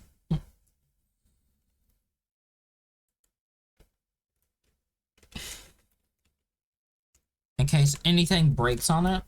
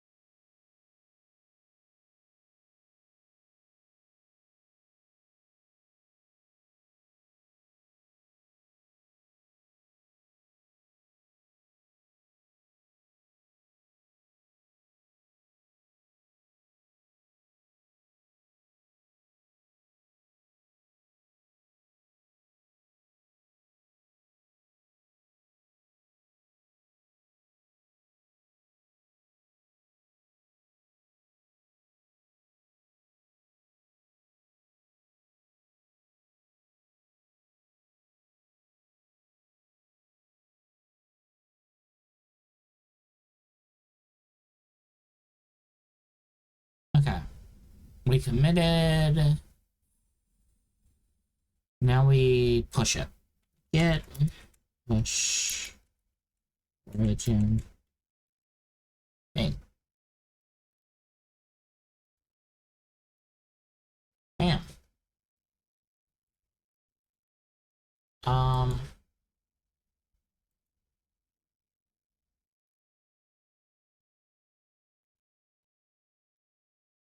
There we go. Um.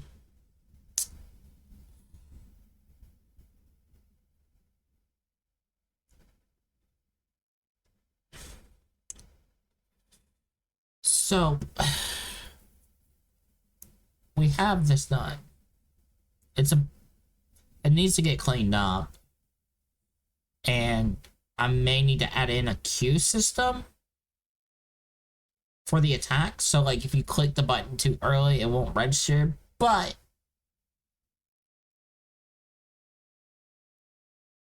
it potentially won't register.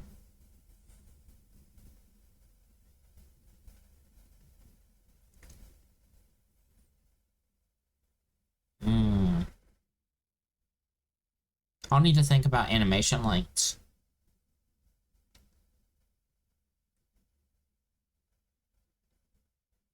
Which, honestly, I might have all animations be too...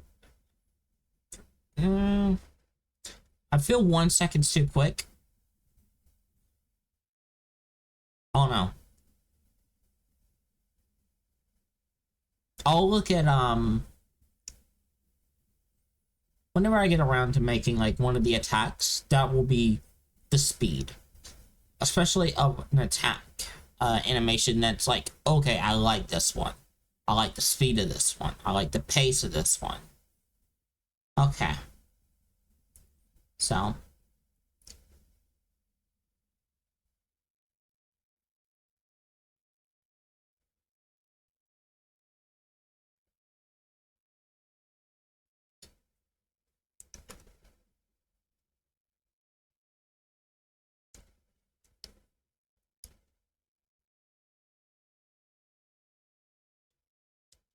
But the base of our system, more or less, it might be fine.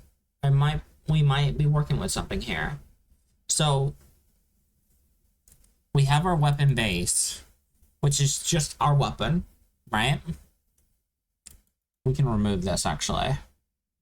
This node. So we have our scene where we have the weapon base, right?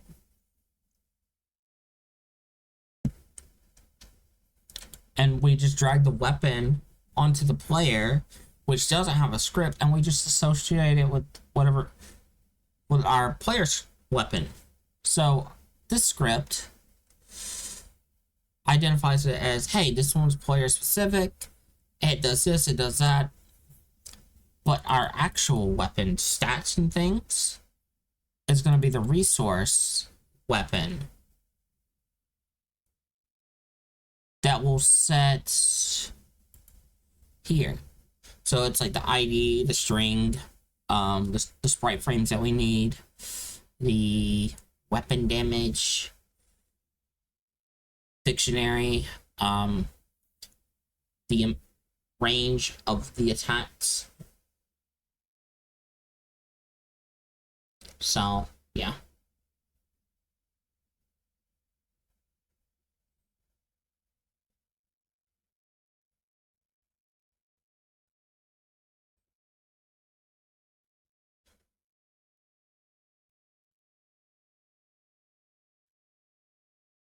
But overall, it's actually in a good state.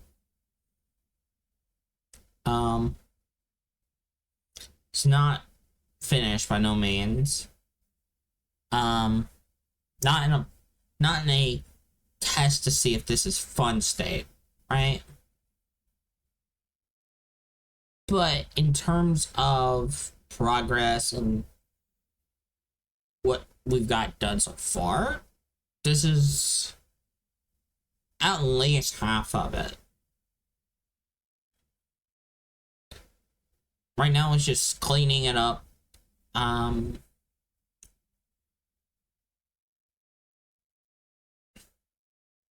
Adding the rest of it, and yeah. Then we might have a weapon swapping and attack system working.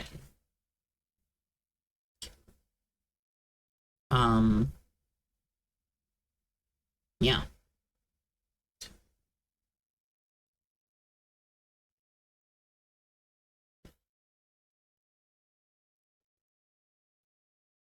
We'll probably need to create some stand-in assets as well for our player and weapon, and yeah.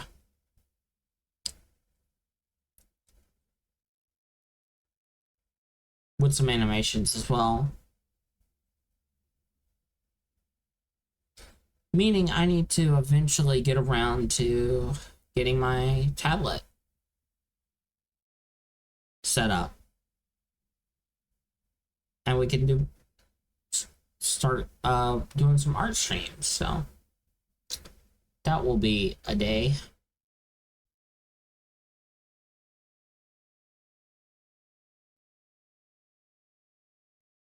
So here's what I'm gonna do. I think this is a good stopping point for tonight. In terms of game dev stuff. Not in extreme just yet.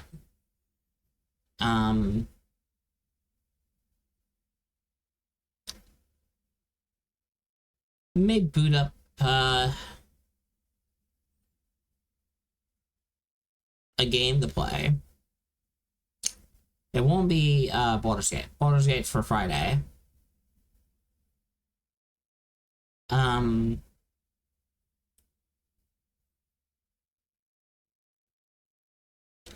I don't want to have... I kind of want to keep my Baldur's Gates playthrough separate from the game dev streams. So I can upload them kind of in a separate thing on YouTube. Which, funny enough, YouTube split the VOD So there's literally going to be, sooner or later, there's going to be a like a 12-hour long VOD with an hour missing. That's going to be a separate video because YouTube decided, hey, we're going to, you know, separate these two for some reason. I was like, why? Ugh. So, yeah.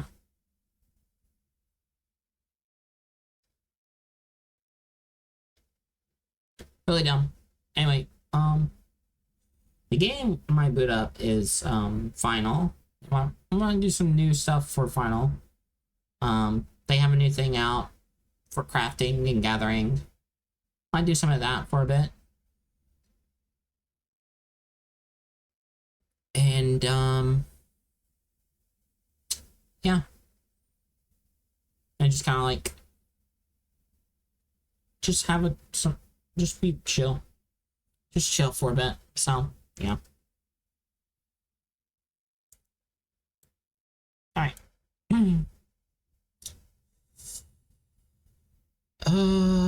That. Oh, yeah, and here's my wallpaper now. I found Magic Book. I've been playing with the photo mode in Baldur's Gate. It's been really fun. Okay. Oh no, I disappeared. Nah. I'm here. Hi.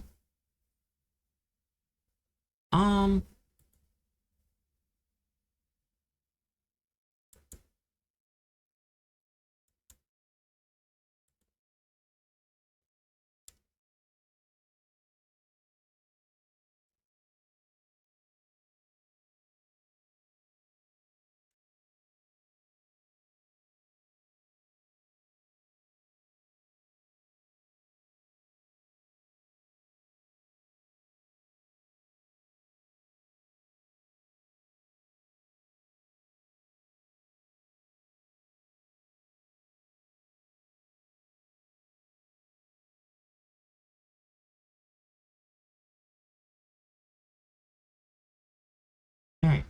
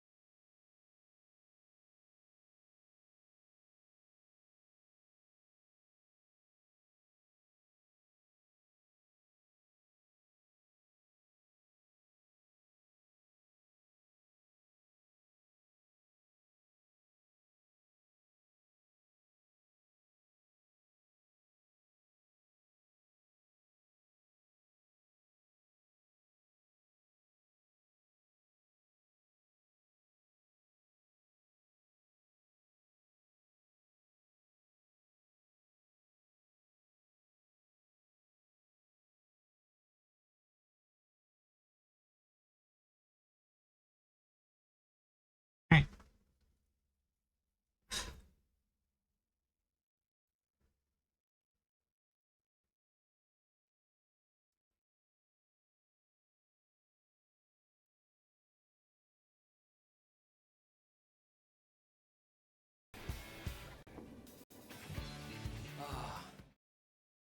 There we go. Yeah, I'm logging into my server. Ooh, lag, hello.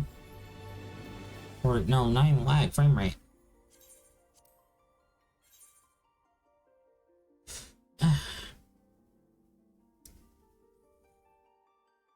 Yeah, we're gonna do some crafting.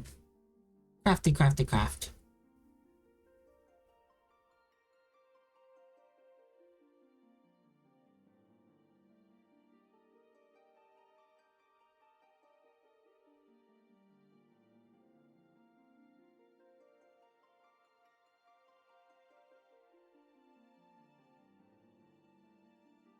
You know,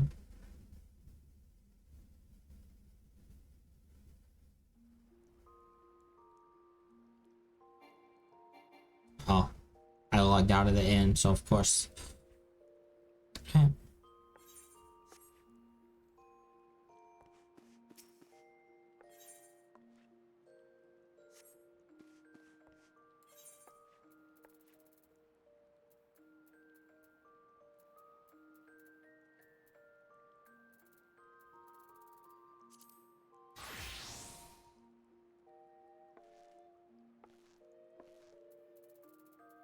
So I did adjust those. Okay.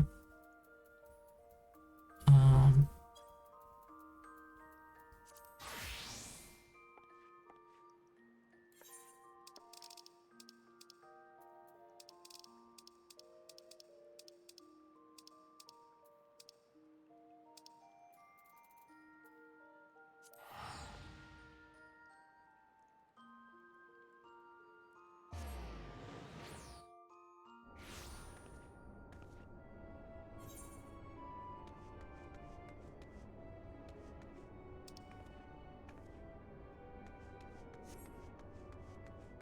I had to make sure where it was, because you can't see it unless you zoom in.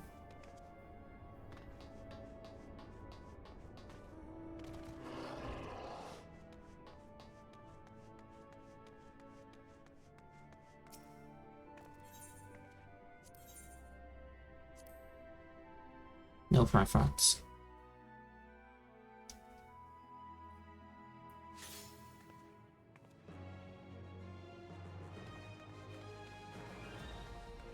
Alright.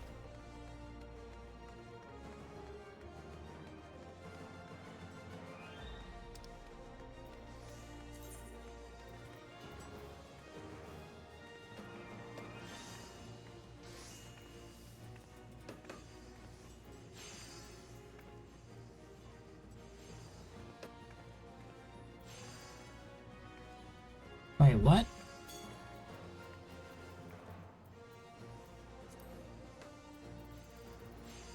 Oh, there, it cycles them. Oh.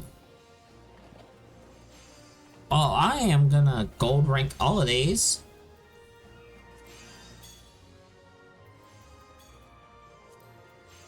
Don't think I won't.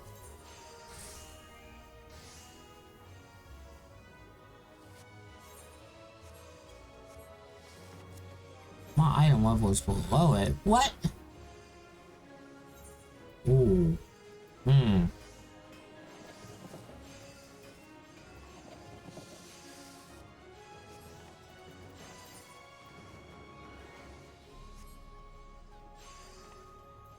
What?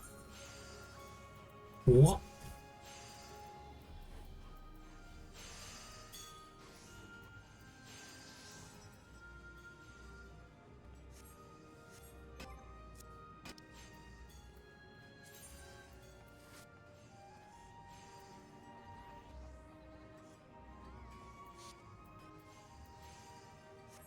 Why? Why am I suddenly below it? I didn't get that message before.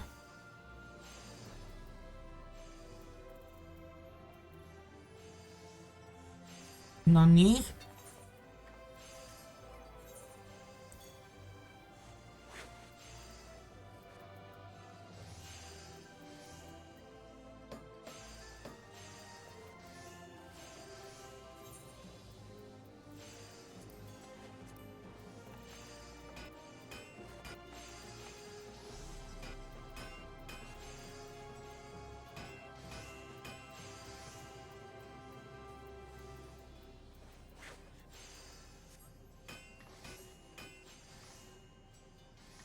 Okay, weird. But okay.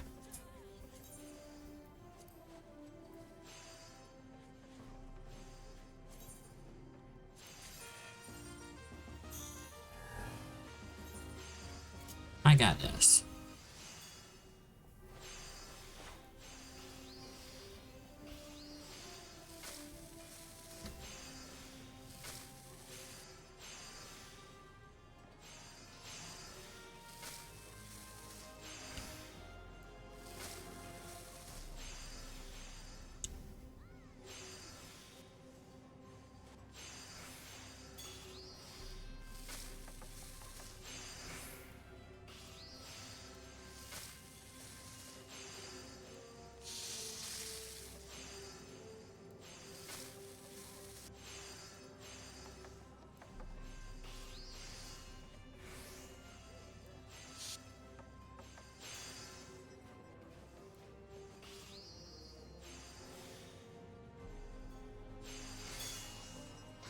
There we go.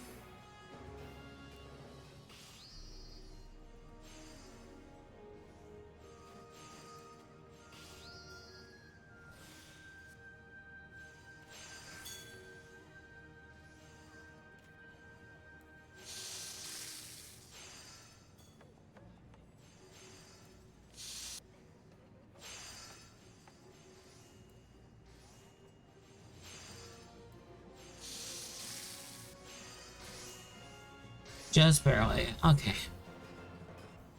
I need food. Food buff. Go. We gotta make 3 more. Okay.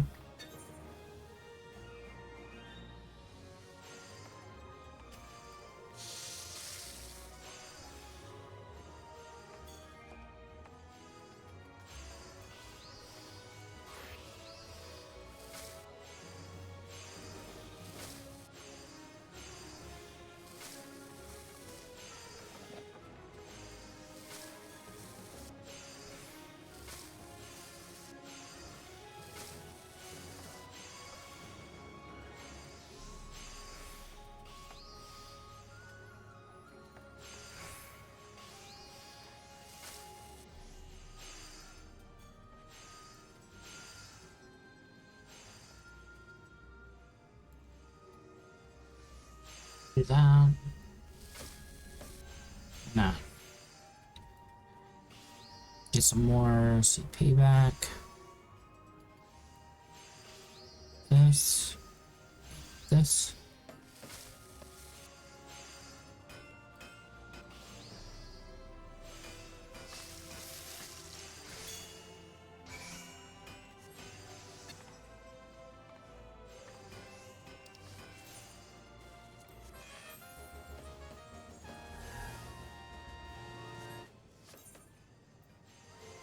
Nice. Okay.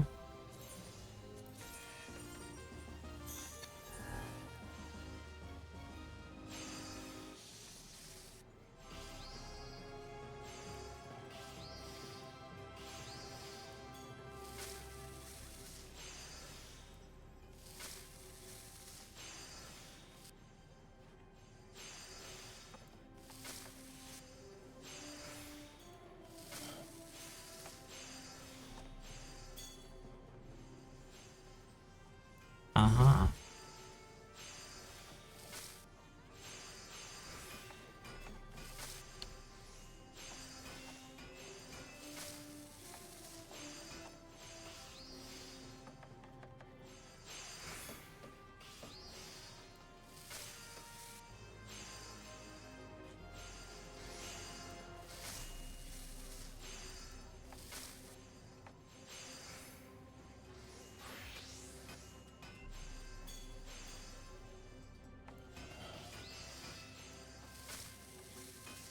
Um.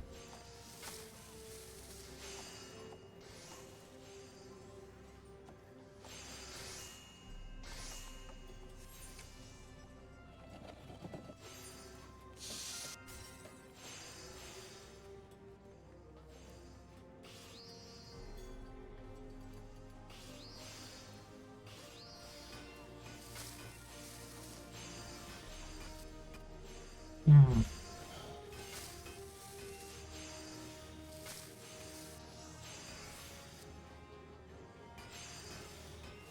Might only do this for a little bit longer. Might finish these stellar missions and call it. Because I'm lagging really hard in this area.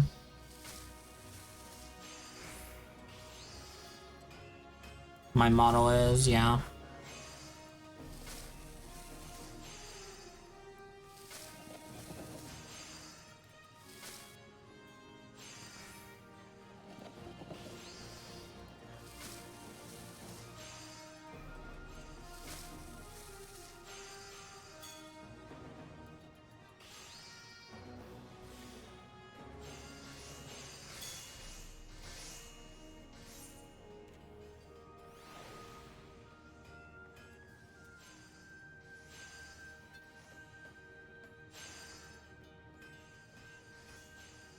Hmm.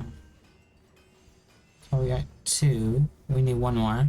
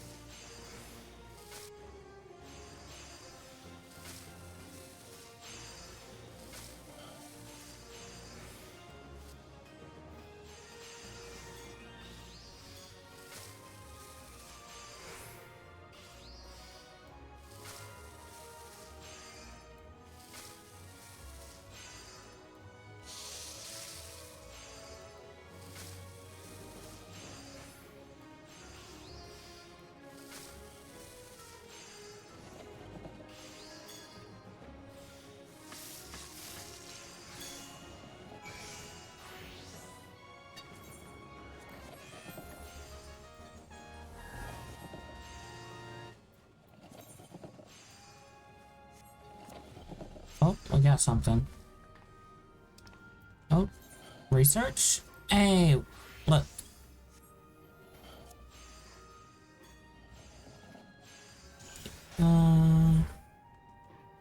Report research data.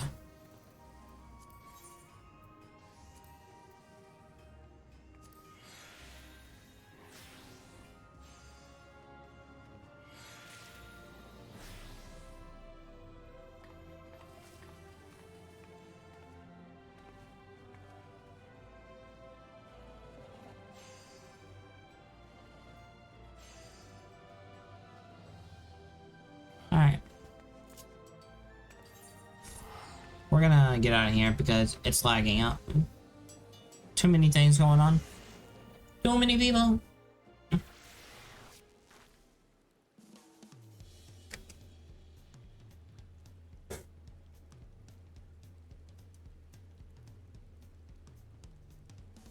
Alright.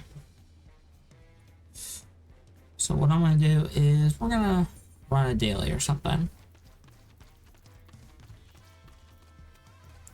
I think I was leveling something.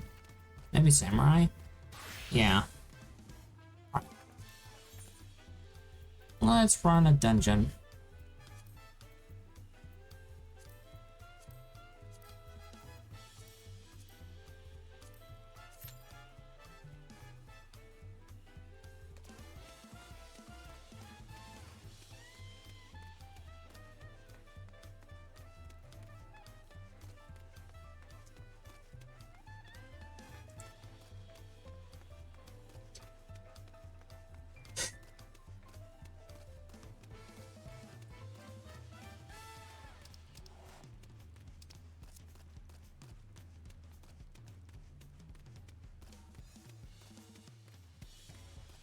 Less than 5 minutes on dungeon.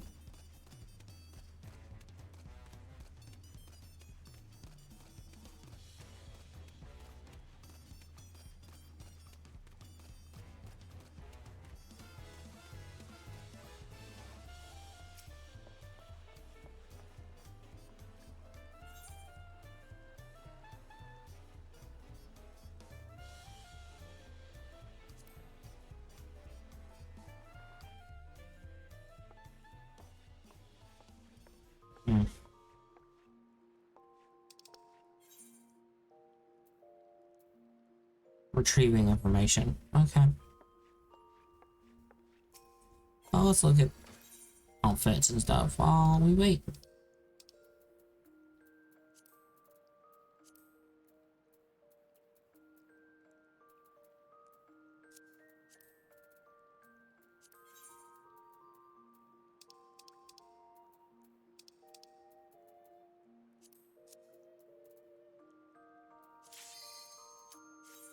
About time. There we go.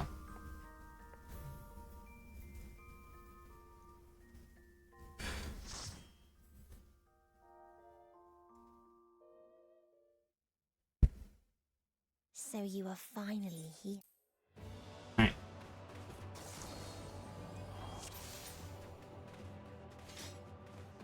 Once upon a time, there was a beautiful blue star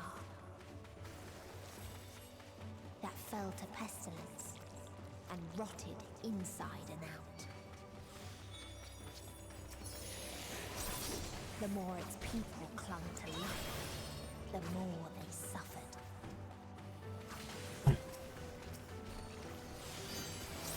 Like that.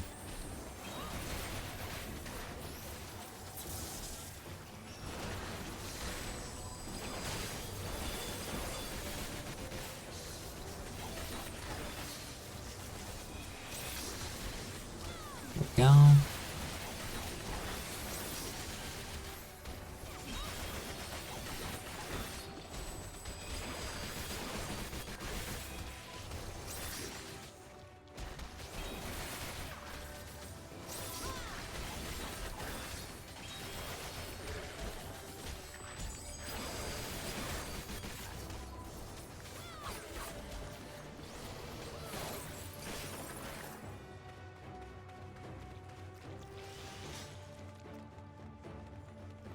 until they curse not the illness, but their fellow corrupted.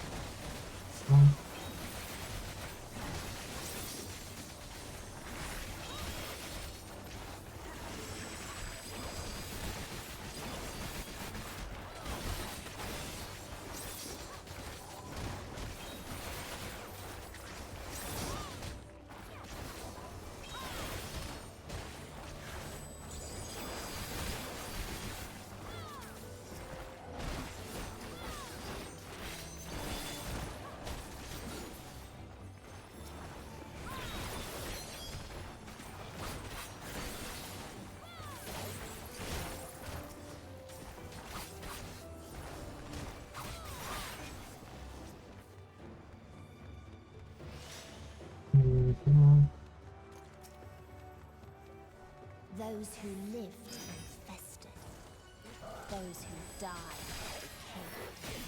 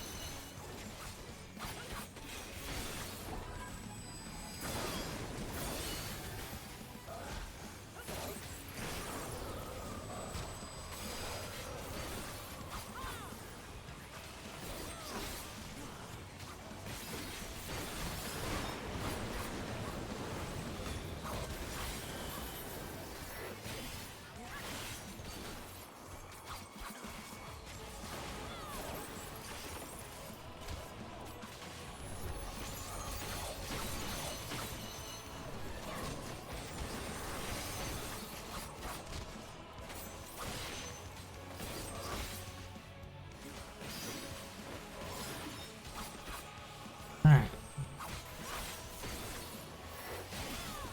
And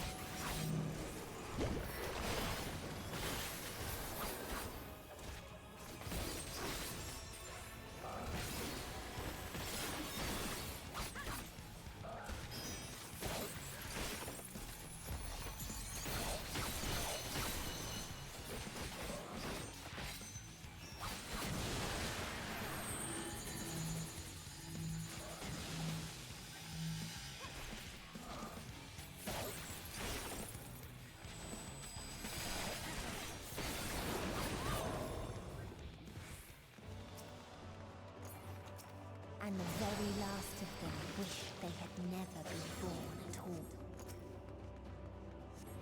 there we go. Hi, Odin. Hi. It's going okay. We did some In a faraway place, Team Dev earlier. Brilliant star eradicated disease Got the attack system and before destroying the self weapon swap kind of like figured out. It's like half done. But I'm doing okay. Hopefully you're doing all good. Hopefully you're having a good day. Just tired?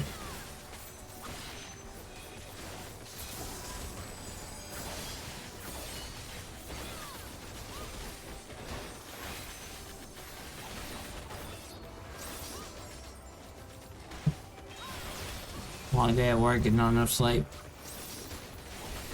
That is fair. Well, hopefully you'll be able to get some sleep.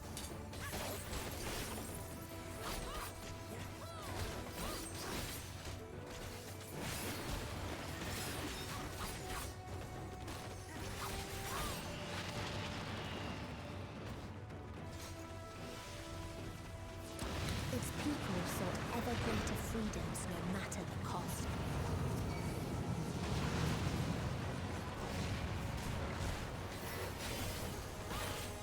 They tried to buy peace with fire and steel. Yo, doubt you get enough. Rep. Oh. Here's the hoping, right?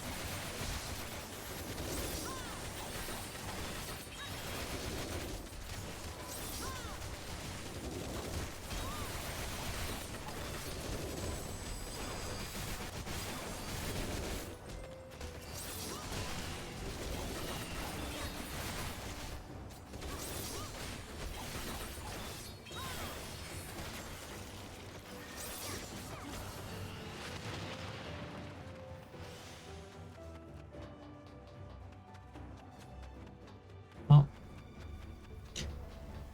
Yeah, I'm also a little EP right now. Why am I getting booped?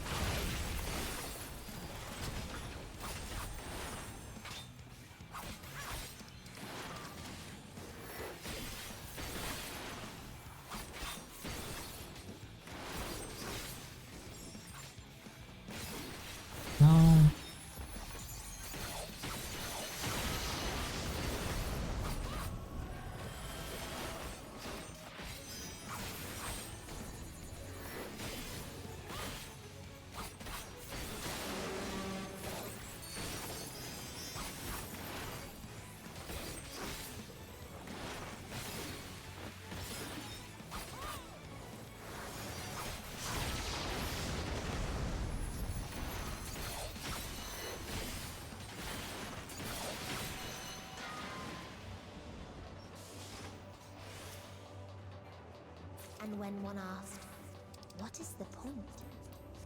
there were none left to answer.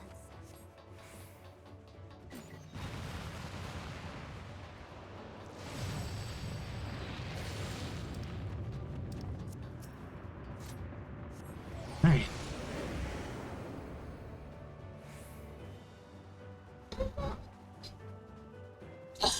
Final stretch of the dungeon. Existed a star without strife.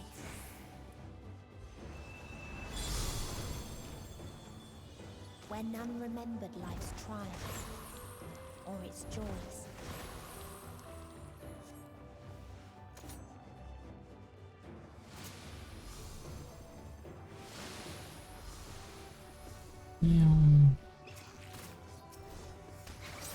There we go.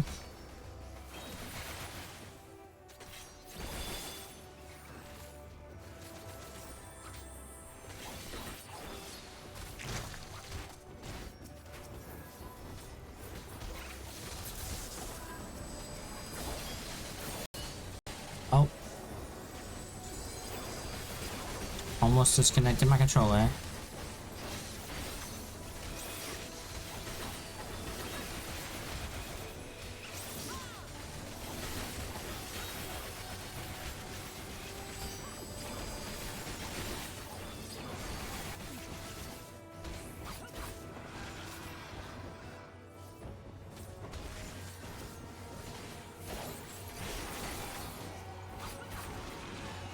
There we go. What its people had gained from ease, they lost to apathy.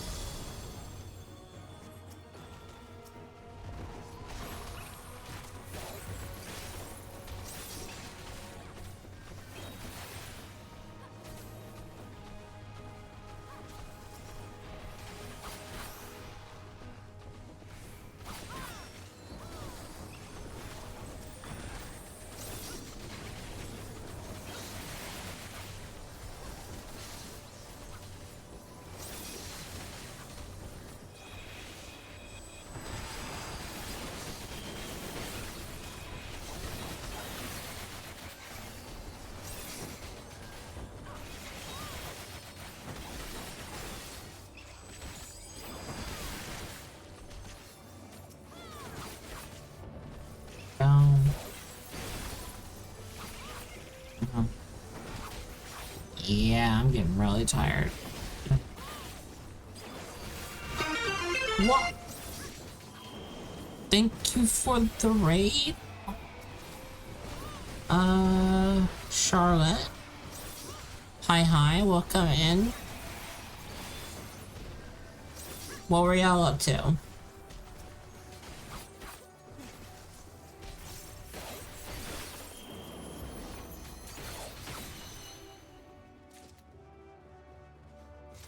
I will give you a proper shout out in a moment. Yeah, this is good. Hi, welcome in, Raiders. Just playing Hyperdimension Tunia. Ooh, don't know what that is, but nice.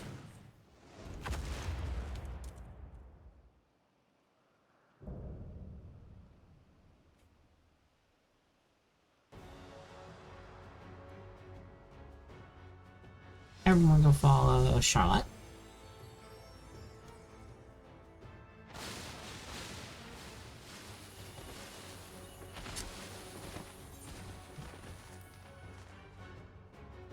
But welcome in. Hopefully everything went well for stream.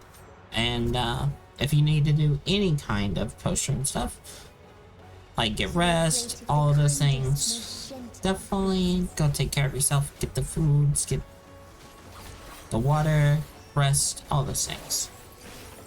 Well, like a magical based on various video consoles. Ooh, interesting.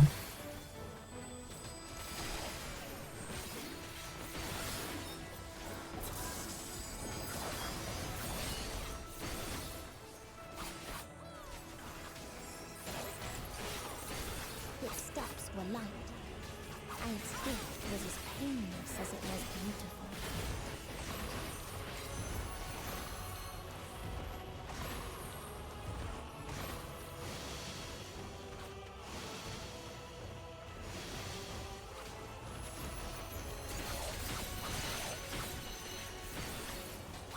That's cool.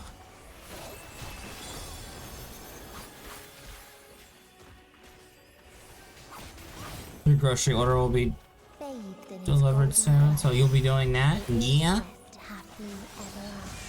Definitely get the groceries.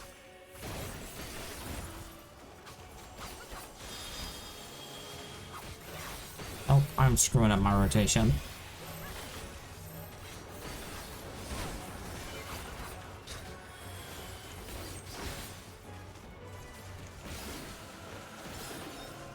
I'm just running dungeons. I am really tired. We were doing some, working on some game dev stuff earlier.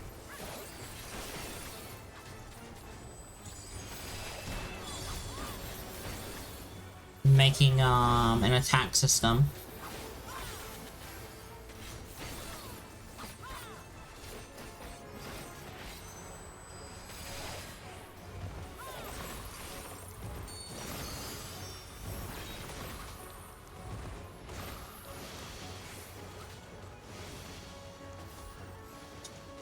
I thought I was gonna be smart and backdash to it.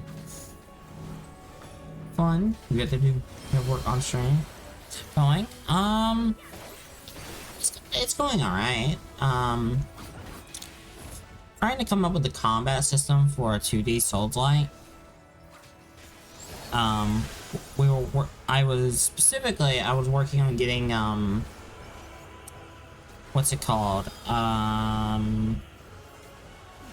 The system where you can swap weapons and things like that.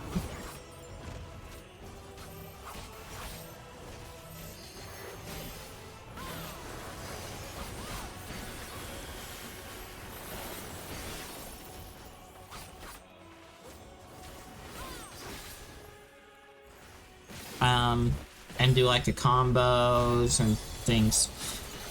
If I had to describe it, think Devil May Cry.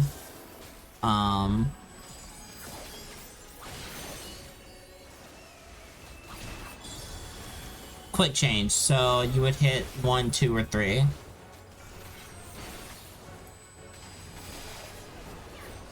I am screwing up my samurai rotation horribly.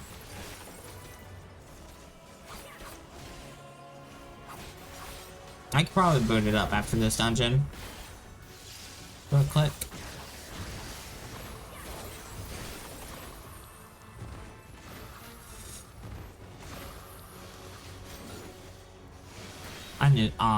I thought I could be cool, but I couldn't.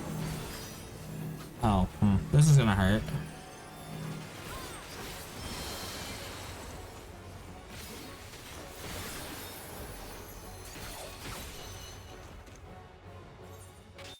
And rip with the ads.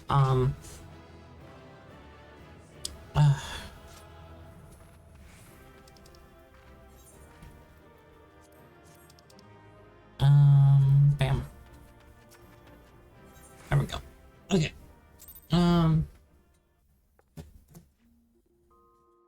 Oh, had to sit up.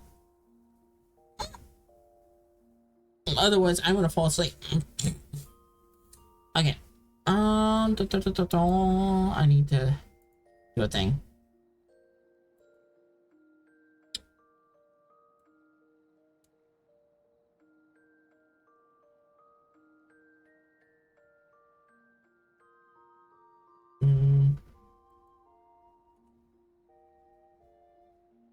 It shouldn't impact too much.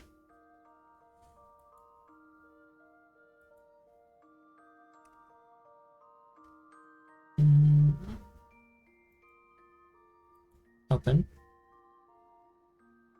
No. There's Goodell. Alright. Edit.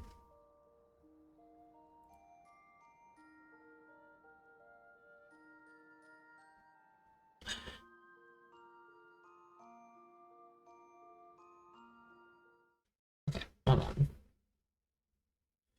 It should be right here. Bam.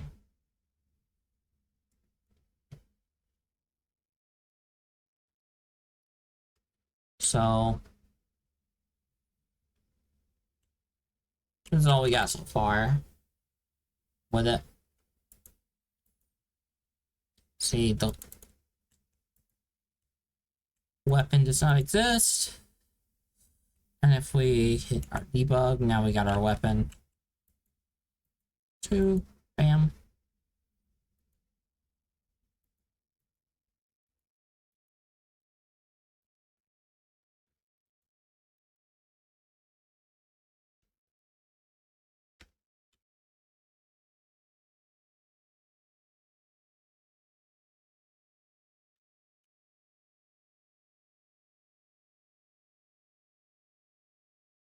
So, yeah.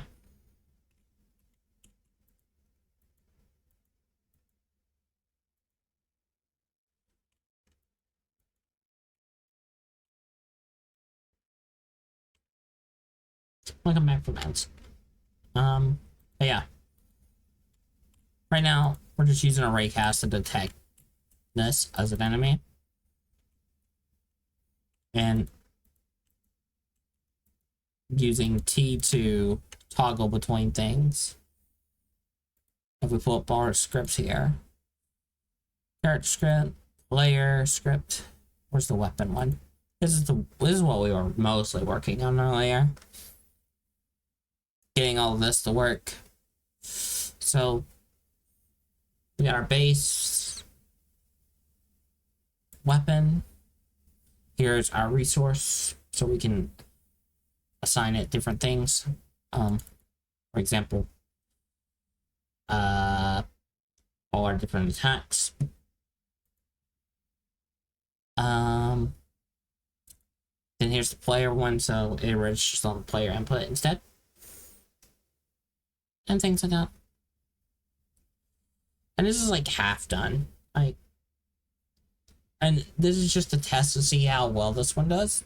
How well it like kind of flows together and things like that. So it's not too much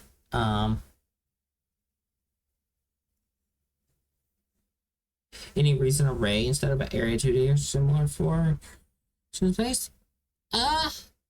It's the main array was easier and is more scalable than having a bunch of area 2Ds. So if I pull up the weapon,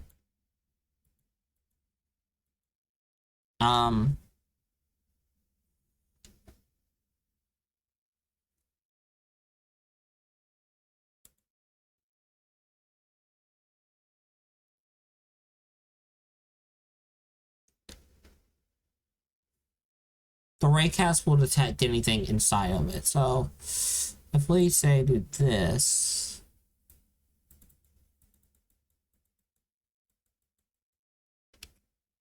$100.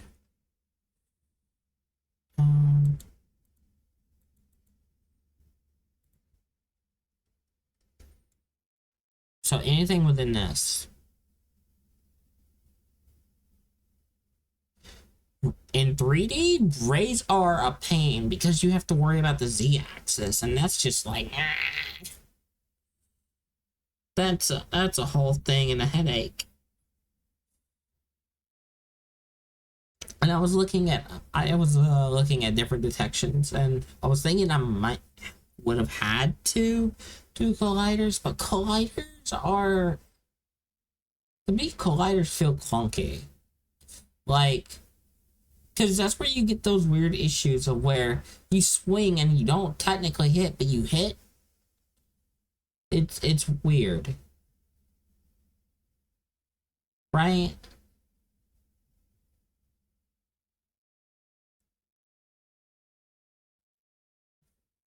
And if I use the hitbox, I wouldn't be able to scale this to go backwards. I would have to create another hitbox over here or move the hitbox. When the way this technically works, right, is it's literally this.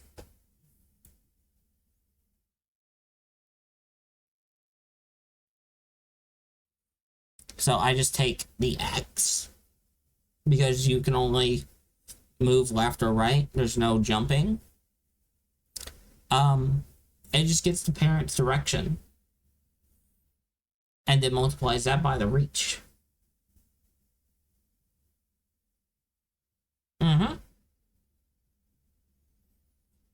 So attacks are more forward facing. So example,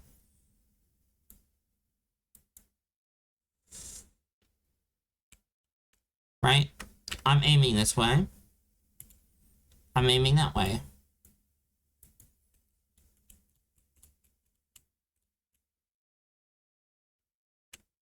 Because I needed my direction separate than just being able to move to do this. No, wait. Which button is it? It's this one. Okay. Our little dash. Or teleport or whatever. Because I wanted it to... So, if you're... Let's say you're facing the enemy here, right? And you're not moving. I wanted it to where you basically backstep. If you're not moving. And I wanted it to respect what direction you are facing. Otherwise, you go in the direction you're moving.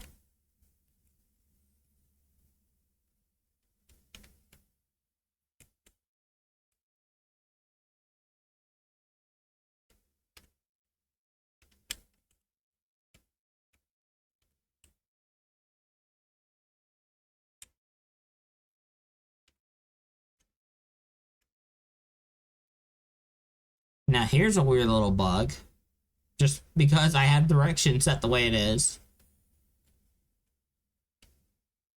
I could just do this. I'm going backwards. So, yeah. I went with Ray because I can move it. I can make it go the direction I want it to go. There's also... you'll also be able to do a projectile.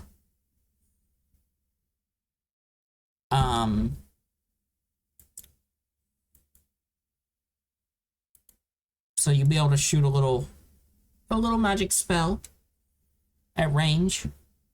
And I needed this to respect the rate cast as well, because it's like, hey, you know, could you go in the direction I need you to go?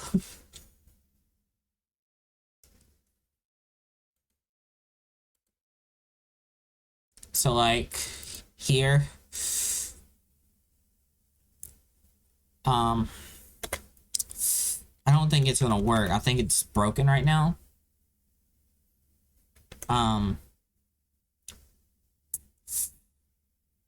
But we'll have to see.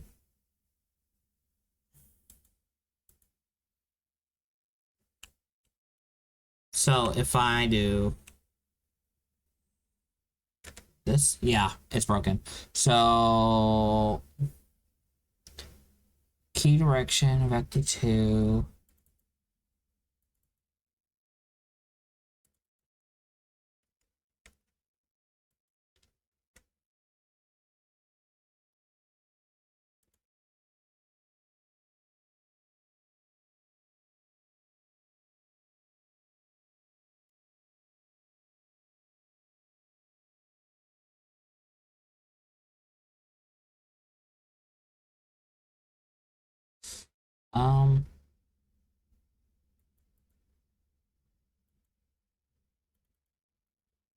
That one. Okay, I think I fixed it.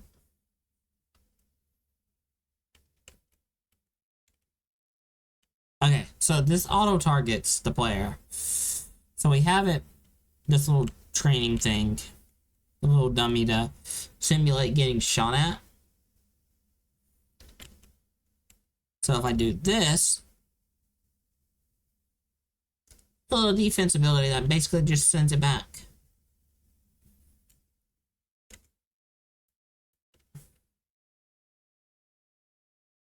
As long as I time it right. Otherwise, I get hit for half.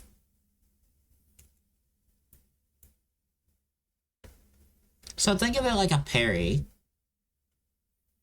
feature or deflect. That is that. That was the first thing we did, was get the movement, then get this little defense feature. Is that on a ricochet or just reverse? It's on a reverse. So if I do this,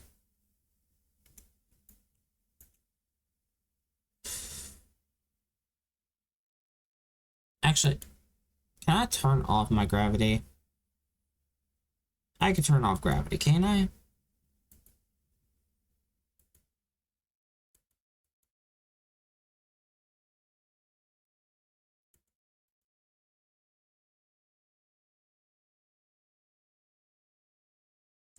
I need to go into the script, I guess. Hold on.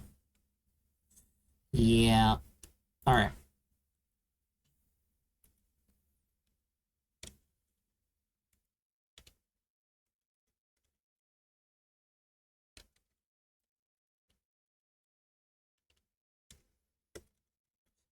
I'm dumb. I should have just put it at the start. Okay.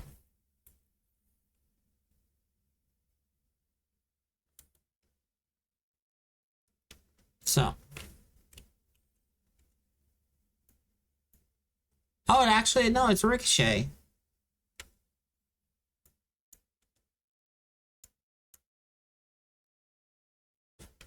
Actually, no, it's kind of wonky. Hold on. I haven't actually tested it this way.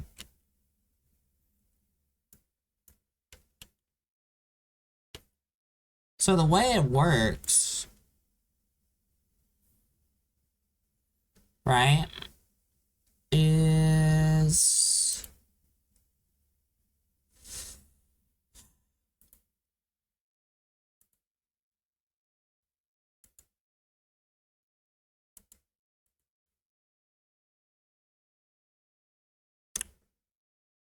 it in my projectile script?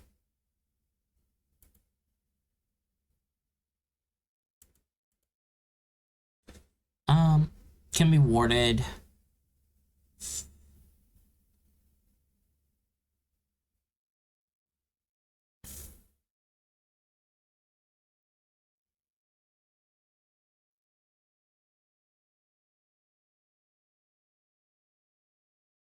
So I take the direction and I basically make it negative. I make it the opposite of what it is.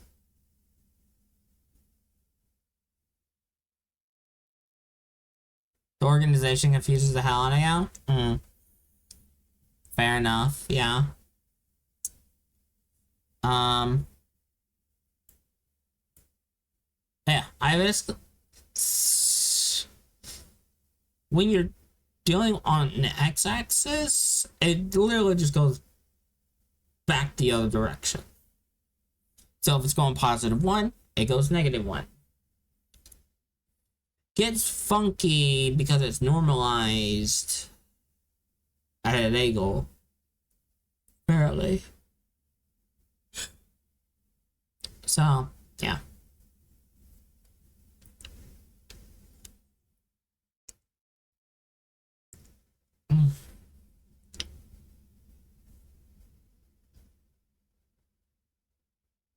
But that is something future me has to worry about.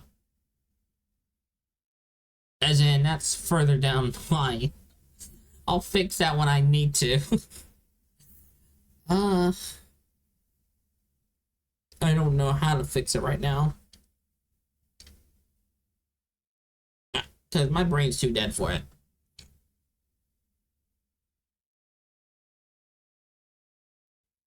Maybe. I know the direction's normalized in general. Oh, no. Okay. So it's just applying force.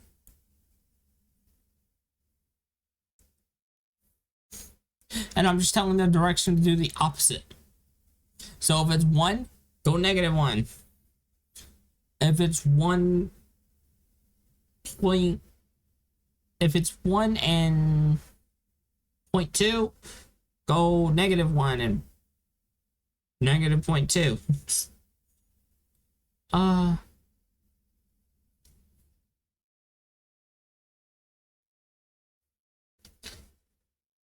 But the direction also is weird from the little dummy because the direction's being set from direction to the player. So, yeah, I don't know. For what I was testing it with, it was working. When I decide to stand above something or to an angle, it acts funky. Vectors, yeah. Good old vectors. Fortunately, I only have to worry about 2 of them. Not 3 of them. Because last game I made, I was doing 3D, and dealing with 3 different vectors was frustrating me, to say the least. But, yeah.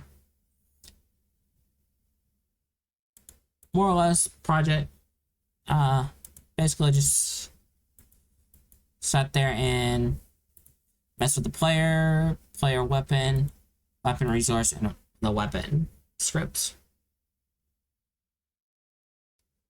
You can tell shit sometimes with that. Oof. Yeah. I was trying to do, let's see if I can open it up here. Because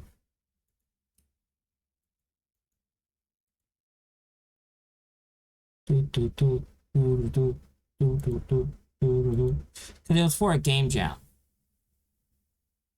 Yeah, go ahead and open it up anyway.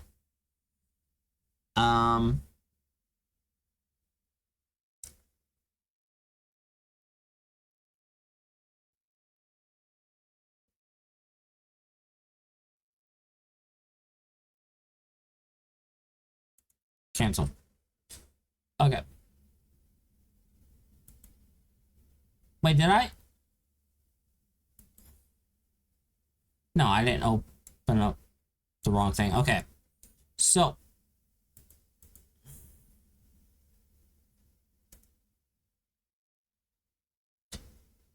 This little bottle. Initially, you were going to move the camera around. You would be able to look around and do things. And, like, basically, like, select the colors, shake the bottle, and you can get different colors. Yeah, no.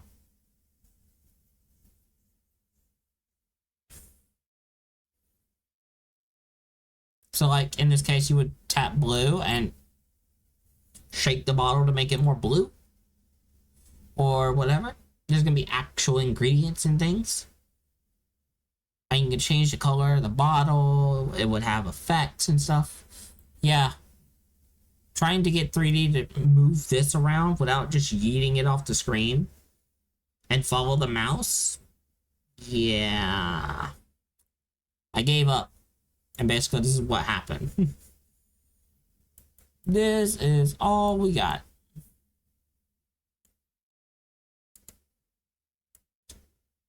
Basically, a game where you get to change the color of the bottle. And that is about it. Or the stuff in the bottle. Neon green. Can we get sea green? Yeah.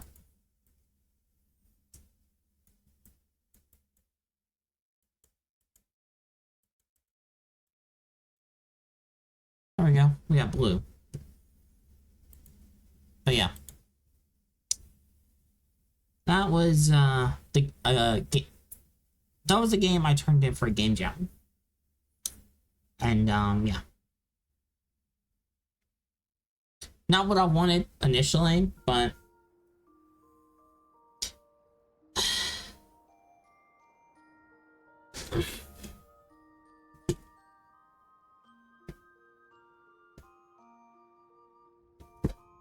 not actually goal, yeah. I had to cut a lot of things out because it's just like, yeah, no, it's proven to be too much of a pain in the ass.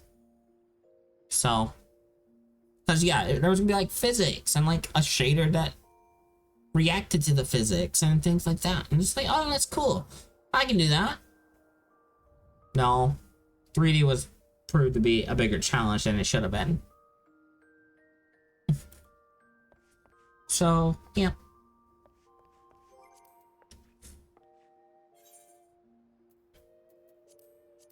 I'll do one more dungeon. Shaders, yeah. Yeah.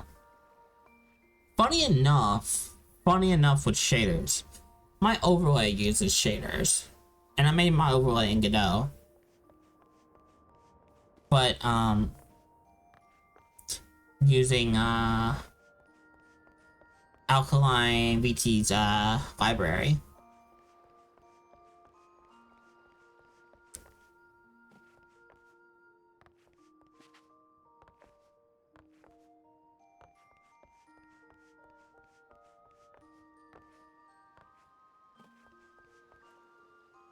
And I need to work on the shaders a bit more.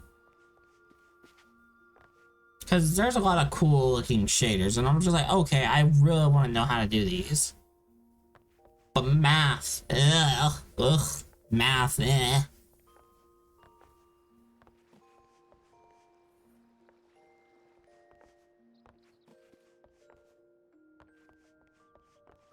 Heckin' math, ugh.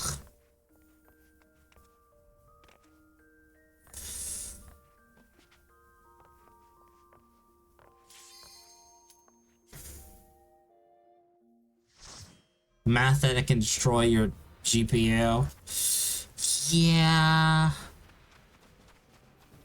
Wait, why are they at the start? Oh, this is not good.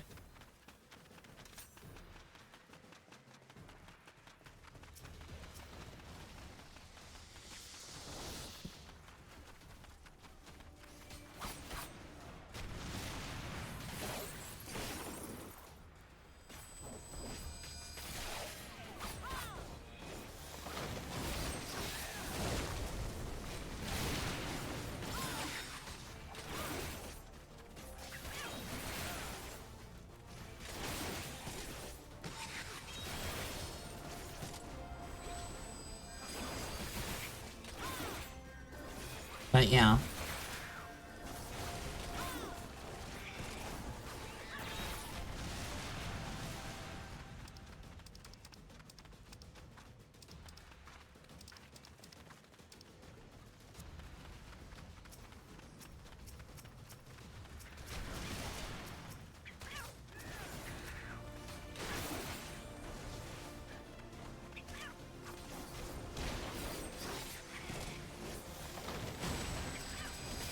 Oh, I didn't mean to put it on that, but okay.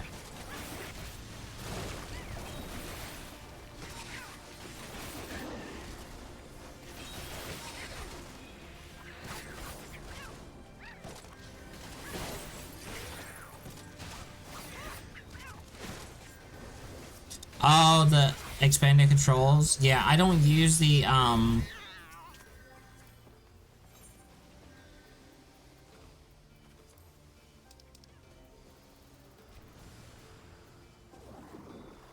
I don't use this one. Yeah, I use expanded hold controls. I don't use the WXHB. And my hotbar is different than most people would do it. Or where I just mirror the back bar. Because I lose track of my L2 and R2s. It's like, wait, did I hit L2 first or did I hit R2 first?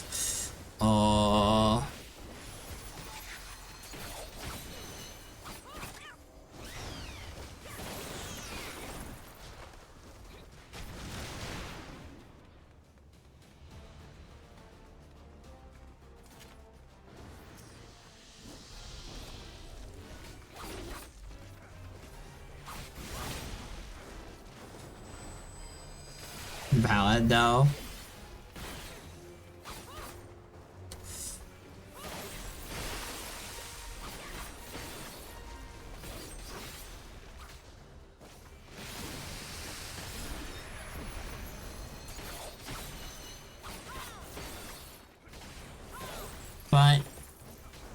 dodge trail. They're making me put things on the bar that I never really had to worry about. And it's like, eh.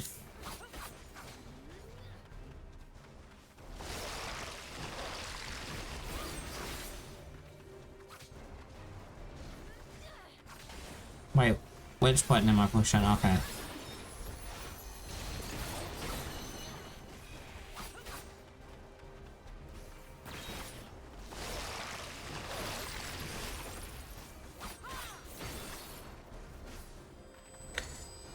You never had a problem with left versus right for top buttons, but L1 versus L2 trips you up? That's fair, yeah. You should be going with it. Showing me project. You should stream yours sometime. Yeah. We do all the game dev here. And sometimes I do art, but that's always hacking stuff. But thank you for dropping by and thank you for the raid. Get the groceries and all the things. What else? Oh, yeah. Just.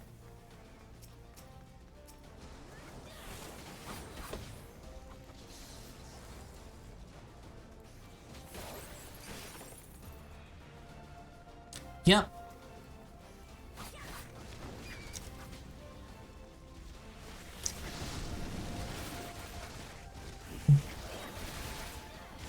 You also take care as well.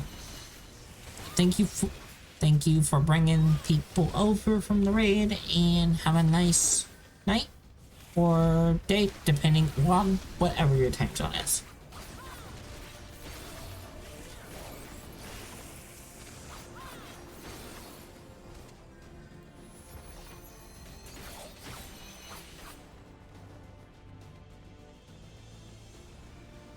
When I got a join in progress dungeon, I was hoping we would be at the last boss at the very start. Not gonna lie. Not go, oh, I joined the dungeon that's still at the beginning. Huh. That's not a good sign. But I wasn't seeing any problem. So maybe they just actually waited the whole time for a DPS. The thing is, DPS, they didn't really have to wait long at all, more than likely.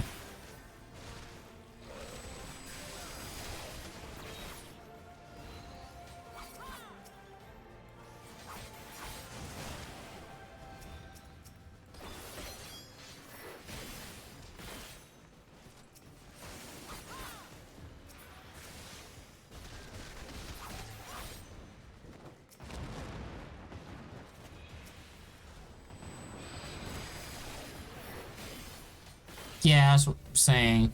They probably didn't have to wait long at all.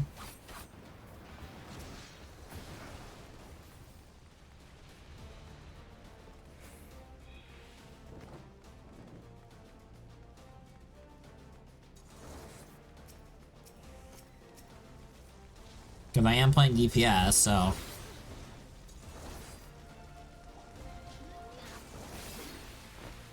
It's gonna... That particular position or role is gonna fill up really quickly.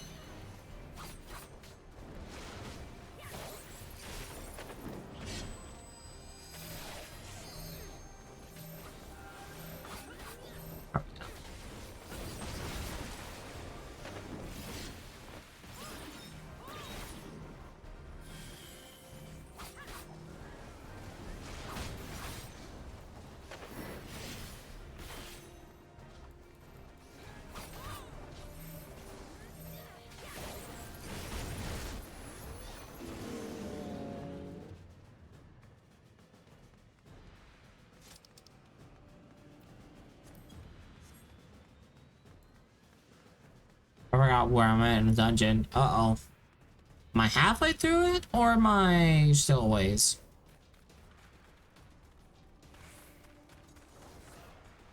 Oh no, we're halfway. I am tired. What's bad is I actually got sleep. It's been one of those days, I guess, where no amount of sleep is enough.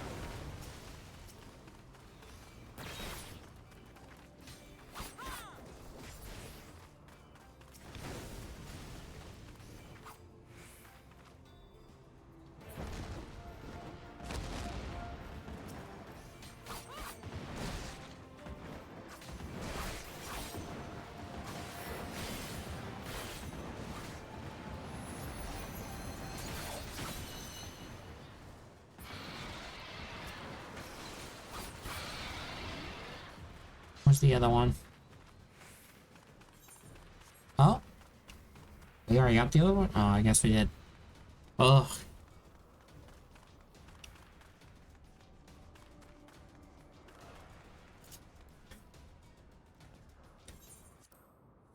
Okay. Last boss. Yep.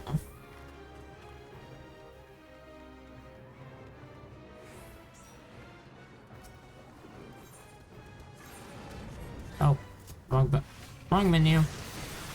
That ain't what I wanted to do.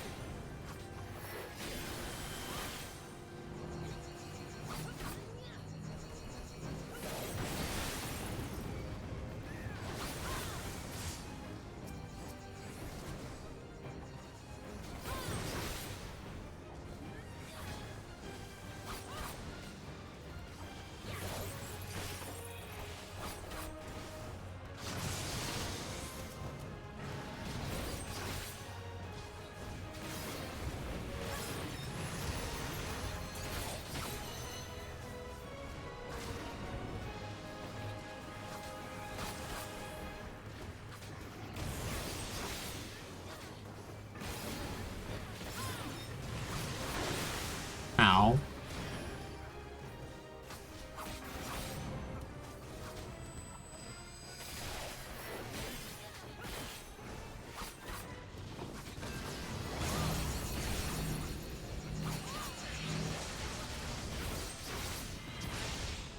There we go. Hi, Luna.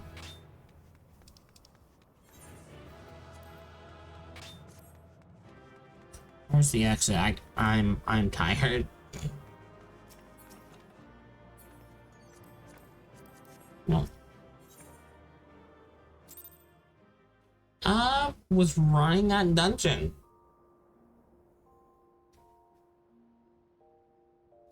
And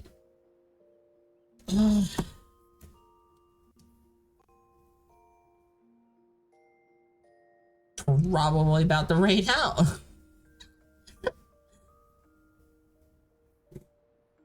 uh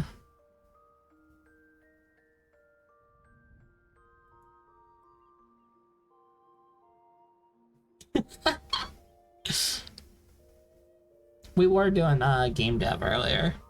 We were working on a game, getting the attack system and everything like that working. Then I got like half of that done, and my brain's just dead, and I'm tired.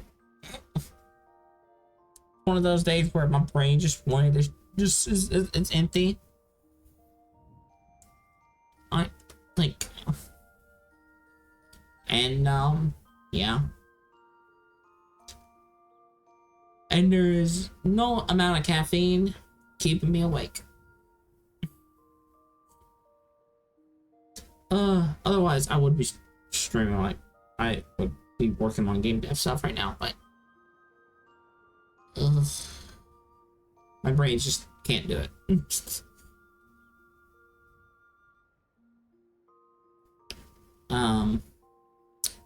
But yeah, I might look for someone to raid.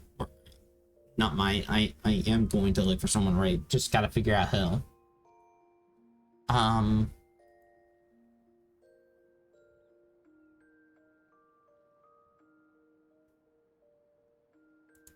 Holy, there's a lot of people streaming tonight. Jesus.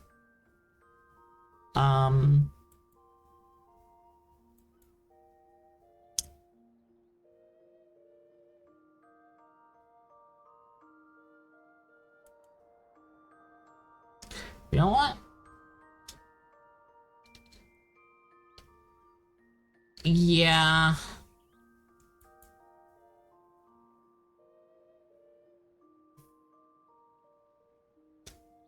Oh, there's new Monster Hunter content too. God damn it.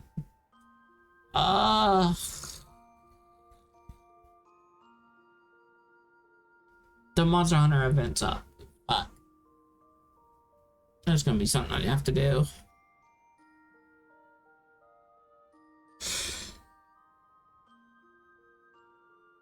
Oh, Jesus.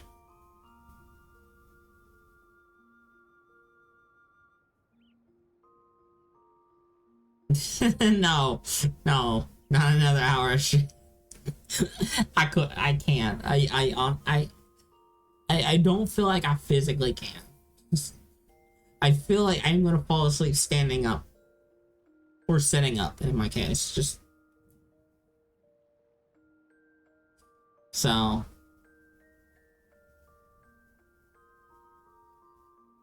Like, I'm 2 minutes from getting relaxed in my chair and just... Even though my chair's not that comfortable. I just need to get into the right comfiness and it's just... gone. Just... I'm out.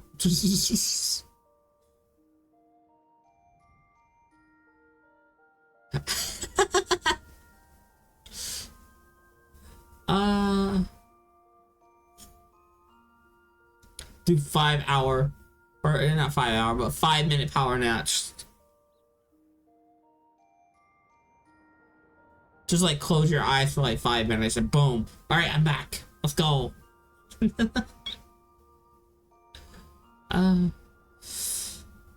But now I'm gonna send y'all over. I did wind up switching to a game, so I might send y'all over to Abby.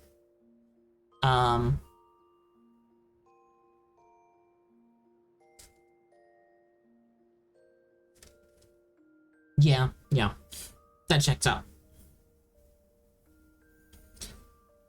Yeah, Abby is currently playing Halo with her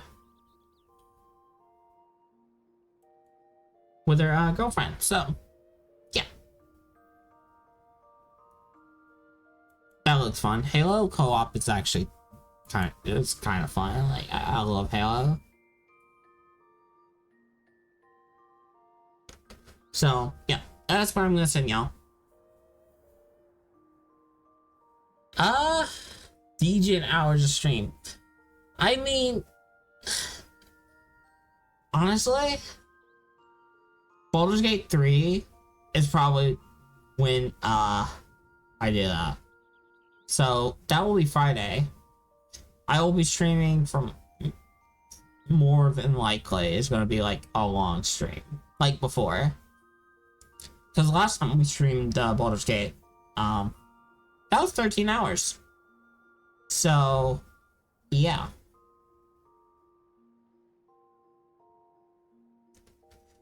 I don't do like I would say like I'm still in DJ hours. Like right now it's midnight or a little bit past midnight now. But I don't usually end dead at midnight.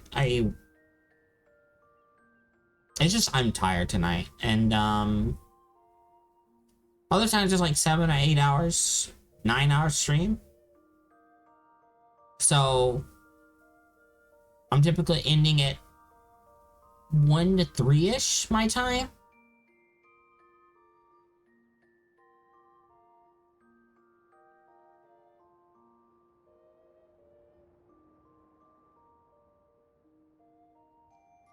I just start earlier now, so by like 2 hours. 2 or 3 hours.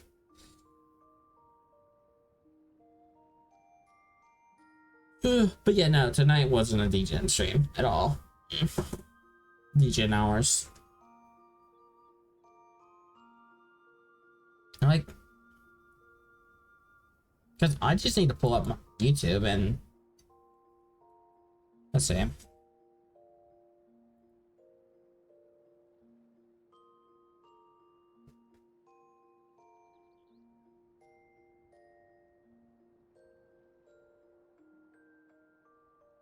Been averaging 7 to 8 hour stream, so that's around like 2 a.m.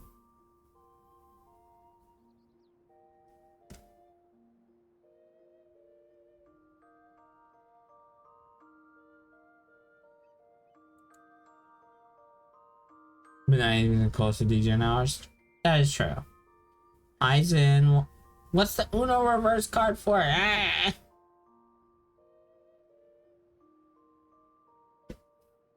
Alright, before I get too distracted and fall asleep setting up,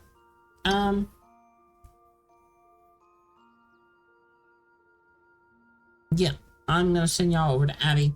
Abby's playing Halo 1 specifically, co-op with her girlfriend.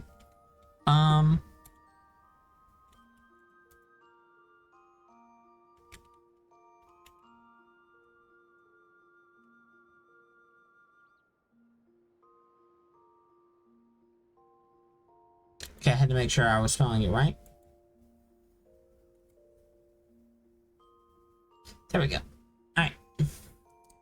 Thank you, everyone that hung out, yapped, chatted, all the things. I'll be back tomorrow. We'll be doing more game dev stuff. Thank you, Charlotte, for the raid earlier.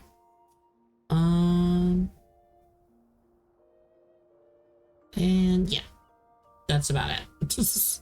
I'm gonna close out the game because I'm not playing anymore. I'm actually just gonna hit my bed immediately. Alright.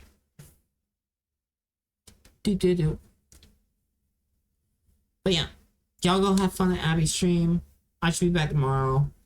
We'll be working more on the attack system and stuff like that. And if we manage to finish that,